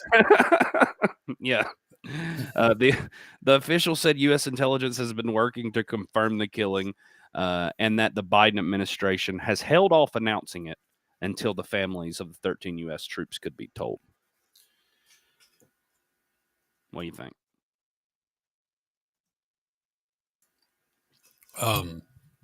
Well, I guess there's a resurgence of the terrorist organizations. We've been in a war on terror since 2020, or no, since 2000, 2001, 2002, whatever. We've been in a war on terror, and that was a perfect guise for a continuous war that with no end, because there's always terror, right? There's always something we can go to war with. Same groups out in Sudan. And then Trump comes along and he destroys ISIS. He destroys ISIS and he destroys the Taliban, and he cleans shop, and they're all gone now. And then he leaves office, and a year and a half, 2 years later, here we are again. Now apparently we've got ISIS and we've got Taliban. But the funny thing is, we did fund those organizations. We made them. It was even proven that there were like members of ISIS were actually like secret agent, or like what do you call them? 3-letter agents from several countries, not just the U.S. And they were, right. I mean, they were essentially mercenaries that were working. I'm sure they thought they were doing the right thing by creating an enemy for us to go to war with. I don't know what their reason is. And I remember, like, even back before it was like common knowledge to people that watch the mainstream news. Like people, we didn't fund them. And then at the same time, I'm like, am I the only guy who sees them with like javelins and, RPGs and like, where the hell do you think they got that from? You think they're making that shit out in caves or something? Right. Like, we armed them. We trained them. I don't know. And we're doing the same thing in Ukraine right now, but we're not involved. Not our war. Let's check this out. So, Justin Trudeau, let's go out to Canada real quick. So he's being accused of rewriting history by claiming that he never forced anyone to get vaccinated. Similar approach to Fauci. Canadian. I swear they all read the same playbook. Canadian Prime Minister Justin Trudeau generated controversy for recently claiming that he never forced anyone in his country to get immunized throughout the course of the pandemic. In a clip shared to Twitter, Trudeau declared Monday that he merely incentivized people to get the vaccine while not forcing them to do so.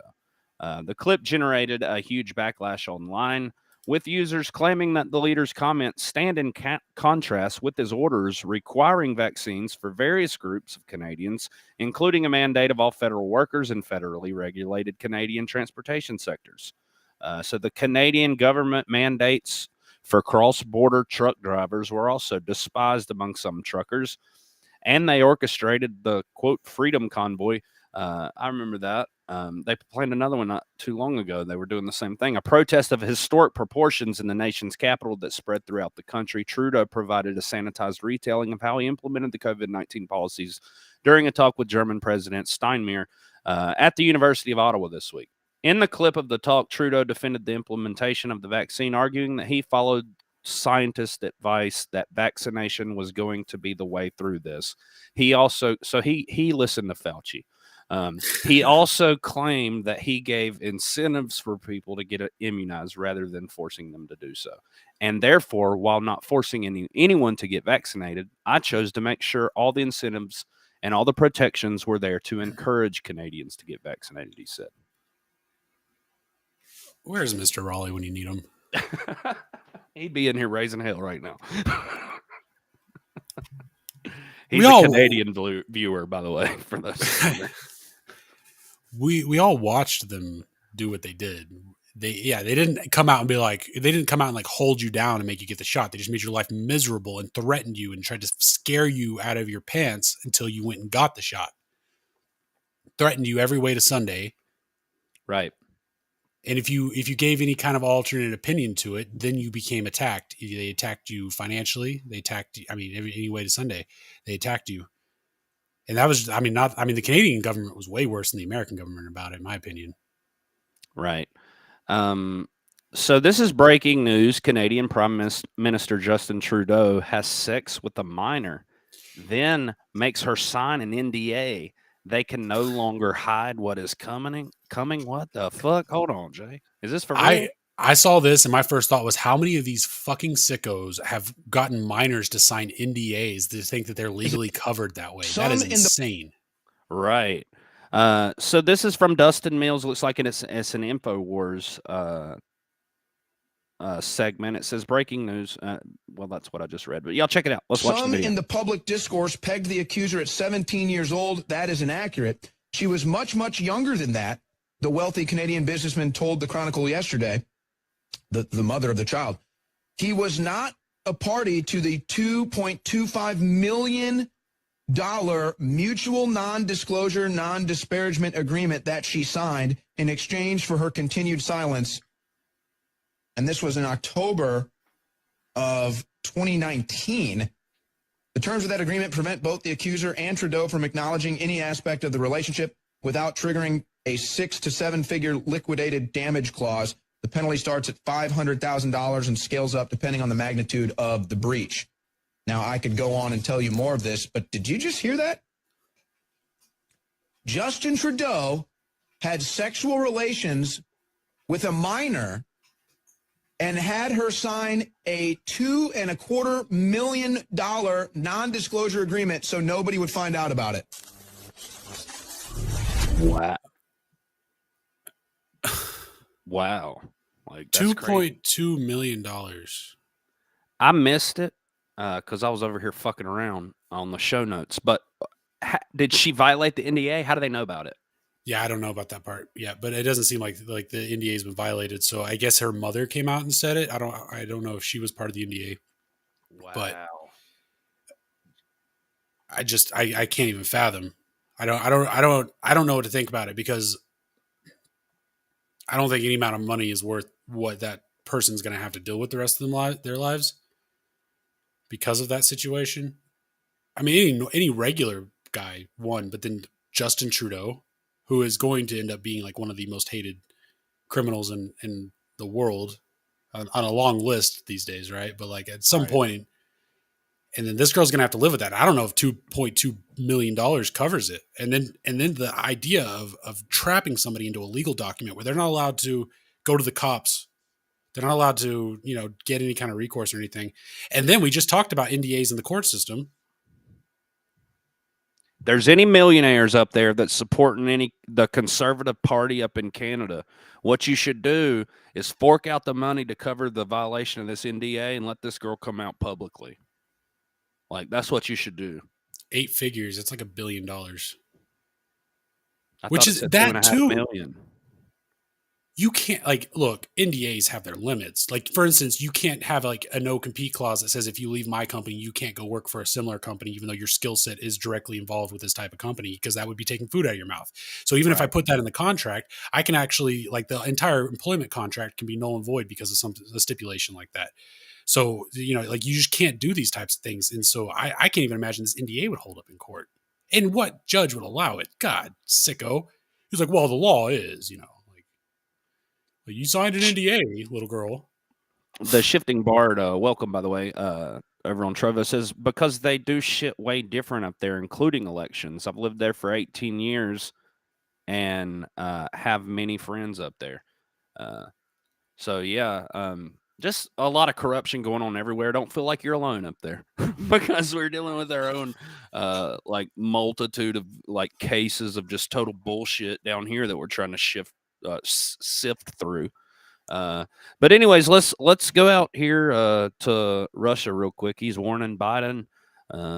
Let's check this shit out. So this is from Trending Politics. It says Russia warns Biden risk of nuclear war is steadily increasing. Russia has issued a warning to President Joe Biden in the United States, signaling that the risk of nuclear war is, quote, steadily increasing as Ukraine-related tensions between the two nations continue to escalate. The statement comes amid reports that the United States has decided to cease exchanging certain information about its nuclear forces with Russia following Moscow's refusal to do so.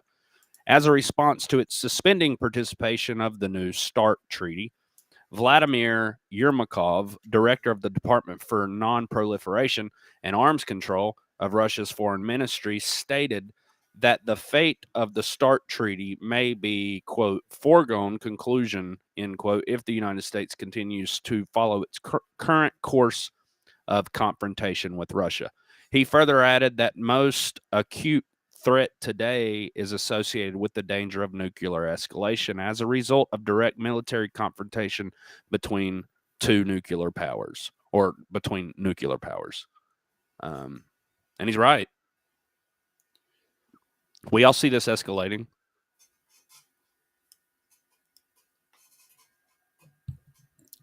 Man, we're not even fighting a direct war with them, but they know that we technically are. And they're telling us to stop. But I'm an American. I'm pro-America, but our country's been hijacked. That's all I know. You're absolutely right. So let's go out to Italy real quick, see what they're doing. What are the Italians doing, Jay? Let's break this shit down. So same thing the French are doing. In Turin, Italy, anti-NATO, anti-government lies. It's happening everywhere. The world is beginning to wake up.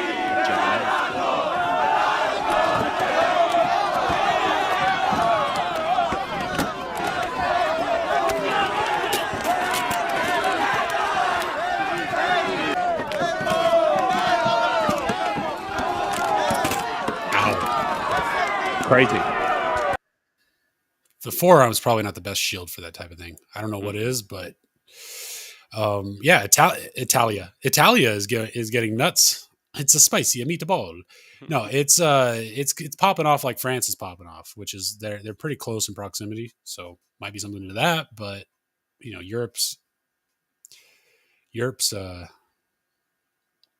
popping off. It's all popping off. Put it that way.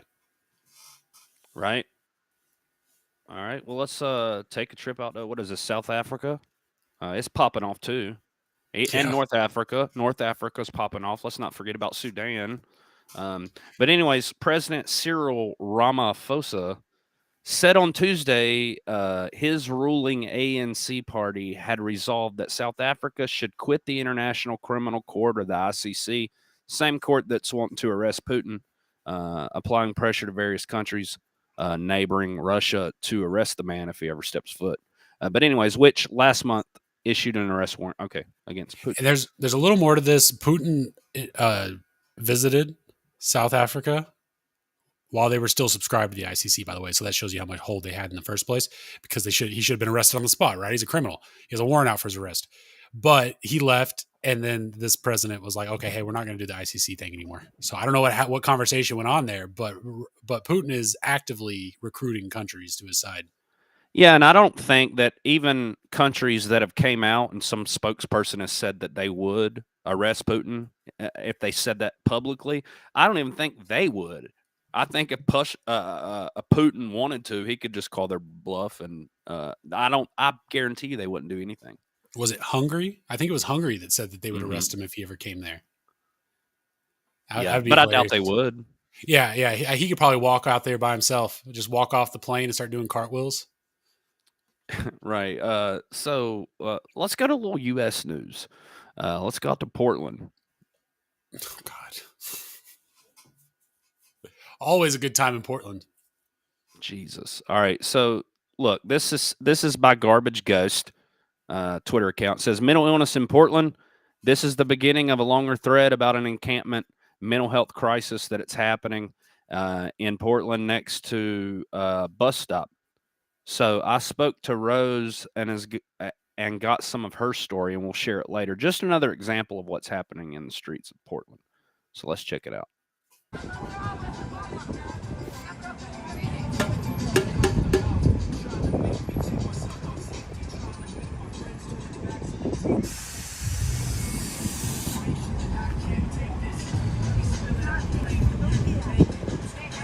The hell are they doing, Jay?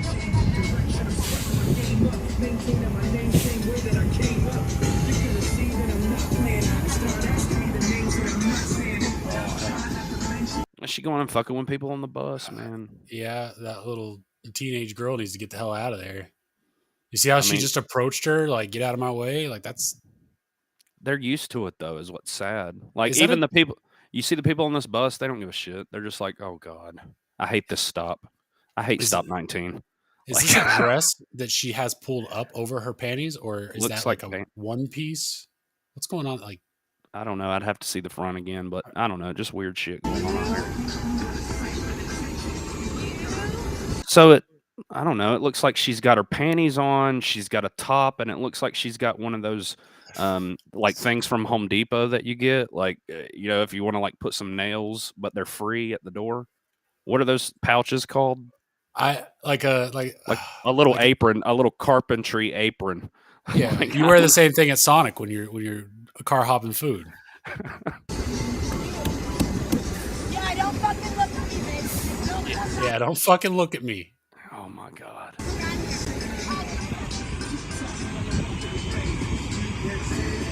Jesus Christ, man. When your car becomes your home. And like we can laugh at this, but every single city in this country is like a few steps away from that. You just need a little bit of more economic turmoil combined with more access to drugs. People are just going to slowly start slipping over the edge one by one, and we're all going to be sitting on top of our cars playing tin cans for drums. This is from Colin Rugg. Y'all check this shit out. So, a whistleblower tomorrow will testify to the House Judiciary Committee that the United States is working as a, quote, middleman in a multi-billion-dollar illegal immigration child trafficking scheme at the southern border. I'm patiently waiting for the kids in cages crowd to voice their opinion on this. Wow. Should I click on this article? Oh, yeah. I mean, if you want to. All right, hold on. I'm going to have to... So this is from Trending Politics, which this is kind of huge. Breaking: whistleblower to expose U.S. government involvement in a massive child trafficking operation. On Wednesday, a whistleblower set to testify in front of a House Judiciary Subcommittee that United States government has been operating as the middleman to a multi-billion-dollar child trafficking operation. Fox News reported the alleged child trafficking is believed to be taking place via the unsecured southern border of the U.S. The House Judiciary Subcommittee on Immigration, Integrity, Security, and Enforcement will be evaluating the number of unaccompanied children crossing the southern border at the Wednesday hearing. 3 witnesses are testifying at the hearing, which is titled "The Biden Border Crisis: Exploitation of Unaccompanied Alien Children." One of those testifying is Tara Lee Rodas, a former employee and the whistleblower at the Department of Health and Human Services.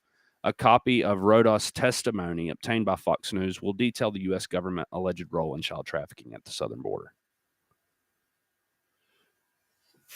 Well, I mean, it's a start. The southern border has been a problem, and I don't. It seems like we're wasting a lot of time here discussing it. We should probably come to a solution, right? Yeah, and we all know it's going on. We all know they're trafficking children.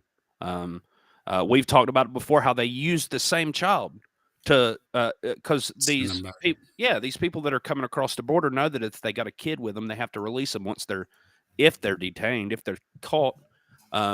So unfortunately, you have these children who are literally owned by the cartel, that they'll send them across the border with a group of people who've paid to come across, and then they will send the child back with the coyote to get another batch of people to smuggle across, which is insane. Yep, and definitely not healthy for the child. So no, and look, and while you're reading that, my first thought was like, in every border agent's like, no shit. You know what I mean? Like their hands are tied with policy. Absolutely. I guess I'm going to go out here to Sudan unless you have anything else you want to add with that, but it's just a sad situation. Let's make it worse. Let's go to Sudan. Okay. So this is from KC Patriot's Twitter account, or KC. Sudan is currently undergoing an evacuation as war and the fighting has broke out.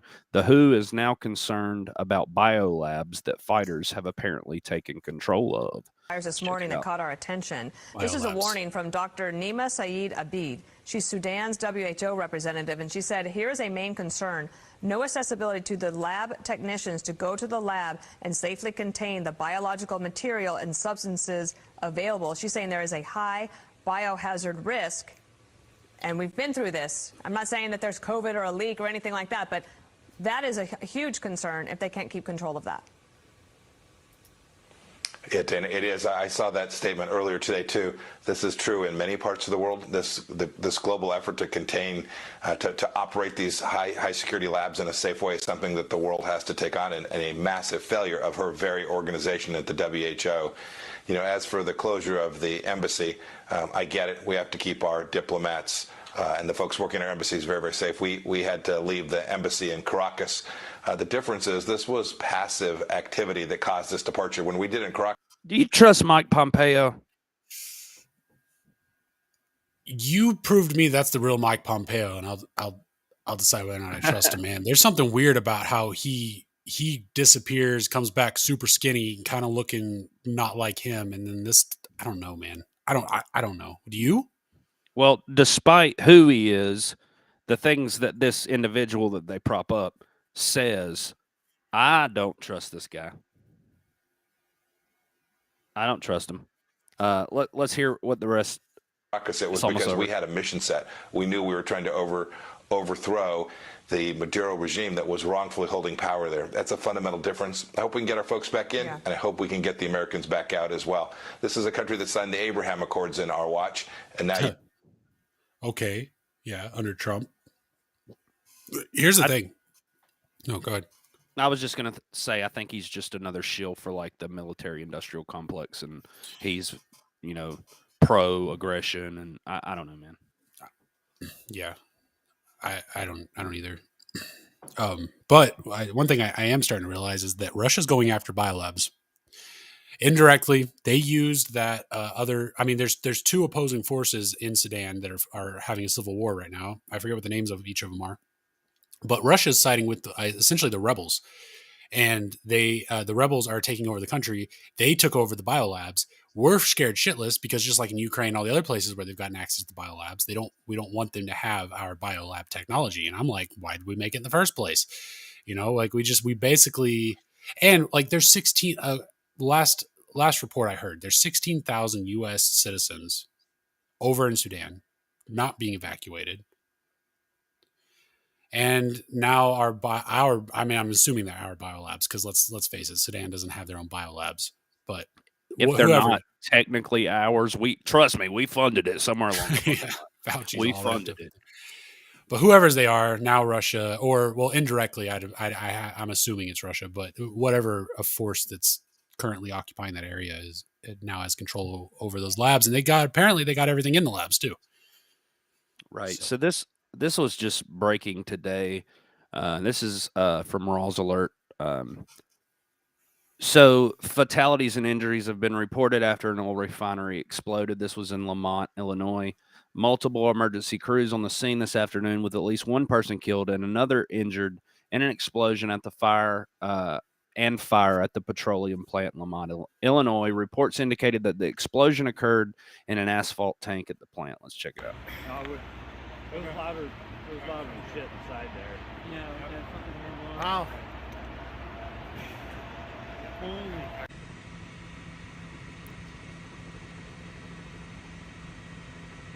So, y'all could see from the soot and everything. This was a massive fire before they got cameras live on it. This was a huge explosion. Well, it's crazy. I saw it's not even like, in the grand scheme of things, this is probably small potatoes, but it's a pretty big disaster. But I saw the video of it and I was like, holy shit, that better not be around where my dad lives. Cause he lives in a town that has these facilities all around it. It's just outside of St. Louis. Mm-hmm. And I was like, holy crap, that I really hope, it's not near him. And then I look at the post and it said Illinois. I was like, fuck. But it's not, it's close to them, but Lamont, Illinois. I don't know. It's probably not even worth mentioning. It just kind of freaked me out for a second. Well, that's good that it wasn't nearby.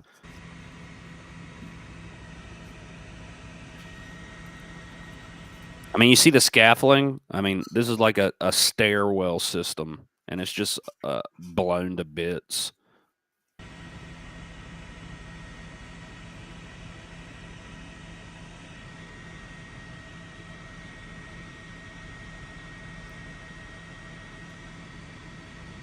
Champions Automotive, huh? I was going to say, I wonder who it's owned by. Is that it? Well, that's the only logo I see, but that's weird that they have an oil refinery. I don't know much about the company, I guess. Right. Me neither. So moving on to U.S. weather, not too much to cover. But apparently this week, which could be interesting to see how it plays out, meteorologists are also talking about this week. There's some stuff happening in the atmosphere apparently where it's just going to be a weird weather week. This guy is Ryan Hall. And it's just a little short intro. He's got this series on YouTube. Y'all can go check out if you want to, but here's his intro to The next week or so is going to be abnormally cold across the central and eastern U.S. At the same time, it's going to get downright toasty over here in the west. This is going to result in a big storm system that will bring a ton of rain, thunderstorms, and even snow to millions of people across the U.S. through this weekend. But it's what happens after that that really sets in weather whiplash as we try to wrap up the month of April. So y'all can look into that more if you'd like, but apparently shit's about to be popping off weather-wise. It's been chilly here, man. It's like the end of April, and today was like 62 degrees. Right. I got my heater on right now. It's A little ridiculous, honestly. It's been kind of cold here for the last couple of days, and it just started to warm up today. Like today was really nice outside. I'd say it's about like 65, 70. That's good. Usually you get weather before I do. I Right. think. It was comfortable. So y'all check this out. This is from an account called Aaron Reed. It says, happening today, over 100 drag queens and allies in Florida stand in the rotunda and chant, "Drag is not a crime." Governor DeSantis' law intended to target drag has resulted in pride parades being canceled in the street and even a travel advisory. Y'all check this out.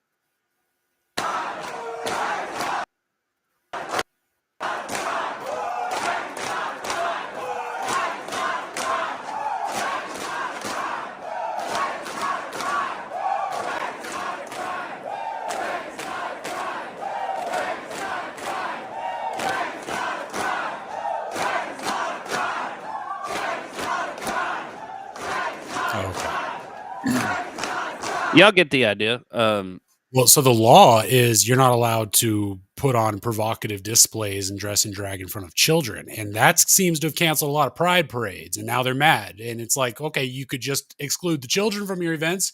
Oh, no, that's not an option. Why? Yeah, so weird. They canceled a Disney pride parade because the children weren't allowed to attend. Right. And the thing is, these people, I guess, are not looking at it like in a sexual way. They're looking at it more. They've tried to program people into thinking this is an identity thing, which, look, a pride parade, I don't care what you're identified as. That's gross. Like the way people are out there naked with their cocks out. I mean, we've all seen it. Yeah. Like it's not a place for a child. No, and that seems to be like the checkmate in all this. It's like, okay, children aren't allowed to come to your event. Okay, well, we have to cancel the event. Why? You can't just have your adult party with your adult friends? No, we need the children there. Why? Checkmate. You are like, that's where it's like, oh, the children can't be involved. Well, that just ruined everything. No, it didn't, unless that's your goal is to have them there like that. Because like if you said, okay, for like, okay, it's an LGBTQ parade event, and you say, okay, for whatever, lesbians aren't allowed to come. Do you think the rest of them are going to be like, oh, well, I guess we just can't have it then? No, they'll be fine that the lesbians got excluded, but you exclude the children and you ruin everything. Sorry, No, you're exactly right. Me and you both included this. This is some weird shit. Happened out at the White House. I'm assuming it was today. If it wasn't today, it was yesterday. Sipping on said, too bad Ron's in Taiwan. Right. Check this shit out. So what looks to be two gentlemen with a casket going in. So y'all could see this is a little construction area that they were hiding. That in itself is weird.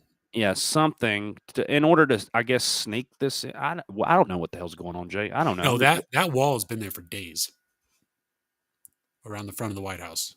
Wow. Let's watch it. That's a casket, right? Well, maybe Nosferatu's visiting the White House to talk to Joe Biden. I mean, just an odd thing to do. It's very weird. Regardless, like, what could that possibly be? It would make any sense to be carried into the White House. Yeah. Through the front door of all things. They've got all kinds of ports and entries for trucks and supplies. So, like, is Biden dead right now? Like, what happened, dude? What do you think happened? Dude, some people are saying that they're actively proceeding with military tribunals on the White House front lawn and hanging people for crimes. And I mean, sometimes like you see pictures, like they set up a stage there at one point. I don't know what that was about. Nobody used it. There was no announcements or of events or anything like that. They've had gates around the White House forever. And like, but then there was a news report just the other day about a toddler slipped through the security and breached the White House. So I don't know. What do you believe? Do you believe that it's completely locked down and guarded, or do you believe that it's so insecure that a toddler can slip through? Insane. Let's see. And Brownsville again. Brownsville, Texas. It's the third episode we brought Brownsville up. So happening right now out there, you have border collapsing in Brownsville, Texas. The Brownsville, Texas border right now, local reporter says, This is the third straight day of this. Biden government letting many of the Sunday ones into America. What? The ones that What is showed that? up on Sunday, I guess. Okay. Is this just the ones that showed up on Sunday? Are we getting this amount of people every day? Right. I bet. Which would explain why these are here now. Todd Bensman reports. Let's check it out.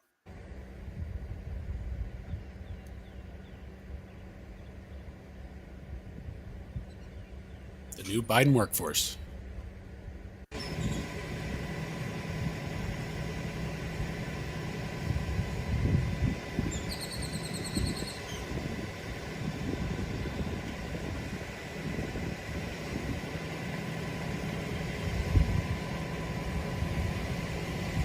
Are those border agents? Looks like it. Yep. Hell, they're so locked down they can't do shit. Especially with this administration's really relaxed policies regarding catch and release and who you can detain, who you can't. We talked about it. I mean, if you got a kid with you, you're good. So. Did you hear that if you identify as LGBTQ, you get free entry into the country? All you have to do is be like, I'm gay, and then they'll be like, oh, okay, here's some money and you just enjoy yourself. So what about that would grant you entry? What's the justification? The victimization label that anybody that's not white and male gets on them, or a woman. That's it. It's like, oh, you're what do they call it? Not persecuted, but you're at risk, or I mean, I know what you mean. Yeah. I guess that's the only thing I can think of, because there's really no logical reason for it. No, that makes no sense. Will you grab the Zooey? I got to run to the restroom real quick, and I'll take back over when I get back. Whoa, a weird spot. There we go. Following up on the Montana Zooey Zephyr situation. Not allowed to speak again. And for the record, I don't know exactly what's going on here. Trans or not, if she's a member of Congress and she's not causing problems, she should be allowed to speak. I don't know if they're... the narrative is that they're not allowing her to speak because she's a trans person. I don't think that's the case. I think she caused a lot of problems, but I'm probably being biased.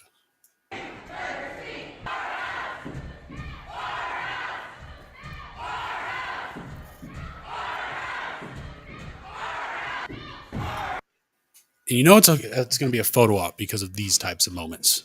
The fist in the air, the stoic look.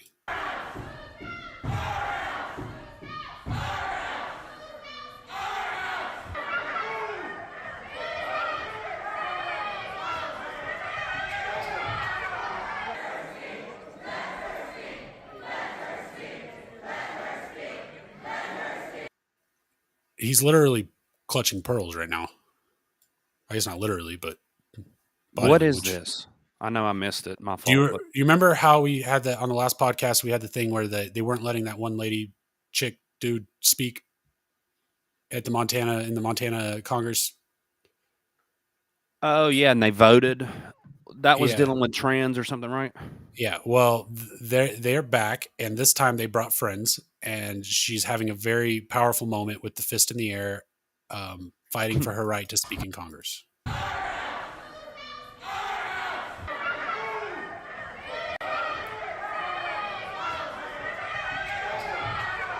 that Marco Rubio? Fucking look like it.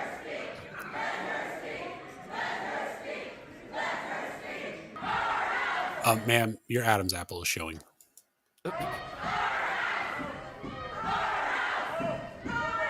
Okay, it's their house. Give it to them. Go conduct Congress somewhere else. So fucking annoying. And I said I was going to, but I didn't. I didn't look into that. If she just wanted to talk and they were preventing her from speaking, that's wrong. But I even said last episode, I feel like there's something more to this story that I don't know. What was the justification for preventing her from speaking on the House floor? Was it she's caused disruptions or something in the past? Because I remember the guy saying something like, until we can, trust you, basically, essentially behaving like an adult in this committee, I'm going to recommend that you not be allowed to speak. Right? That's exactly what happened. I don't know what that behavior was. I mean, they could be being prejudiced of, just based off of them being trans, but I mean, that's risky behavior to do that. You know what I mean? Like, you don't do that. Yeah. The optics on that look really bad. And I don't buy it that she's a completely innocent person that's just doing their job, and then just so happens to be trans and therefore victim. Right. Sipping On said they did the same thing on January 6th. There was a coffin taken in the chamber, then rolled out after. I didn't know that. Really? They said the cop that shot Ashley Babbitt was propping on it. I didn't. Okay. But they weren't, as far as I know, there wasn't any kind of event or anything happening at the White House that would warrant a coffin making a statement. But maybe. You're talking about right now. Yeah. Or, I mean, at all right now. Yeah. I mean, there's nothing going on at the White House. There's never anything going on. Well, what were you talking about then? You said that you had heard that they were holding some type of like tribunals. Yeah, but we're talking about like 3 years worth of people saying, oh, they're holding tribunals at the White House. Look at this stage they built out there that never has anybody on it or shows anything. It's just, but like, why is it there is my thing. Why do they build these random structures out on the yard that they never use? And then they end up disappearing. Weird.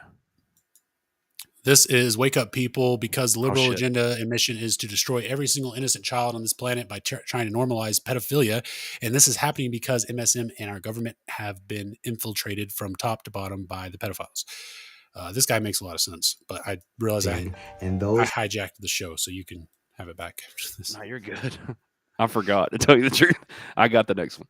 So there's a movie that's come out or is coming out. I don't know. I don't keep track of these things anymore, but this one actually seems pretty interesting. But it's about a guy that's interviewing a guy that's on death row for murdering people, and then he's telling the interviewer he's got a demon in him, and then the demon is going to transfer over to the interviewer, and the interviewer is going to murder people. But from what I've heard, it's got a lot of like really based stuff in it, and but I guess my point is, this is a fairly new clip of a movie this guy's playing off of. So I should probably just play it, huh?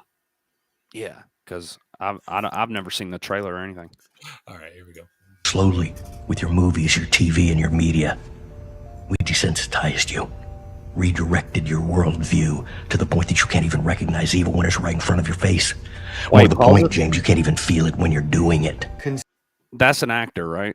That's not the real guy? The guy, no, the whole thing's a movie. I don't think it's a real story. Yeah. All right. But it's just a Hollywood telling us what's going on. And I might actually watch this movie. I don't know, because I've heard it's... Conspiracy, you might say. They have convinced us that blatant evil is good and good is evil. Want an example? Pause and read. Remember... Is it really appropriate for a 44-year-old man to share a bedroom with a child who is not related to him at all? That's a beautiful thing. That's not a worrying thing. What did that say? Why should they be worrying? Who's the criminal? Who's? Remember when the thought of inappropriate behavior with children was so detestable they destroyed MJ for allowing young children to sleep in his bed? And yeah, I do remember that. Yeah. With a child who is not related to him at all. That's a beautiful thing. That's not a worrying thing. Why should they be worrying? Who's the criminal? Who's Jack the Ripper in the room? This is a guy trying to help heal a child. I'm sleeping in a sleeping bag on the floor. I gave him the bed because he has a brother named Star. So him and Star took the bed, and I'm on the floor in the sleeping bag. We have the footage. I have all that footage. Is that right, Michael? It's very right. It's very loving. That's what the world needs now. More love. This used to be thought of as inappropriate regardless to how innocent it was. Remember that? Now, today, this is deemed totally appropriate and accepted by society.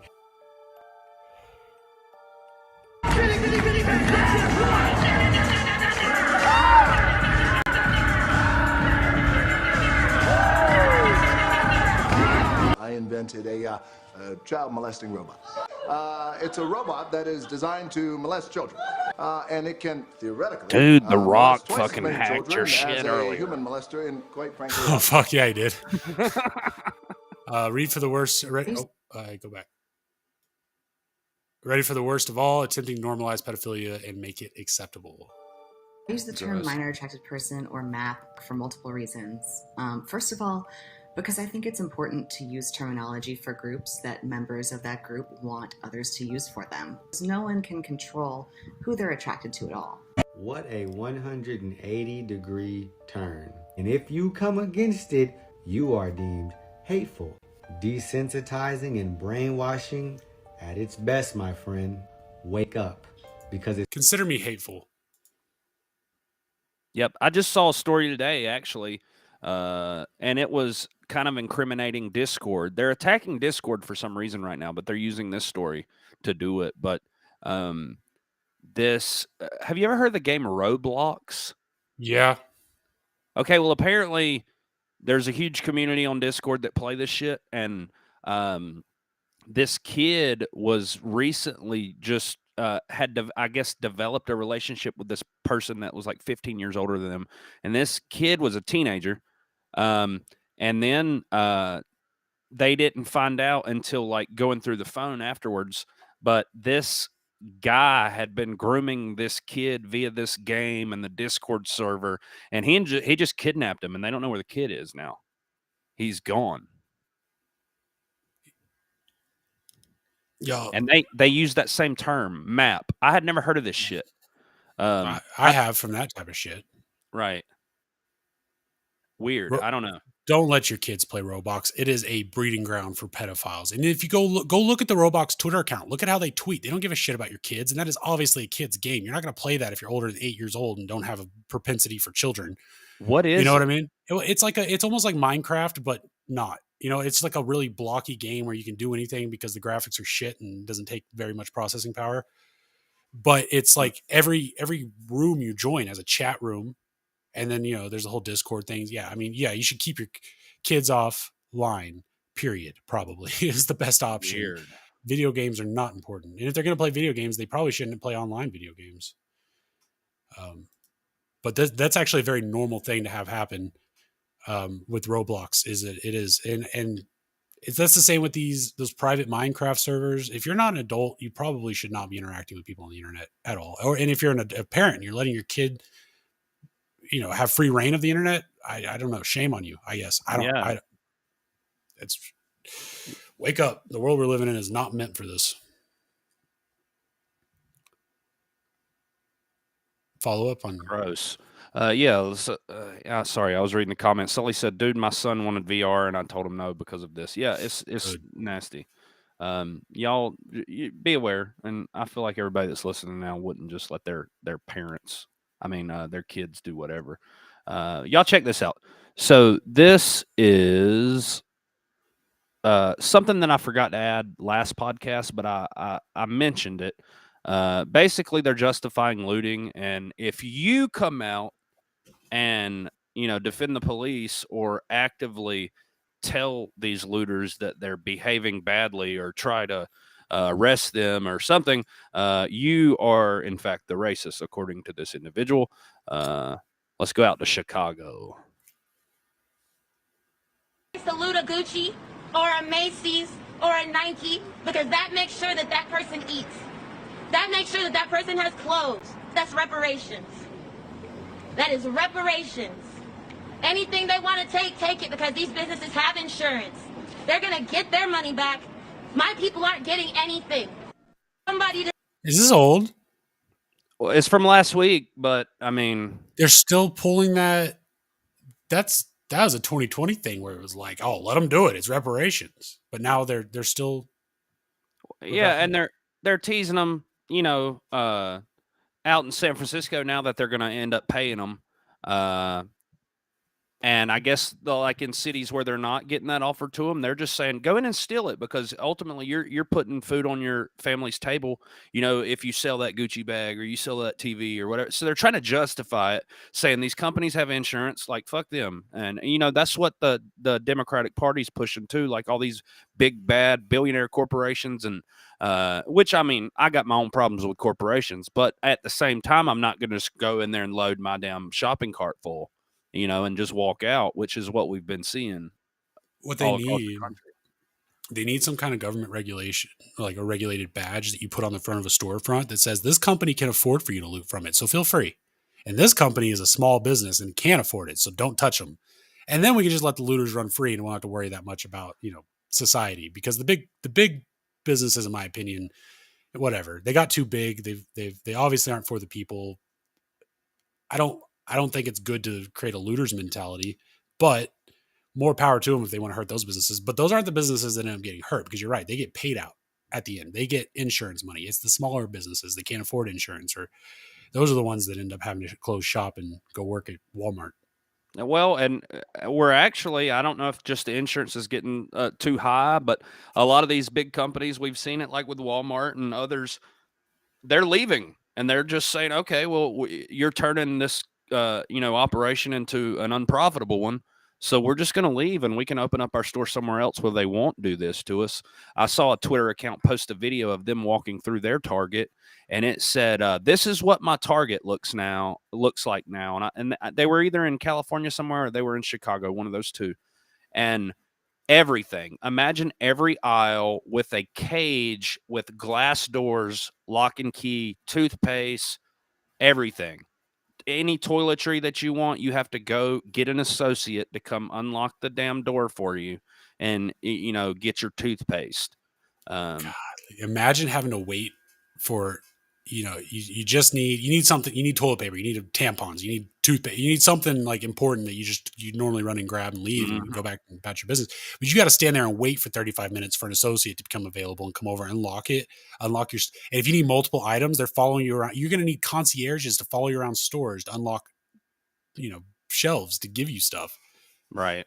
Yeah, it's unfortunate. I don't know. But that's going to piss me off because it already annoys me when I have to ask somebody for, get the key. And they're already understaffed. So, oh my God. The associate probably has a queue of 10 other people they got to go unlock the damn door for before they get to you. I got it queued up. I'll do the last two on this section. Okay. Are we there at the last two? 51. No, you do.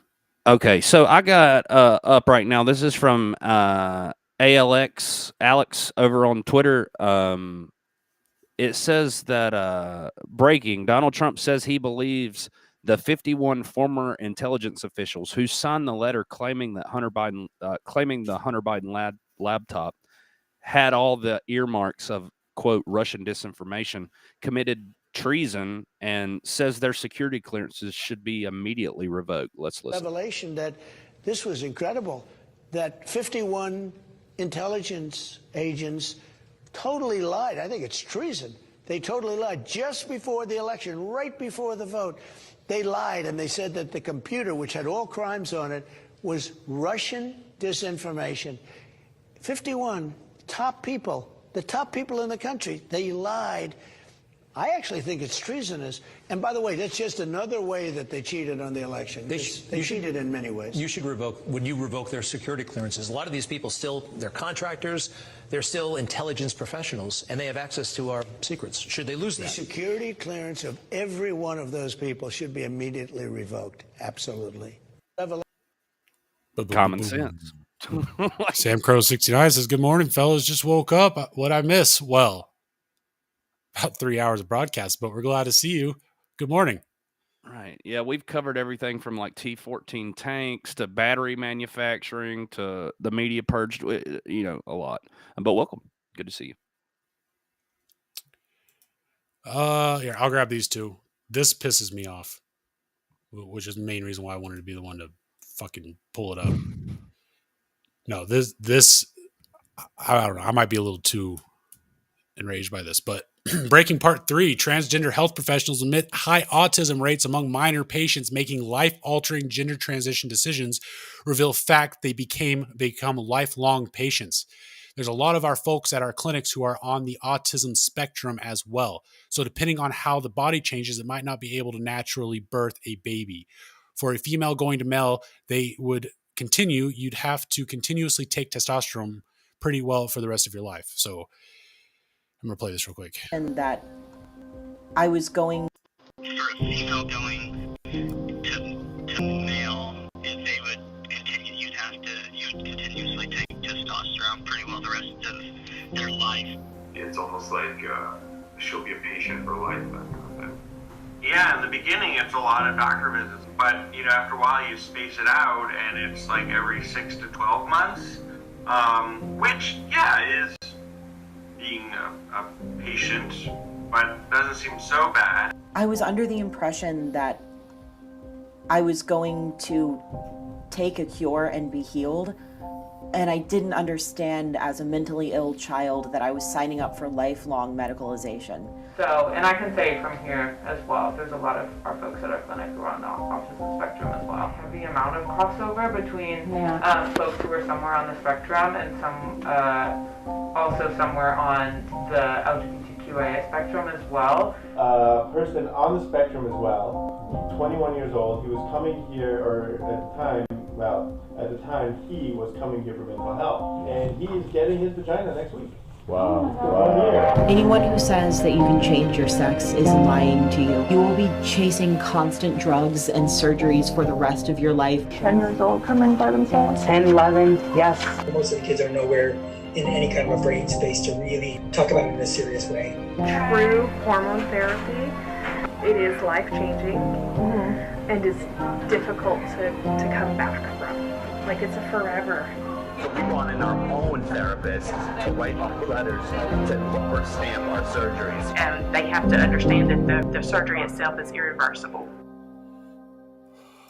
That's crazy. That's just the intro. This is, I guess, a Project Veritas documentary. How long is it? 16 minutes long.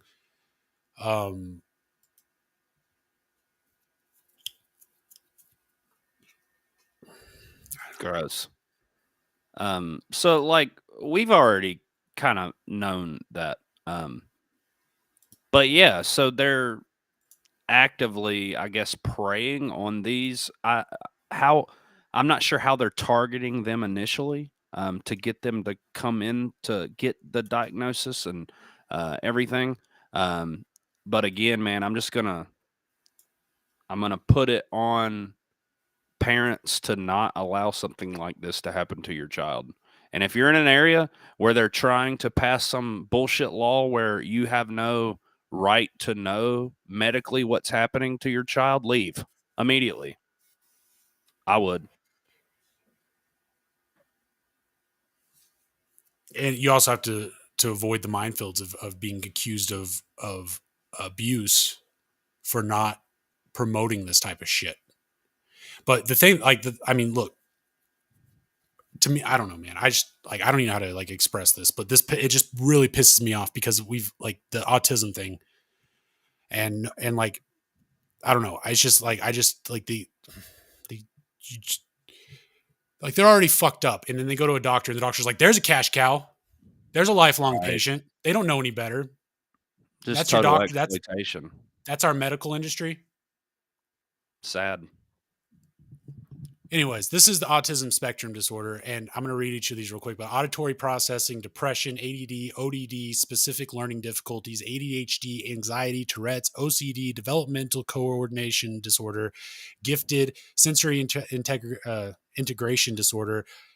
All of these things are part of the spectrum. If you have ADHD, but you don't have any of these other things, you have ADHD. But if you have ADHD and you have sensory integration disorder and you have some depression, you might be on the autistic spectrum. The more of these things you have, the more autistic you are, the more each of these things is prevalent, the more autistic you are. That is autism, right? These are mental deficiencies caused, but you want to say they're the vaccines, you want to say they're natural. I don't know, man. I'm not trying to have that argument, right? But these are things you just when people are already suffering from this shit, You're going to go after them and treat them as some kind of fucking cash cow like that. I mean, I don't know, man. It pisses me off. Yeah, it is gross, man. Shit. Let's see. What do we got up next? So, a new GOP ad. So this is from the GOP Twitter account. What's kind of cool about this, and the left is pointing out the fact that this 100% of this ad was generated by AI. The video, the still photography, everything. This is a 100% AI generated ad. Check it out. This just in, we can now call the 2024 presidential race for Joe Biden. My fellow Americans. This morning, an emboldened China invades Taiwan.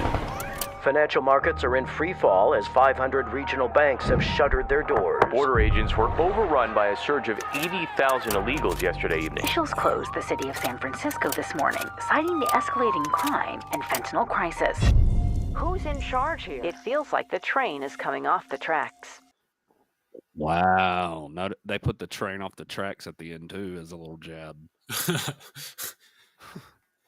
That's... First of all, I don't think China's going to wait till the election to invade Taiwan. I think that's the timeline of events has escalated so much that I feel like that's the next month or two. Right. Most people are saying it's going to be before the election, which only makes sense, really. I mean, do you want Trump to get in there somehow and you have to deal with that as, as Xi? I wouldn't. He would defuse the situation, I have to imagine, but within the first week. That'd be the most important thing on his menu. So I getting it started before he takes office would be right. You really want to fuck things up. Damn. I don't know. This is from CNN's Twitter. Republican Governor Doug Burgum of North Dakota, according to CNN, has signed a near total abortion ban into law.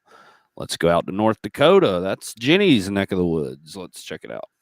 And again, this is going to be severely left-leaning, but, I just wanted it for the headline, which I think is important. So, Republican Governor Doug Burgum of North Dakota signed a near-total abortion ban into law Monday.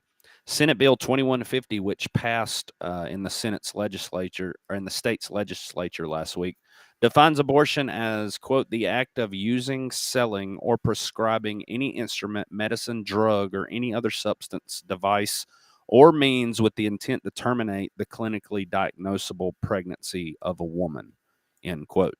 The law is one of the most restrictive abortion bans in the U.S. and only allows exceptions for rape or incest within the first 6 weeks of pregnancy. Exceptions are permitted in the case where the procedure is deemed necessary based on reasonable medical judgment, which was intended to prevent the death or serious health risk to the pregnant female. What's wrong with that? Well, it doesn't supply the abortion industry. Yeah, I guess that's the only thing, CNN views as wrong with that. But to me, that sounds totally rational. Florida did the same thing, and then this snotty little lawyer decided to come up with this scheme where it's like there's a pregnant lady in jail, and it's like, oh well, the government considers the fetus a human now, and that human didn't do anything wrong, so why is the human in jail? But oh, it can't leave its mom, so the mom should get out too. You see the fallible logic in all of this, but it's like just okay, but can you just stop? Like, you know what I mean? Like, you don't have to pick it apart till you win. Can't you just be okay with us not killing babies and just leave it at that? And they addressed every little talking point that the left wants to bring up as if it happens all the time, like rape or incest. It's like less than 0.5% of situations where they're doing an abortion where something like that happens. So it addresses that. During the first 6 weeks, it says if you're raped or incest, you have 6 weeks to go get it done. You're good. Do you think that this would cause the rape accusations to go up from women that get pregnant and don't want to keep the baby? It could for people who want to manipulate the system. Yeah, expect to see an increase of allegations. Where Jimmy? Insane. And like I said, I also want to point out that it did say if it would take into account where the female is at risk of serious injury, which is just common sense, folks. I mean, ain't nobody saying no, let your wife die. Come on. Anyways, this is regarding the election, Trump on Biden's second term. So he officially announced his second term. He will be running. Let's see what Trump says about it all. This is from Alex Bruswitz. Am I saying that right? I've heard that name before. It's his Twitter account. Let's just watch the video. Is in trouble. We're going to end up in World War III. They're talking. This country is in trouble. We're going to end up in World War III. They're talking nuclear weapons, and we have somebody that doesn't understand what's happening. He's right. That was it. I mean, God, it's really, and it's fitting that you put that there because I normally I don't feature any Babylon Bee stuff, but this was freaking hilarious. Like, watch this shit. They posted this today. It says, "Vote for Joe, vote for the status quo." This was posted, like I said, on the Babylon Bee's Twitter account. Check this out. America entered a time of darkness. We elected an orange man who was literally Hitler, and the entire country suffered under his rule. But then, America was saved. Embraced by the loving arms of our new president, Joe Biden. Biden has brought back kindness and decorum. Liar, man. Look, here's the deal. No, I wish you were in high school. I could take him behind the gym. Biden is a voice of clarity. America is a nation that can be defined in a single word. I was going to put him a voice. Hey, I agree. Couldn't said it better. He is the smartest man I know. They're going to put you all back in chains. And he's good with numbers. Let me start off with two words. Made in America. $700 billion and $1.3 trillion. Under his leadership, the Biden administration has brought us safety. It has brought us economic prosperity. It has empowered the next generation. Together, we will ensure things will continue to go the way they've been going forever and ever. And ever. I'm Joe Biden and I approve this, wait, who? You know the thing. Pixels rent. I thought it was worth sharing. I really hope that we get to look back on all this and laugh. All right, so let's check this shit out. Let's go out here to this Twitter account. It's Too Raw, Too Real. Saying, let's go, Joe. Misinformation and voter suppression will not work this election cycle. If lie that comes out of your mouth, expect me to pop it out. Y'all check it out. Let's see what he's talking about. So it's official. Biden Harris has finally announced their re-election campaign. And let me tell y'all this right here. Look, check the hoodie, okay? Try me, ho, because not none of y'all asses can go toe-to-toe with me when it comes to these motherfucking policies. I got motherfucking receipts, and I'm bringing the damn heat. If for any motherfucking melanated motherfucker that looks like me trying to use and weaponize their complexion to try voter suppression by telling people, don't show up to the polls, Biden ain't doing this, Biden ain't doing that, get your ass some civical education, bitch, because Biden has been doing everything that he can on a federal fucking level. The problem is your ass don't fucking vote. The problem is you ain't paying attention. The problem is you ain't holding the real people accountable like these fucking Republicans who keep trying to block progress.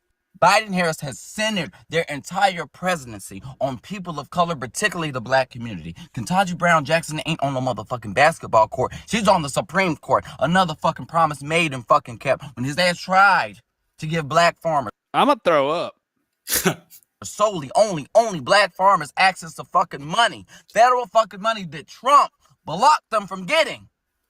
He said, look, get this. I'm gonna go ahead and give this to blacks. I'm gonna give this to solely only African, black, biggity, blackly, fucking Wakanda black people, black farmers. And then you know what? Republican, racist ass Republican, we don't block this. We're going to contest this. We're going to challenge this in the motherfucking courts. Just like they challenged student loan debt forgiveness because black people, Pell Grant recipients, were going to get double the amount of fucking student loan forgiveness. What?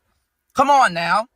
But you rather than holding Republicans accountable because you too pussy pink, too scared Too scared to go toe-to-toe Republicans because you want to bully Democrats because you think they're going to kiss your ass for fucking votes. I don't give a fuck about your likes. I don't give a fuck about your follow. You can't validate me, bitch. I validate myself because I'm educated on the fucking topic. But if anybody want to go toe-to-toe with me, if anybody want to debate me on why Biden should and shouldn't fucking run, let's go live so I can end your fucking career. Because I guarantee you, you cannot beat me. Because one damn thing, I don't play defensive, I play offensive. Because I'm going to hit your ass with the facts and fucking receipts. When we're looking at $1.7 billion for minority businesses, that's something that Biden-Harris is doing. American Rescue Plan lifting 50% of black children out of poverty. But yet y'all want to run with every motherfucking talking point that you see on TikTok, and y'all never fact check. Y'all just believe every motherfucking thing that y'all see, everything y'all fucking hear, and think that somebody, because they share your complexion, they have every fucking damn best interest at heart. They don't. Some of these motherfuckers getting paid. A lot of these people are ops. Remember, Candace Owens used to be super liberal. You're getting paid, Look dude. where the fuck she's at now. Yeah, I was about to sell say themselves this. Quick for a damn check, Judas. But again, I'm happy they're running. We got unfinished business, and y'all asses need to vote on a local level to get these legislations passed. I don't even know what to say. I didn't know half of it. Did you know that they were going to give double the forgiveness to black people? Did you know that they were doing only like a $7.1 billion business? I don't know. I didn't know that. But the way my brain works, for some reason, he was hard for me to understand. Well, I was having a hard time. His points aren't wrong. They're just racist. Right. Every single point he made was like, y'all need to go vote for Biden because he cares about black people. Fuck everyone else. But then at the same time, he would turn around and say something like, don't you tell me who to vote for based on the melanin of your skin or whatever. But he was talking to other black people and saying, like, don't try to influence the way I think. Or like, what the fuck was that, man? Yeah, and yeah, of course he brings up because he's only talking to the melanin folks, right? The guy, the people that don't disappear in the sunlight, right? Just the nighttime. But he's only talking to them, and he's going, if you disagree with, like, don't be telling people that Biden hasn't done nothing, so don't go vote. Because I guess it's a thing in the black communities where don't go vote. The president didn't do shit. Don't go vote for the other guy. No, just don't vote at all. But he's saying if you're doing that shit, then don't, because it's not, you don't know what you're talking about. Gotcha. But his whole thing is ignore all of the shit going on in the world and all of the stuff. Black people getting paid in this bitch. Hey, Jay, maybe we could get you on live with him. He's challenging people to duels. I think that would be great for content. I'm going to go post on his Twitter just a glove on the ground. Just through the glove Please do. All right, so last podcast, we covered a fish that had a human face. Now apparently they're just swimming around with no heads. Shit is, popping off in the aquatic world. Check this shit out. Oh, that's normal. I don't understand how this is happening. How is it sensing it? It looked like it saw something. How is it eating? Oh, don't touch it. So look, I've fished all my life pretty much. Never seen this. Never seen this ever. Matter of fact, I clean fish, and like when they don't have heads, they, there may be like a little sensory movement. Like most of the time, what happens is their tail will go and vibrate and then just stop. Like it's like a nerve when you hit the spine. But once you cut through, I know this is gross, but once you cut through the spine, it's done. They're dead. They're done. There's nothing left of them. They're definitely not going to be swimming around like this. So I don't. Well, so there's these parasites that dig into ants and control the ant body, and then that, like, as they eat away at the ant, they control the ant to move it around and get it closer to other ants that it can take over. And I'm kind of wondering if that's the case, because the ant body is dead. Like the ant doesn't exist anymore. The parasite's controlling the body, and it might be that type of situation, or it's the chemicals in the water. So if you notice here, yeah, there's an eye. So the fish can probably still see, and so I'm assuming a predator may have like just took his face off, and maybe his brain is still here in this area. I don't know, but the thing is alive without a face. Sad. Yeah. Just a flesh wound. Strange. I don't know. Strange happenings. But anyways, and that looks like one of those fish that I didn't even know were native to North Carolina until I found one like in the mountain water. But those little fish that you buy for aquariums, everybody calls them sucker fish, and they eat algae that builds up on the tank. It looks like one of those fish where the mouth points down, and it kind of it resembles that. I don't know what they're called, but yeah. Anyways, let's. You've heard the saying that lightning doesn't strike the same place twice. We've been talking about weather manipulation and all kind of crazy shit. It doesn't say where this was, but it's somewhere in America, I would assume, because they're speaking English. But y'all check this out. It sounds like Florida, and these people are acting like Floridians. So let's check it out. Oddly terrifying. Watch as lightning strike several times in the same place. Oh my God! Something's on fire! Jinx, you owe me a Coke. Let's watch it again. Oh my God! Dude. Oh my God! One more time. I wouldn't be taking the Lord's name in vain in this situation. Right. Well, I mean, that's like I think it would be probably a natural reaction for me too. I'd be like, either oh shit or like oh Right. Jesus or something. I don't know. But And all the woo-woo girls say something's on fire. We don't need no water. Let that motherfucker burn. Maybe with a lightning rod, but that seemed really low to the ground. I don't know what would have attracted that other than the fury of God. And in those ladies' defense, let's watch the end of that video. There is something on fire over there. They zoom in.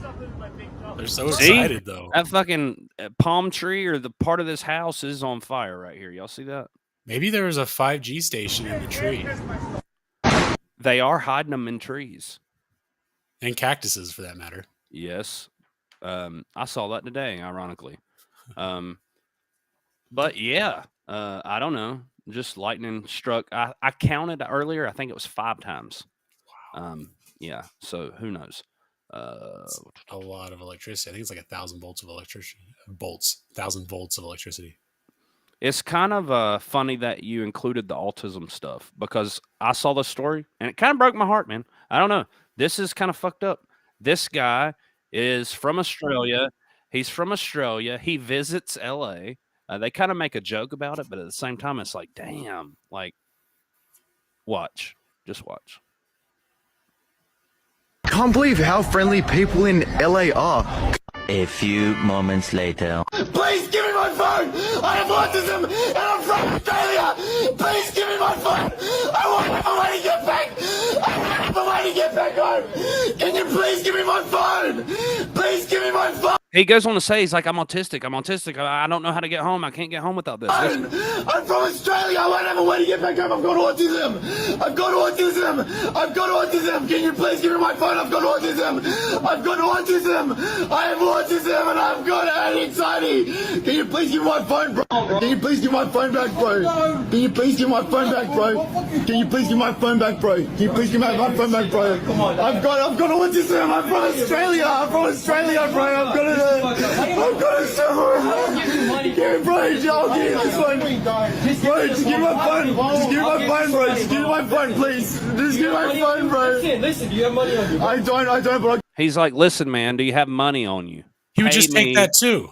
Right. Pay me for he probably would, that piece of shit. I'll give you this. Give him some fucking money and I'll lock this phone. I'll give some fucking money and crazy. This guy, he told him his situation, like, I'm not going to have another way to get home unless you give me that phone. I mean, obviously he's very distraught, and this piece of shit criminal is just like, hand me some cash and I'll think about it. Fuck, man.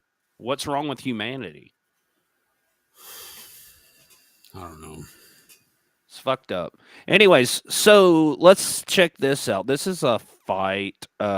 We've been covering these spring breakers is what I thought it was. This one is confirmed. This was a spring break event.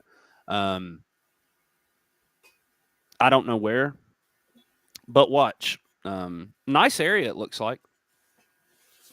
Keep looking over there like I'm about to pull it up.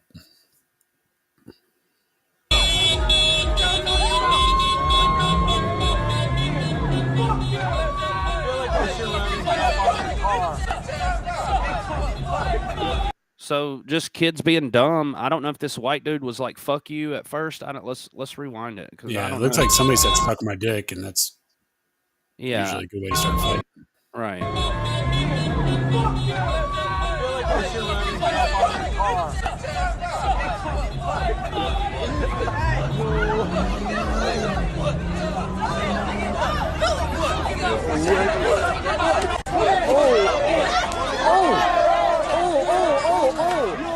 Yo, that was in front of us. Get the hell away.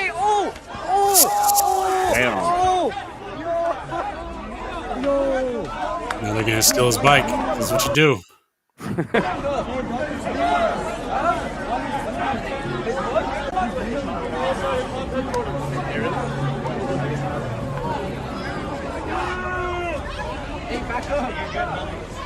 I feel like that guy learned his lesson that day. Yep. Some people have to learn the hard way, I guess. I don't know. Or maybe he's out doing the same dumb shit next weekend. I don't know, but just don't act a fool. Come on now. Shit like this happens.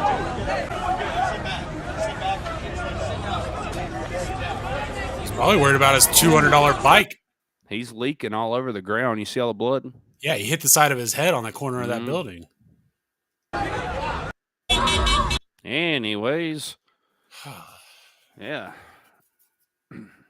So, what do we got up next? Little Mike Lindell. Something else is going to stress us out. All right.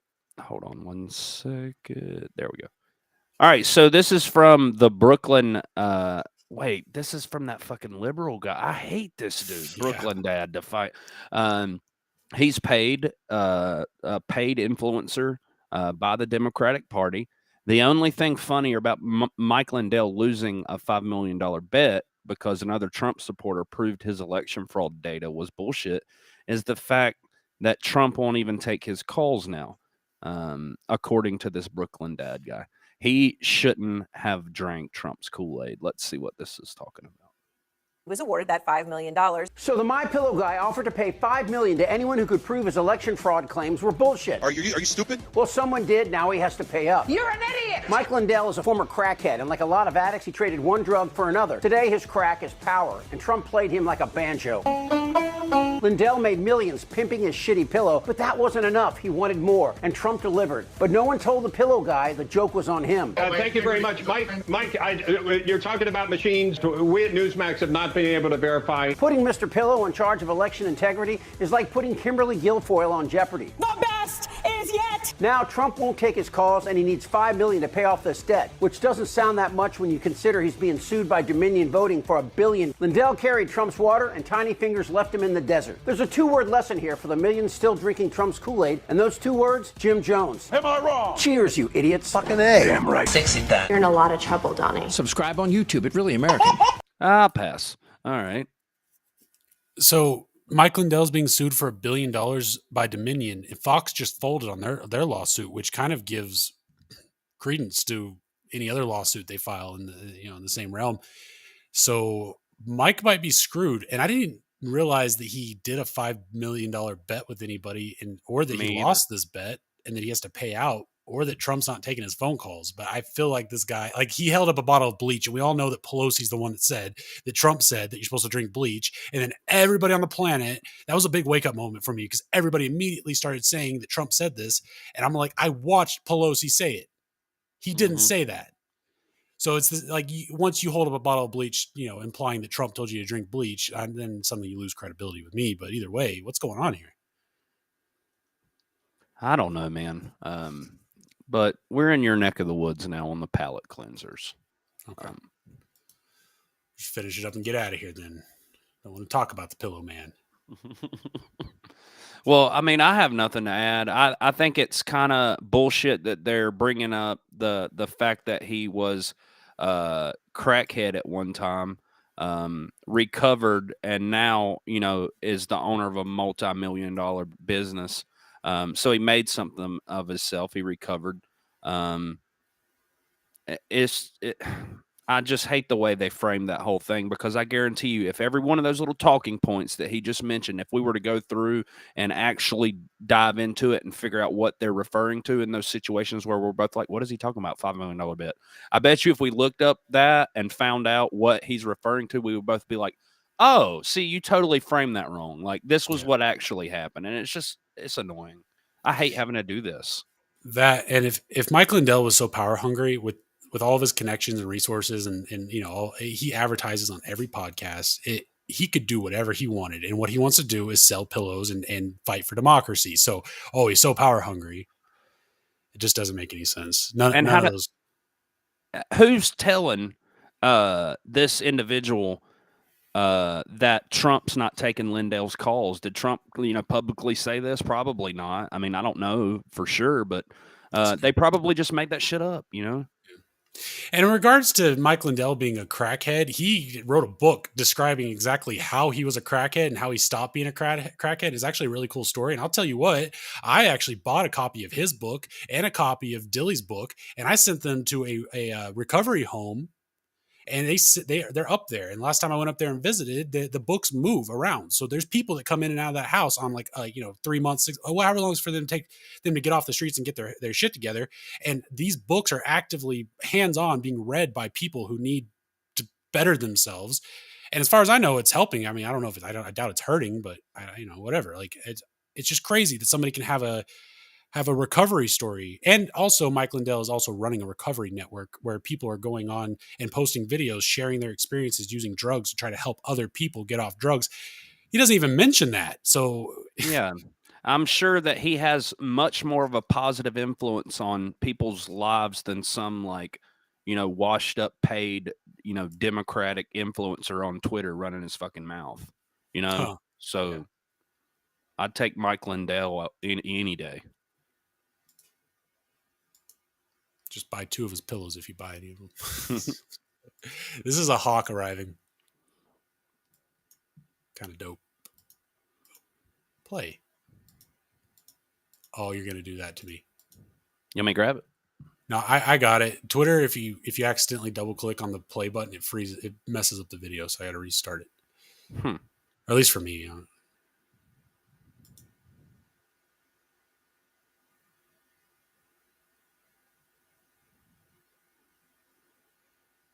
Such a majestic creature. That's probably a 4-foot wingspan. 3 or 4 foot. At least. Yep. I got these birds flying all over around my apartment complex because we are infested with pigeons, and they like to eat pigeons. Jay pointed out something that I had no idea cities were doing. They're playing bird noises outside, like over and over again on a loop, in hopes to keep the birds away, but I think it's having the reverse effect. Yeah, they're getting used to it now, so they're like, oh, that's not really a predator, or that might be a predator, but he never messes with me, so it's good.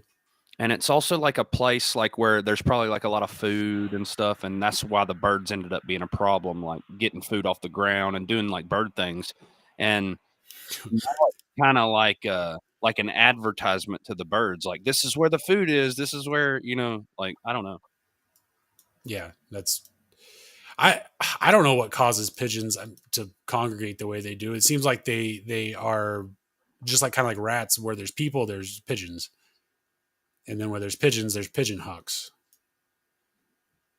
But I don't know what causes them. But that being said, I know they're a pest. I've got a family of pigeons out on my balcony, and I can't wait for those eggs to hatch. I go out and look at them every 5 minutes or so. Did you say plural eggs? No, oh shit! No, it's still just one egg. Damn. I figured, because I don't think they grow them both at the same time. I figured another one would come out eventually, but they kind of hatched at the same time. I thought about it, and I think what could have happened, the reason why this even matters is because we had looked it up one night that apparently pigeons lay 2 eggs every time. I don't know. I don't know how true it is, but that's what the Google says. I'm thinking that since they were so irresponsible with the egg that you found that you had to relocate back into the nest, I'm thinking that they just rolled it off the balcony. I bet you if you went down there, it's down there. Broken. Oh, no, probably. I bet.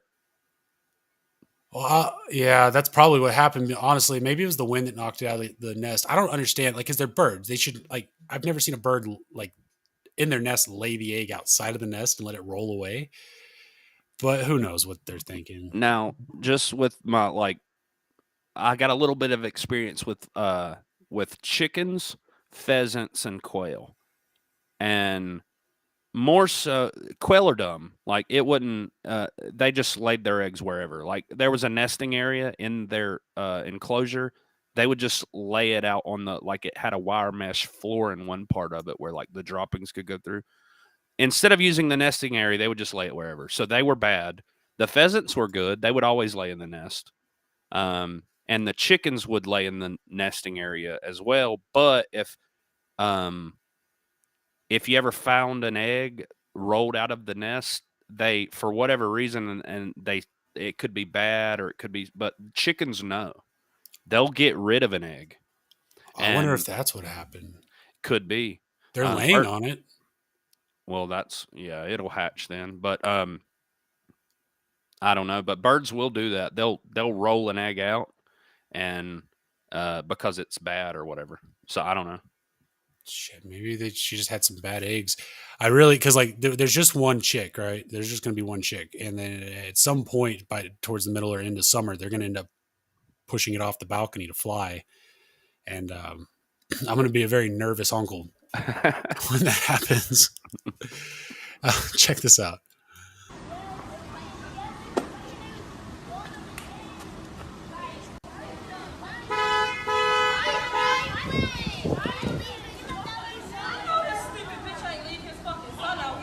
That's that same dude in the red short, man.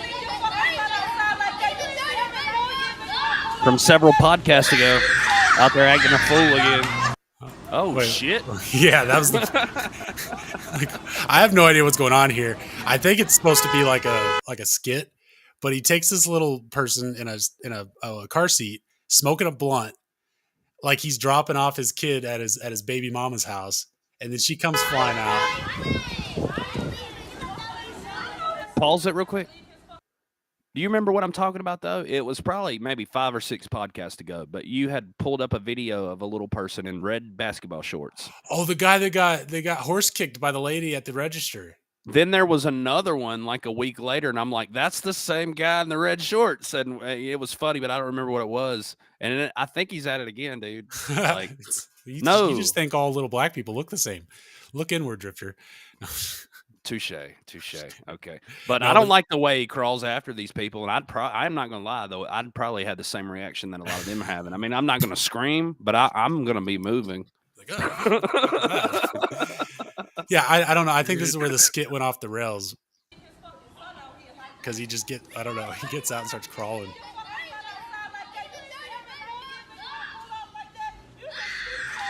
Hell no.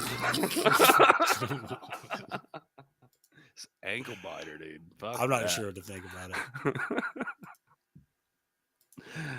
Oh, man. I hope that it was a skit, because the only thing weirder than that is like the act of anybody just randomly just taking off running like that. That's on their hands and feet. Yeah. Yeah. But his legs probably don't work right. This is just a eagle family doing eagle family stuff. Huh. So they don't regurgitate. They're literally picking flesh off of this whatever's dead and just feeding it. Huh. Yep. They need to comb their bird kids' hair. Damn. And the last one. We got cows on the road, guys. I guess the cows are protesting the whole, massive amounts. Did you see the massive amounts of cow bones that were piled up? Like, this goes beyond just them getting their anuses ripped out. There's people doing some weird shit to cows. What is that? Well, I saw the cow's pile. anuses out. I saw the pile of flesh or ribs or whatever the hell that was. What was going on there, man? Something is... Dude, I don't know, man. Maybe it's some kind of government technology. I thought I included a follow-up on that. I must have skipped it. I'm always... There. Huh? You said you cut out there. No, I said I thought I included a follow-up on the cult. You did, and we skipped it. I don't know why we skipped it, but I saw that we'd skipped it, and I forgot. So we should do that one before we quit. Yeah. Ooh. Yeah. I'm trying to stop find screaming. I am scared too. It's funny sticker. Do you see it? Yeah. Wait, just search cow. Good idea. Did it work? I don't see it. Did we delete it? Because no, it said follow up. Here. Y'all bear with us. Yeah, follow up on cattle murders, cult murders. There you are. Okay. Yeah, so this is, I believe it's Fox News, but I just thought it was kind of cool that it was getting mainstream coverage. But they do mention the cult, but then they do this weird thing, like when Flight Malaysia disappeared, and then they immediately went to aliens, like, and they do the same thing with this. So Fox News coverage of Texas cattle mutilations and possible link to UFOs. So this is what we got to deal with the mainstream news. It's like, anyways, just you want to tell me that China made spaceships and now they're flying over here and zapping our cows? Fine, I'll believe that. And some elderly couple is watching this, drinking their like evening coffee and are pondering this idea. And it's annoying. And just strange is happening in my beloved home state of Texas, where someone or something is mutilating cattle. 3 different counties, 6 cows have been found dead, with each scene more grisly than the next. They don't make sense. The cows' tongues have been cut out, almost surgically. There's almost no signs of spilled blood. Is this who's replacing Tucker? He's on Jesse Waters. Are they going to put Jesse in that spot, or maybe Greg Gutfield? I think Greg probably. Well, there's been murmurs of them basically rolling several younger broadcasters into that spot to try to find a good match. So apparently this guy, I've never seen him before, but he's filling in for Jesse Waters primetime, apparently. And nearly 2 of the cows had their sex organs removed. Authorities say they were unable to find any sign of footprints or tire tracks around the scenes. On top of that, the areas around the carcasses were undisturbed, like no signs of a struggle for the cows. And as troubling as all this is, stories like this have been happening actually for decades. As far back as the 1970s, the New York Times was reporting that nearly 200 cows in 11 states were found mysteriously mutilated, where ranchers reported that udders, eyes, ears, sex organs, and tongues seemed to have been removed. Sounds familiar.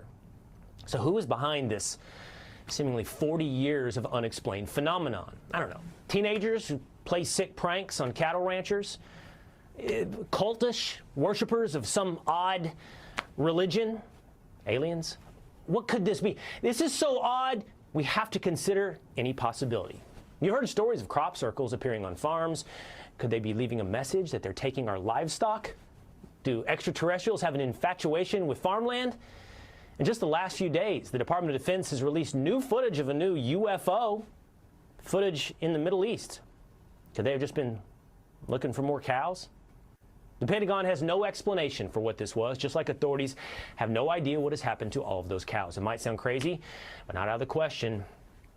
What is going on? Not just here, but maybe in the universe. Is the truth out there? Shut up. Yeah, they're going to be doing like a tryout thing where they're going to be, all of these newscasters are going to be doing their best performances trying to get that Tucker spot. Maybe it's like a test for the journalists. Like, if you can convince them that aliens exist, like, we'll write your own check. Dang. Yeah, like a convincibility check. I don't know, man. If you can sell ice to Eskimos, you got the job. Anyways, that's all we got for tonight. I appreciate everybody listening and viewing.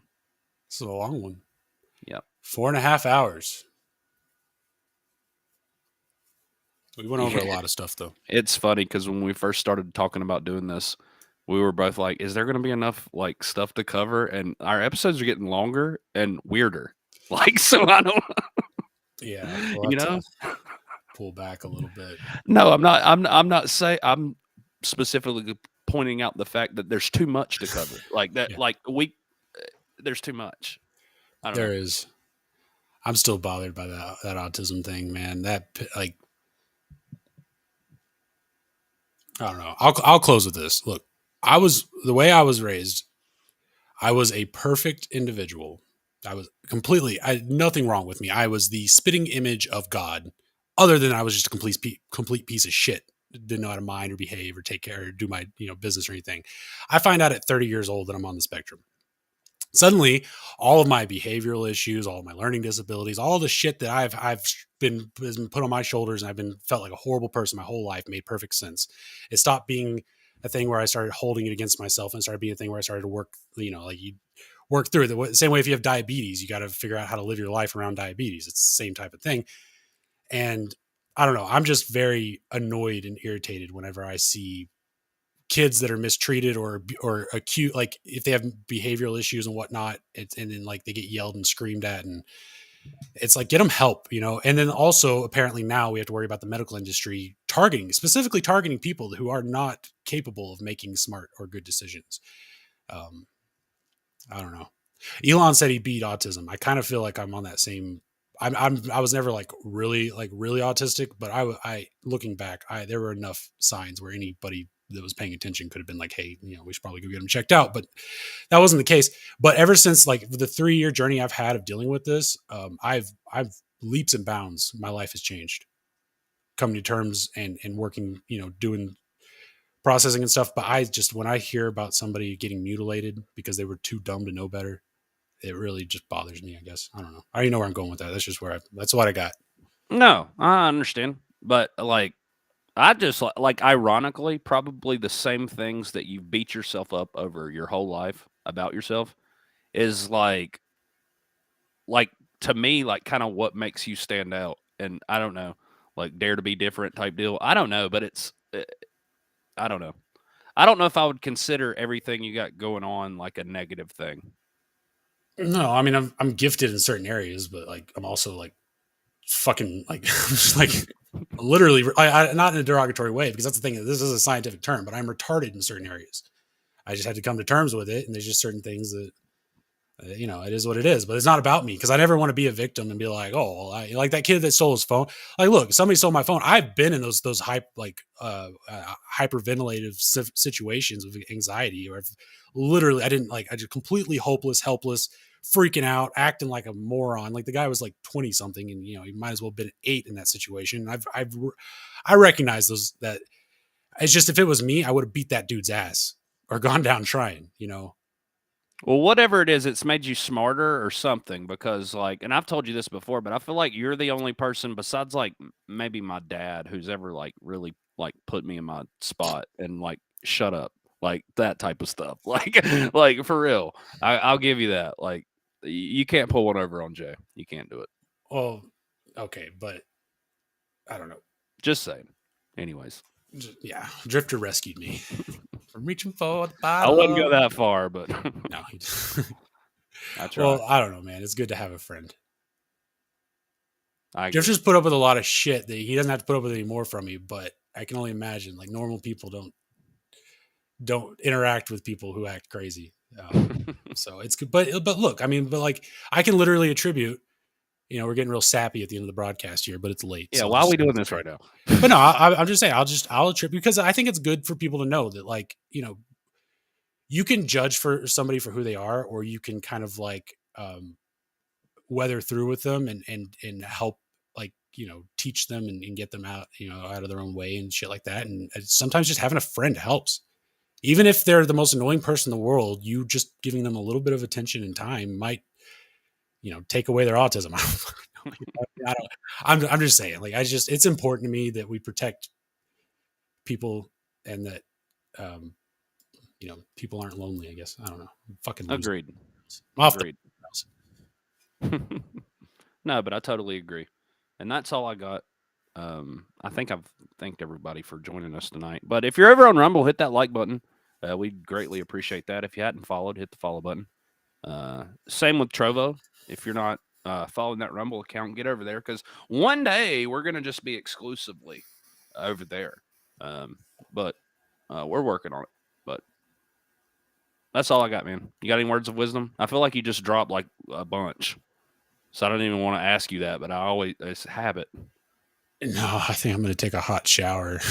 Like, we didn't have enough palate cleansers. That's what it is.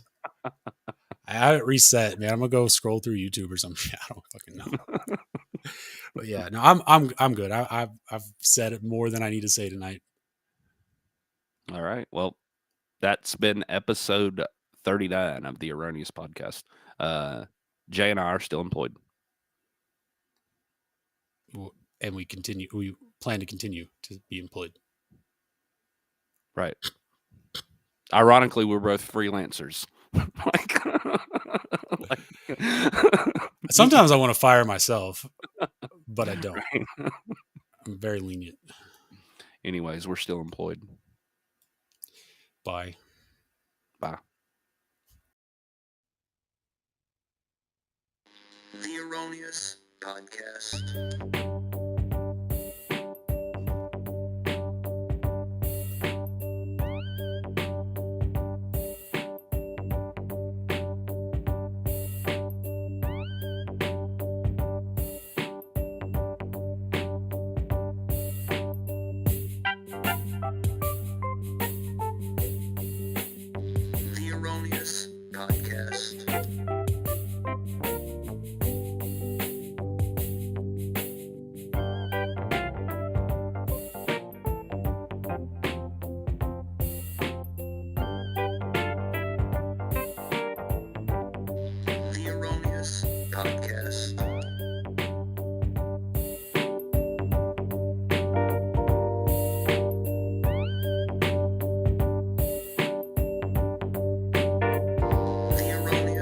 Podcast.